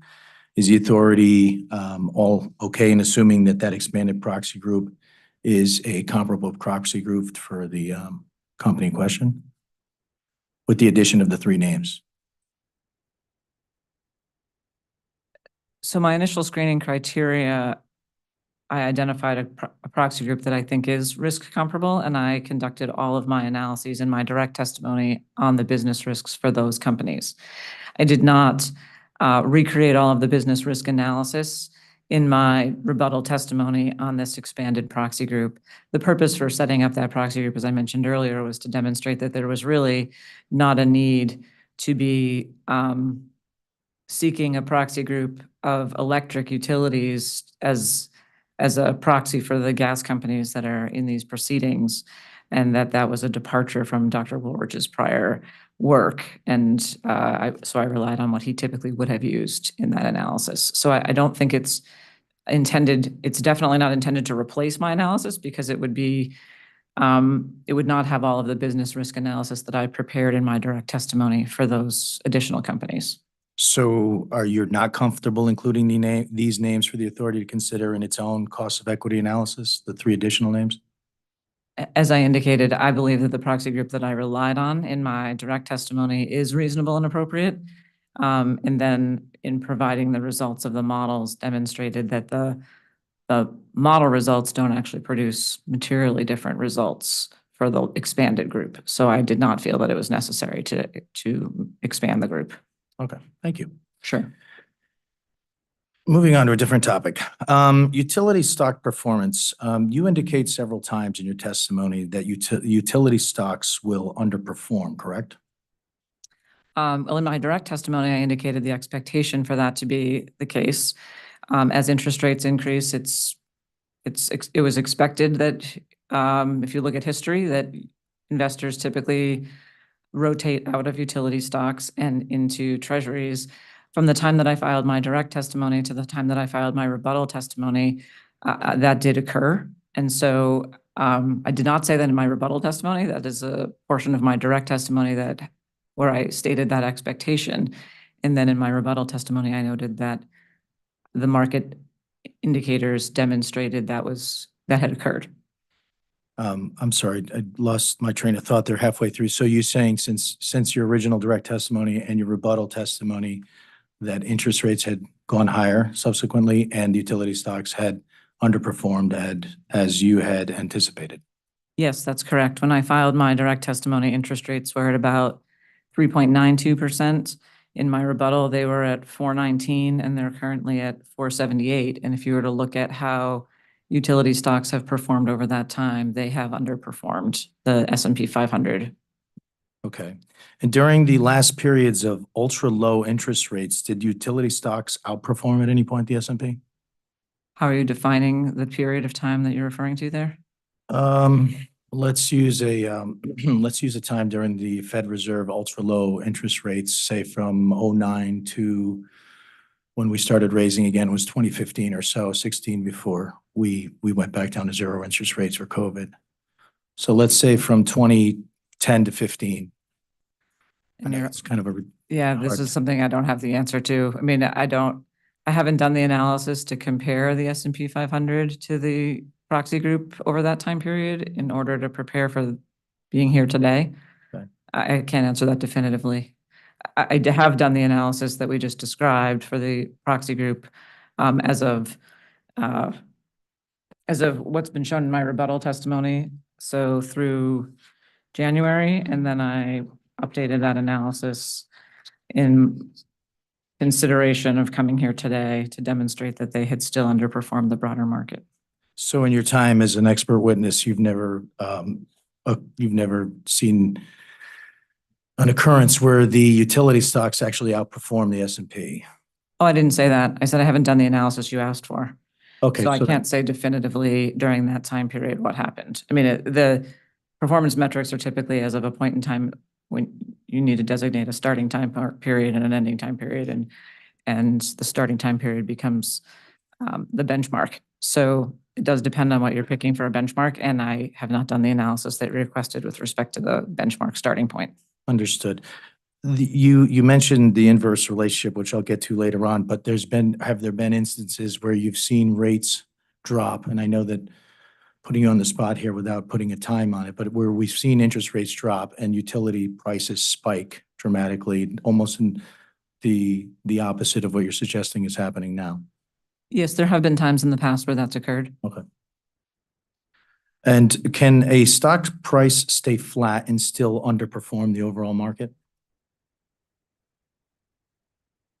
Yes, an individual stock, that's true, that can happen. And can a stock price increase and still underperform the market? Yes. Okay. And just to close the loop, can a stock's price decrease and still outperform the market? Yes, as I indicated, it's a relative comparison. Okay.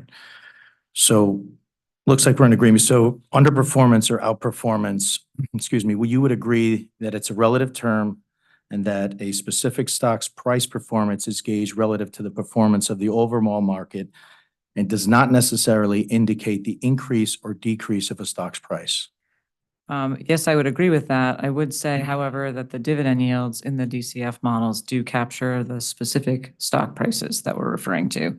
So if you were to look at the dividend yields in the models over time, you would see changes in those yields that demonstrate that the utility stock prices had declined over a period of time.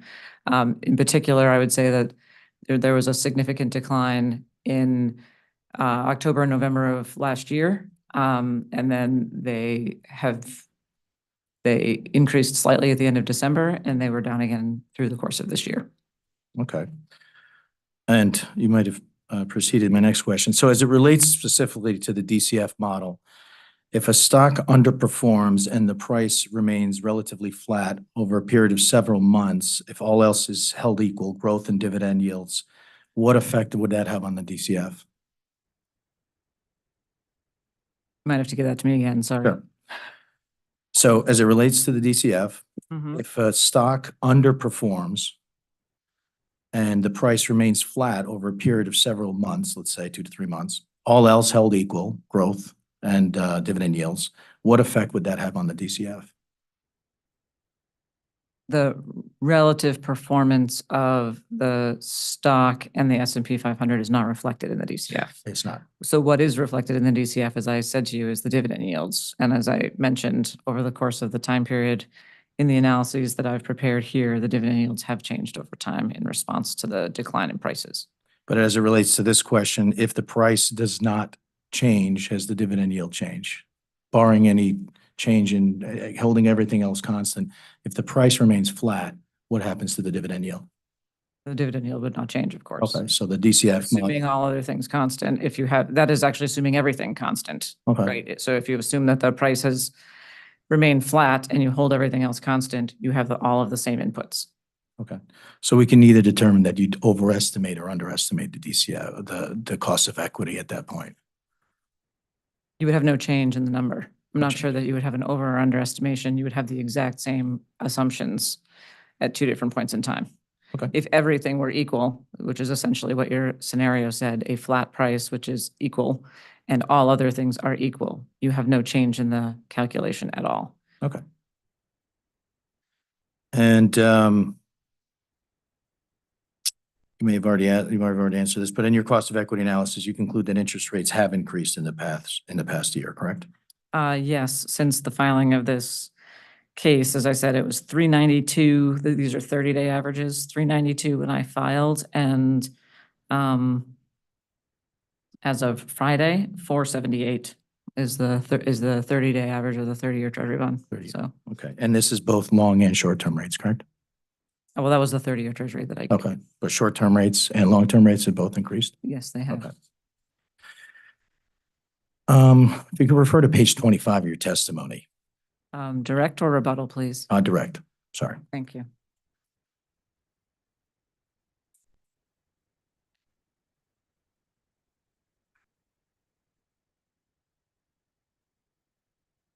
I'm there.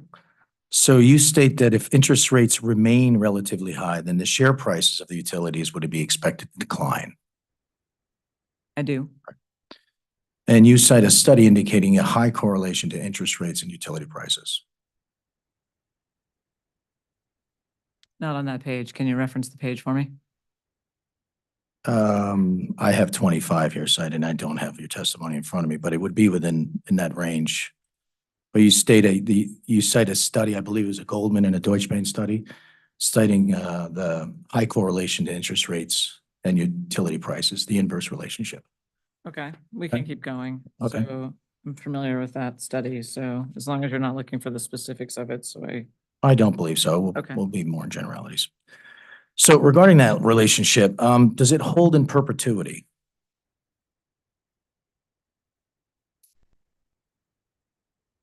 Well, I think the inverse relationship has been pretty consistently demonstrated over time. I'm not sure what you mean by, does it hold in perpetuity? None of the specific data points hold in perpetuity, right? Okay. They change over time slightly. So I'm not sure I understand that question. Let me ask it differently. So in other words, as interest rates continue to go higher, will utility stock prices continue to fall?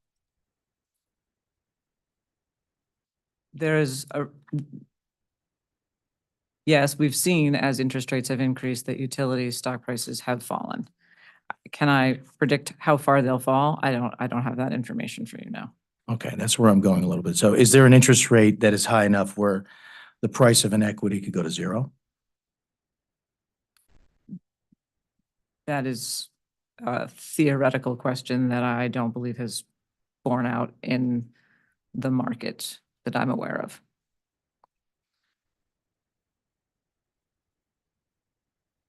Well, what I'm trying to get at here is you cite the inverse relationship. And so what I'm trying to ascertain is for the authority and their cost of equity analysis is, given that we don't know the direction of interest rates, will they be higher or lower? And if we are continued to go higher, how low can we assume the utility prices can go? So is there some kind of inflection point where a fundamental driver would come in and precede interest rates movements as far as, some kind of fundamental driver of an equity price that would bar, interest rates. So I think what I can say to that is what we can use is the best information we have available currently in order to assess the cost of equity. What we're relying on is market data that has been observable, that's part of the record. We rely on the information that we have from the Federal Reserve. The authority has historically asked us for updates. I believe we have some updates that are due to you in May.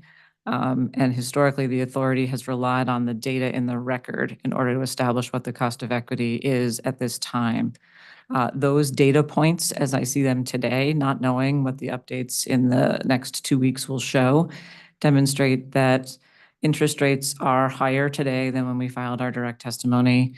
The overall, as discussed in my rebuttal testimony, the overall macroeconomic conditions suggest that we are still in a very tricky inflationary environment that has not been responsive to the Federal Reserve. While the Federal Reserve had some expectations that they might reduce interest rates over the course of this year, the most recent indicators suggest that that is not the case because inflation has continued to be persistent. So that particular information, I think, is what we will have in the record, and the corresponding market prices for utility stocks will be provided as part of the updates that have been requested from us in May. So I think that's the data set on which it makes sense to make a decision about the cost of equity in this case. Okay. And you mentioned the interest rates have been higher. Have you done an analysis on the stock prices? Are they in line or? I've actually done an analysis of where we stand on the cost of equity since the filing of my rebuttal testimony. Excuse me, just so as it relates to the prices, the stock prices. So in particular, in our group, I know you submitted 5, but let's assume the 8 from when your direct testimony was entered and right now, the spot price of the equities, would they be higher or lower? And we'd have to use a very short dated average here, 30 days or less, because then we'd smooth it out if we went too high, like 180. Yeah, so that's not the spot price. That would be an average price, right? So, and I would not recommend using a spot price. I think maybe Mr. Rothschild's testimony suggests a spot price. For the daily variation in prices, I would not recommend using a spot price. So the 30-day averages I'm pulling them up as we speak.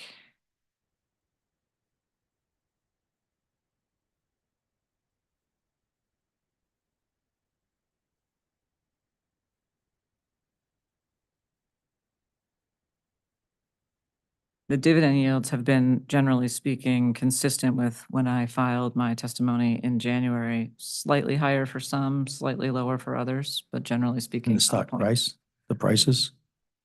Calculating, hang on. Oh, sorry. You're far quicker than I would do it anyway. Waiting for the model to actually update, so you have to hold on a second.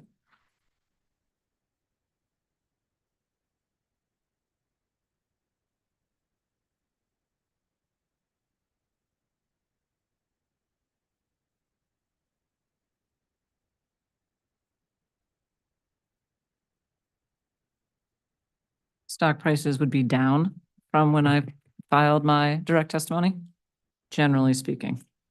Well, if the yields are up and down, then the stocks would be up and down, correct? Or they don't we hold that related? You said some are up, some are down. So I Yeah, would assume that the answer was going to be the same on the stock price. well, you have dividends as well that change, correct? So Not in 3 months, I don't think. I'm just giving you what I've got in the model as compared to the, Okay. So I'm so, saying, say the dividends, we know they make their decisions primarily at the beginning of the year sometimes. you asked about stock prices. So Right. Atmos stock price is lower. NiSource's stock price is lower.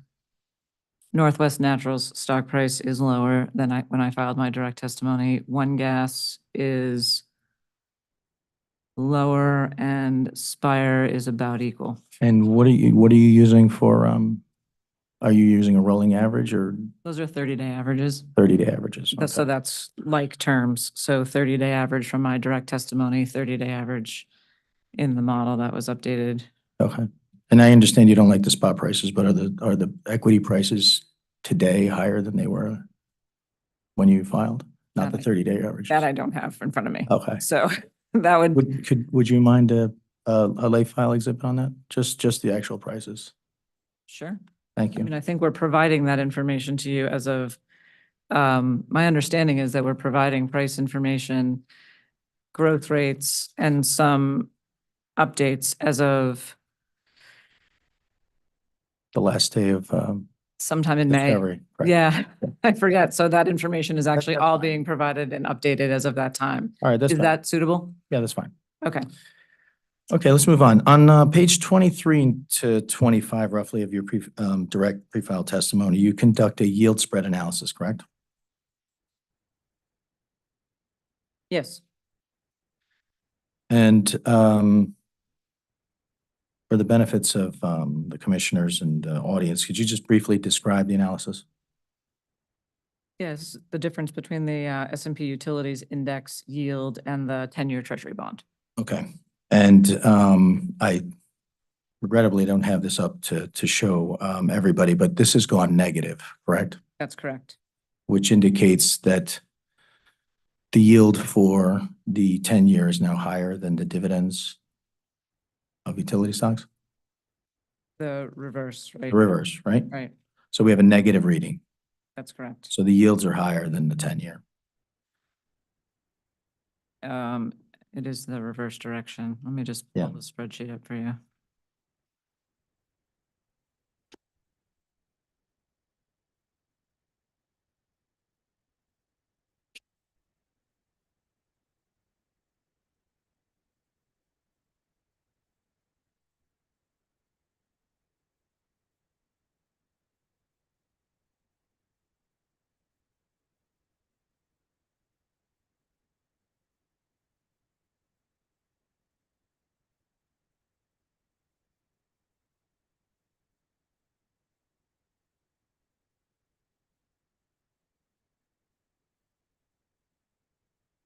I guess I don't have that one in front of me, that spreadsheet.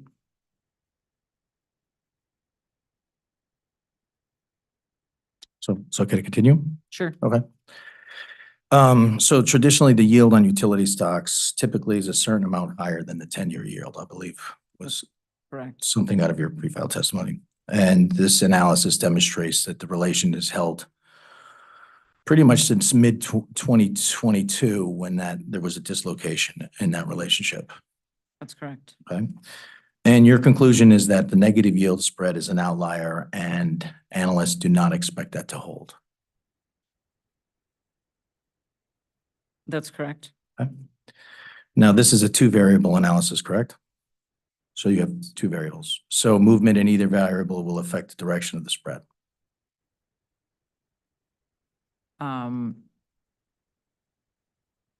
Potentially, yes. Okay. And I mean, if they're moving maybe yes and maybe no, depends on what if they're movement it moving in the is. same direction. Okay, correct. So direction. So I'm like, maybe, maybe not. Okay. So I'm assuming that I don't want to assume for you, but I'm thinking the way it read that you're calling for regression to the mean at some point when something's just dislocated, we'd probably get back to some kind of normal.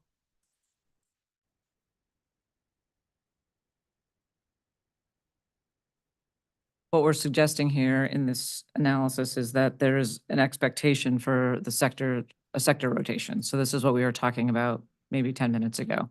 Then in my direct testimony, I had the expectation that investors would move out of utility stocks and into treasuries. And at the time that I prepared my direct testimony, and that influences how you can think about the results of the DCF if you expect that to occur.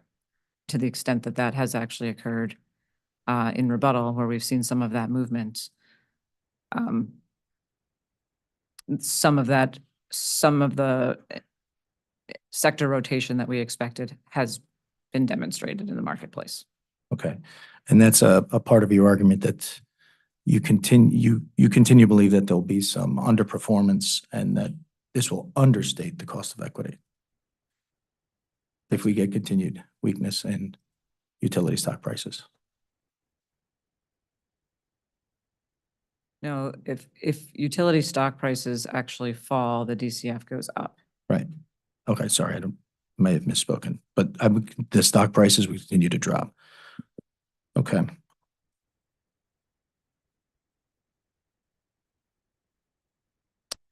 And what else could happen though to change that, that analysis? Either stock prices drop, or what would be the other variable to move that yield spread back to more historical norm? I think there are a variety of things that could happen in the market. I'm not really sure what you're asking. with Not in the question. market, just in your analysis. There's a two variable analysis, correct? So you've used the two variables. So what else could potentially happen in the foreseeable future that would bring that relationship back to more of a historical norm? Well, you could obviously, there's only two variables, so you could have a change in treasury yields. So yields could decline. Right, which we talked about just a few minutes earlier, where the expectations are that they will be kind of where they're at right now for the foreseeable future, given where we stand on inflation. Okay, are there any projections for a rate hike? It's interesting. I was reading an article this morning as I was waiting to testify, and while the projections are not there, it is not off the table from the Federal Reserve and from members of voting members of the Federal Reserve, considering where interest rates are and considering where inflation is, and the fact that it has not been responsive to monetary policy. So where I would say in December, they would have suggested interest rate increases were less likely, that has changed some over the last several months, given the macroeconomic data that we've seen. But so far, what's the assigned probability of a rate hike? I don't have that. Is there one? I don't. Well, you Yeah. you mentioned there's a Fed watch, and they have probability of they assign probabilities of hikes and cuts. The CME, yes. I don't have the CME in front of me. Okay. But as I said, I was reading something this morning that was written in Forbes that discussed Chair Powell's most recent comments in April, and the expectation that he would be somewhat more hawkish in the next, that the Fed would be somewhat more hawkish and might be considering, certainly considering rates staying where they are and possibly considering increases. And is there any there are probabilities of Fed cutting rates? We went into the year with high probability of multiple Fed cuts, correct? The dot plot in December did suggest that there would be interest rate decreases over the course of this year. There were expectations that those should have occurred already. And with each passing month, the CME Fed Watch has indicated lower and lower probabilities with respect to any cuts in interest rates. And In 2024. Correct. But the presumption is at some point, we're still looking for the Fed has positioned itself to cut rates in the next 6 to 12 months. I wouldn't say that that's necessarily sure. What the Fed has said is that they will respond to market data, and the market data has not been particularly responsive to their monetary policy, and that's what we've seen. We've certainly seen that since December of last year, when the dot plot came out on December 13th, that the Fed has had to move away from their original expectations in December, and that I would say the market's expectation is higher interest rates for longer, based on all of the macroeconomic data that's come out, much of which is discussed in my rebuttal testimony with respect to strong employment, higher inflation. Since my rebuttal, there has been other inflation numbers that have come out, also still very much higher than the Fed expected, given where they have been on interest rates. So, as I mentioned, the expectations are higher for longer. Higher for longer. And you mentioned sector rotation. So are you suggesting that equity investors in utility space will continue to roll out of this sector if interest rates remain where they are? The expectation is that if interest rates remain where they are, equity analysts expect the sector to continue to underperform. Yes. But as we discussed earlier, that wouldn't necessarily mean a drop in the utility prices, and the DCF models would be unaffected.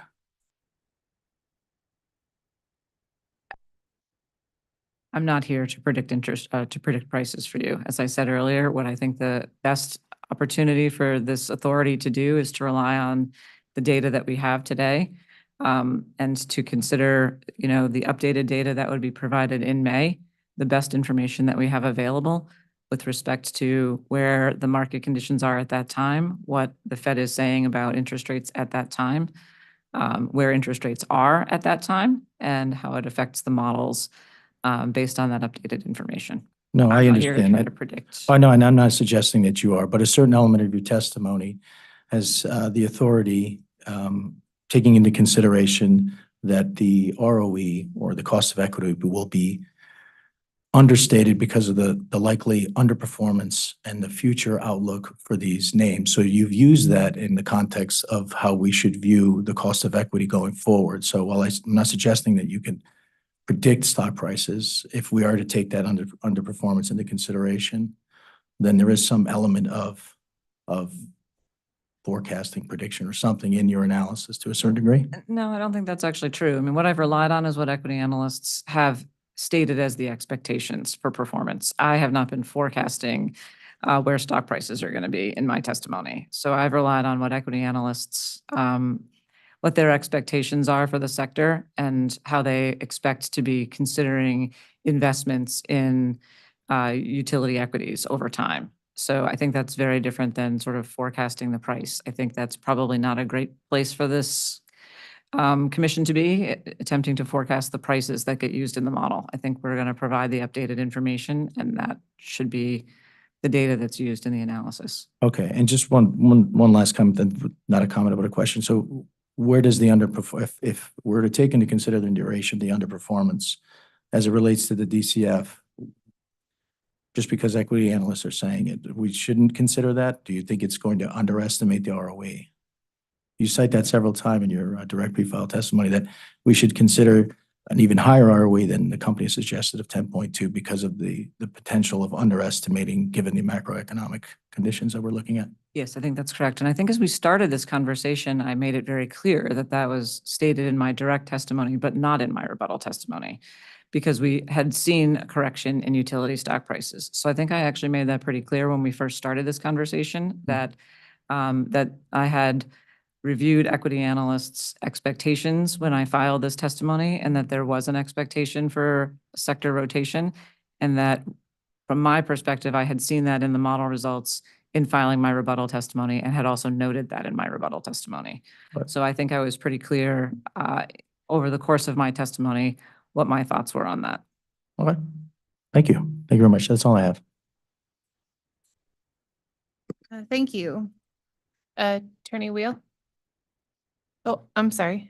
Did any other authority staff have? No. Attorney Wheel?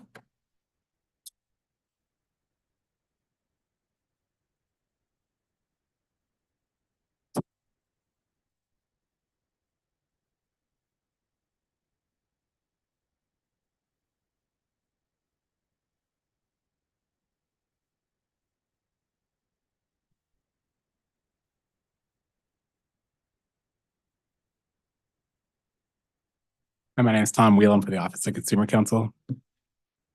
Just had a question relating to OCC 690, which was sponsored by Charlotte Ansel, who I take it this is the correct panel for that. Yes. Thank you. So OCC 690 asked for earnings call transcripts, which were provided up until the date of that request. I noted that Avangrid released first quarter results on April 23rd, 2024. Has there been an earnings call related to that announcement yet? Yeah, so for first quarter, there was no earnings call, only a release of a presentation and the earnings release posted to the website. So that's why we did not file a supplement with the transcript. Thank you. Could I just ask for the release and the consolidated income statement for that first quarter to be filed as a late file? Yeah, no problem. The consolidated income statement and the release for Q1. 2024. And that's my only question. Thank you. Well, I suppose I'll wait for the late file exhibit number. That's 104. Thank you. Thank you. Attorney Anaouiji? Or Attorney Wright? EOE. None? Commissioner Karen? No questions. No questions. No questions. Thank you. Do you need a moment to consider redirect?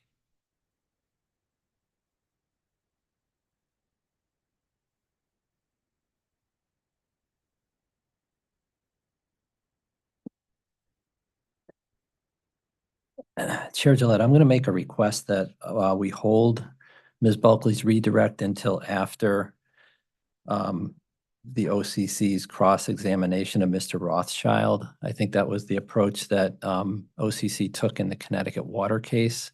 I don't have any current redirect for Ms. Bulkley, but I suspect that the cross-examination that OCC intends to conduct of the EOE witness is going to relate to Ms. Bulkley's testimony.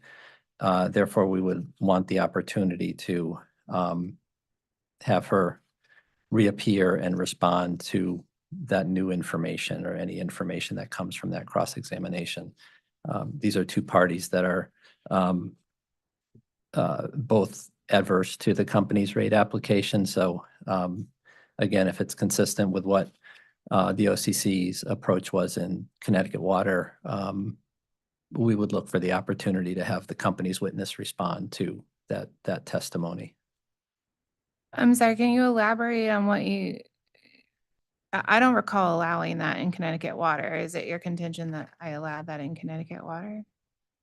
I don't, in terms of for additional redirect, I don't know. My contention is that the company, if Pura is going to allow OCC to cross-examine, to do friendly cross-examination of the EOE witness on Ms. Bulkley's testimony, we would like the opportunity to have her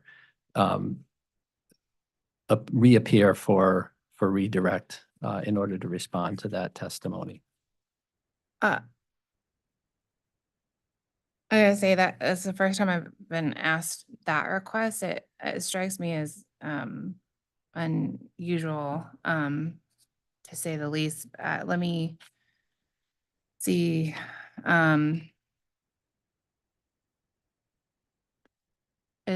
Is there another party or intervener wants to be heard on this while I just double check my notes about whether I've allowed this before? Attorney Wheel. Sure. I'll start by saying Attorney Venora, I think, mentioned this, a similar idea to me a couple of weeks ago. I think it might have been a little different. It was my understanding that perhaps there would have been a request to ask for the whole witness panels to be taken in a different order. So I'm not sure that I had heard this request either. I think my response is just that, as I recall, my cross of Mr. Rothschild in Connecticut water, I was attempting to talk to Mr. Rothschild about his testimony, which is responsive in its nature to Ms. Bulkley's testimony. I think since Mr. Rothschild's testimony is filed in itself, in and of itself as a response to the initial testimony filed by the company, it's difficult to have a conversation with him without discussing the proposals that the companies are making in order to understand his perspective of those proposals. So I'm not sure that it makes sense to me to reserve redirect, to take redirect out of order, but just thought I'd share that that's my perspective on that. I'll also say I don't know that I have direct questions for Mr. Rothschild that are different from what I just described. Okay, thank you. I see Attorney Lopez up.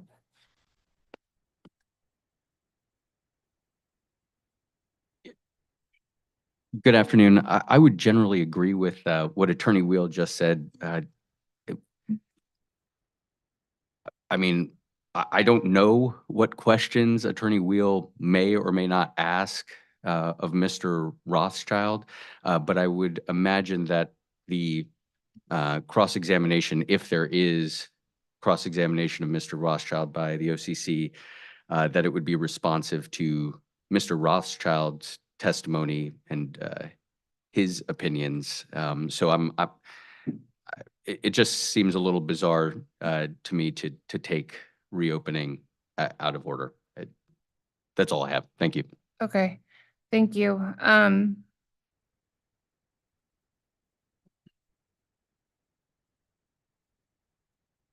Let's, conscious of the time, let's take just a quick break. Let me see if I can double check the precedent for the request, and it's 4:47. Let's just take a 5-minute recess and be right back.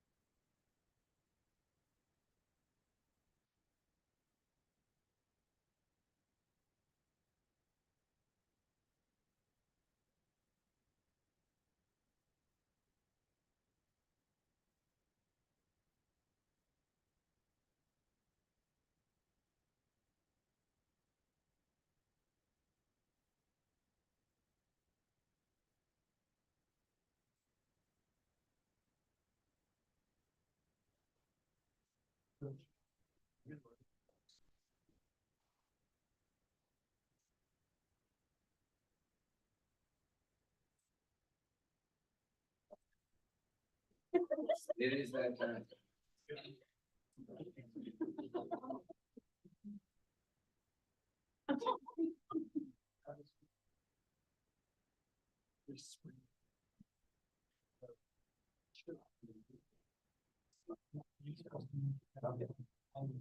I was gonna say, I've been waiting.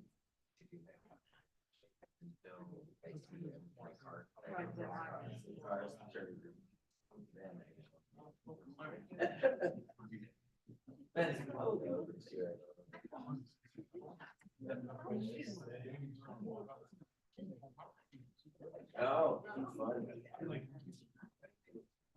yeah, it's a grueling undertaking. I don't, I don't like when it's really the crowd.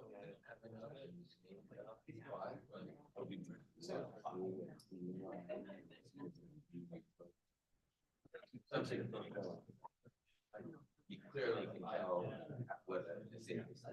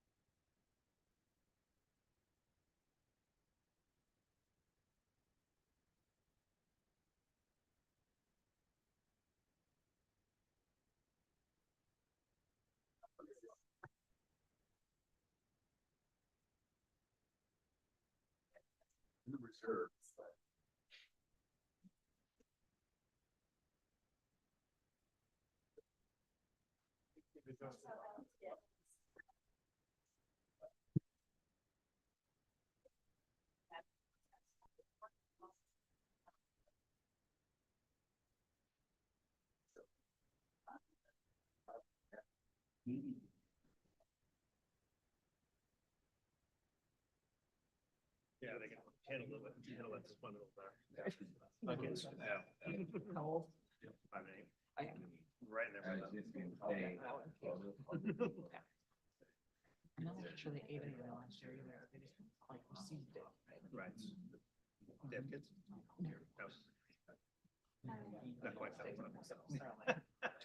and 20.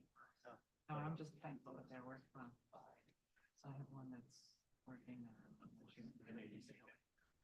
Oh, that's pretty cool. I just wondered if like. Yeah.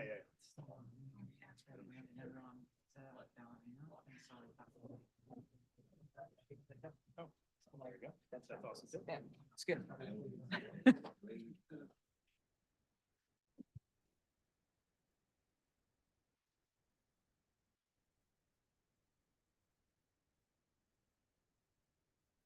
All right.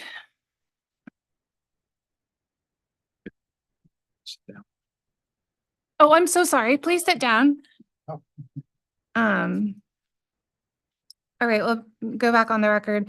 Attorney Venora, I am going to deny your request as redirect is related to the witness's testimony, not in response to another panel's. However, I will allow you to go, just confirming with the panel, if you would like to reverse your order of your cross-examination and go after OCC on the EOE panel, I would entertain that request. But we will ask you to do a redirect of this panel at this time.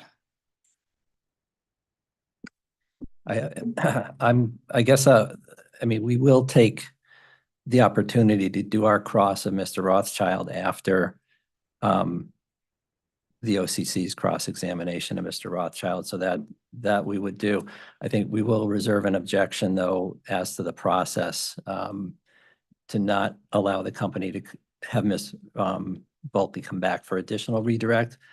I'll note for the record, there's the Bureau Regulation 16-1-39 states that in hearings on applications, the party that shall open and close the presentation of any part of the matter shall be the applicant. And so I think that gives the company the opportunity, just in fairness, that to the extent Mr. Rothschild testifies to elements of Ms. Bulkley's testimony, there may be things that we can cover with him on cross-examination, but in terms of if he makes a characterization of her testimony, she would be the one best positioned to be able to explain that and to address it. So. Okay, then we'll allow you to reserve the objection. And I mean, I think we're speculating quite a bit about what the content of that cross is going to be. So to the extent that you want to object to the characterization of your witness's testimony during a cross of another panel, ask that you renew the objection at that time, as I don't think that we have that before us right now.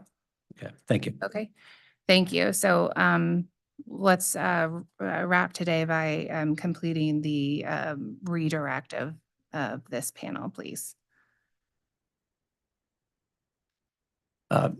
The company currently has no redirect, but subject to that objection, would reserve its right to do redirect at a later time. Okay, all right. Then let's.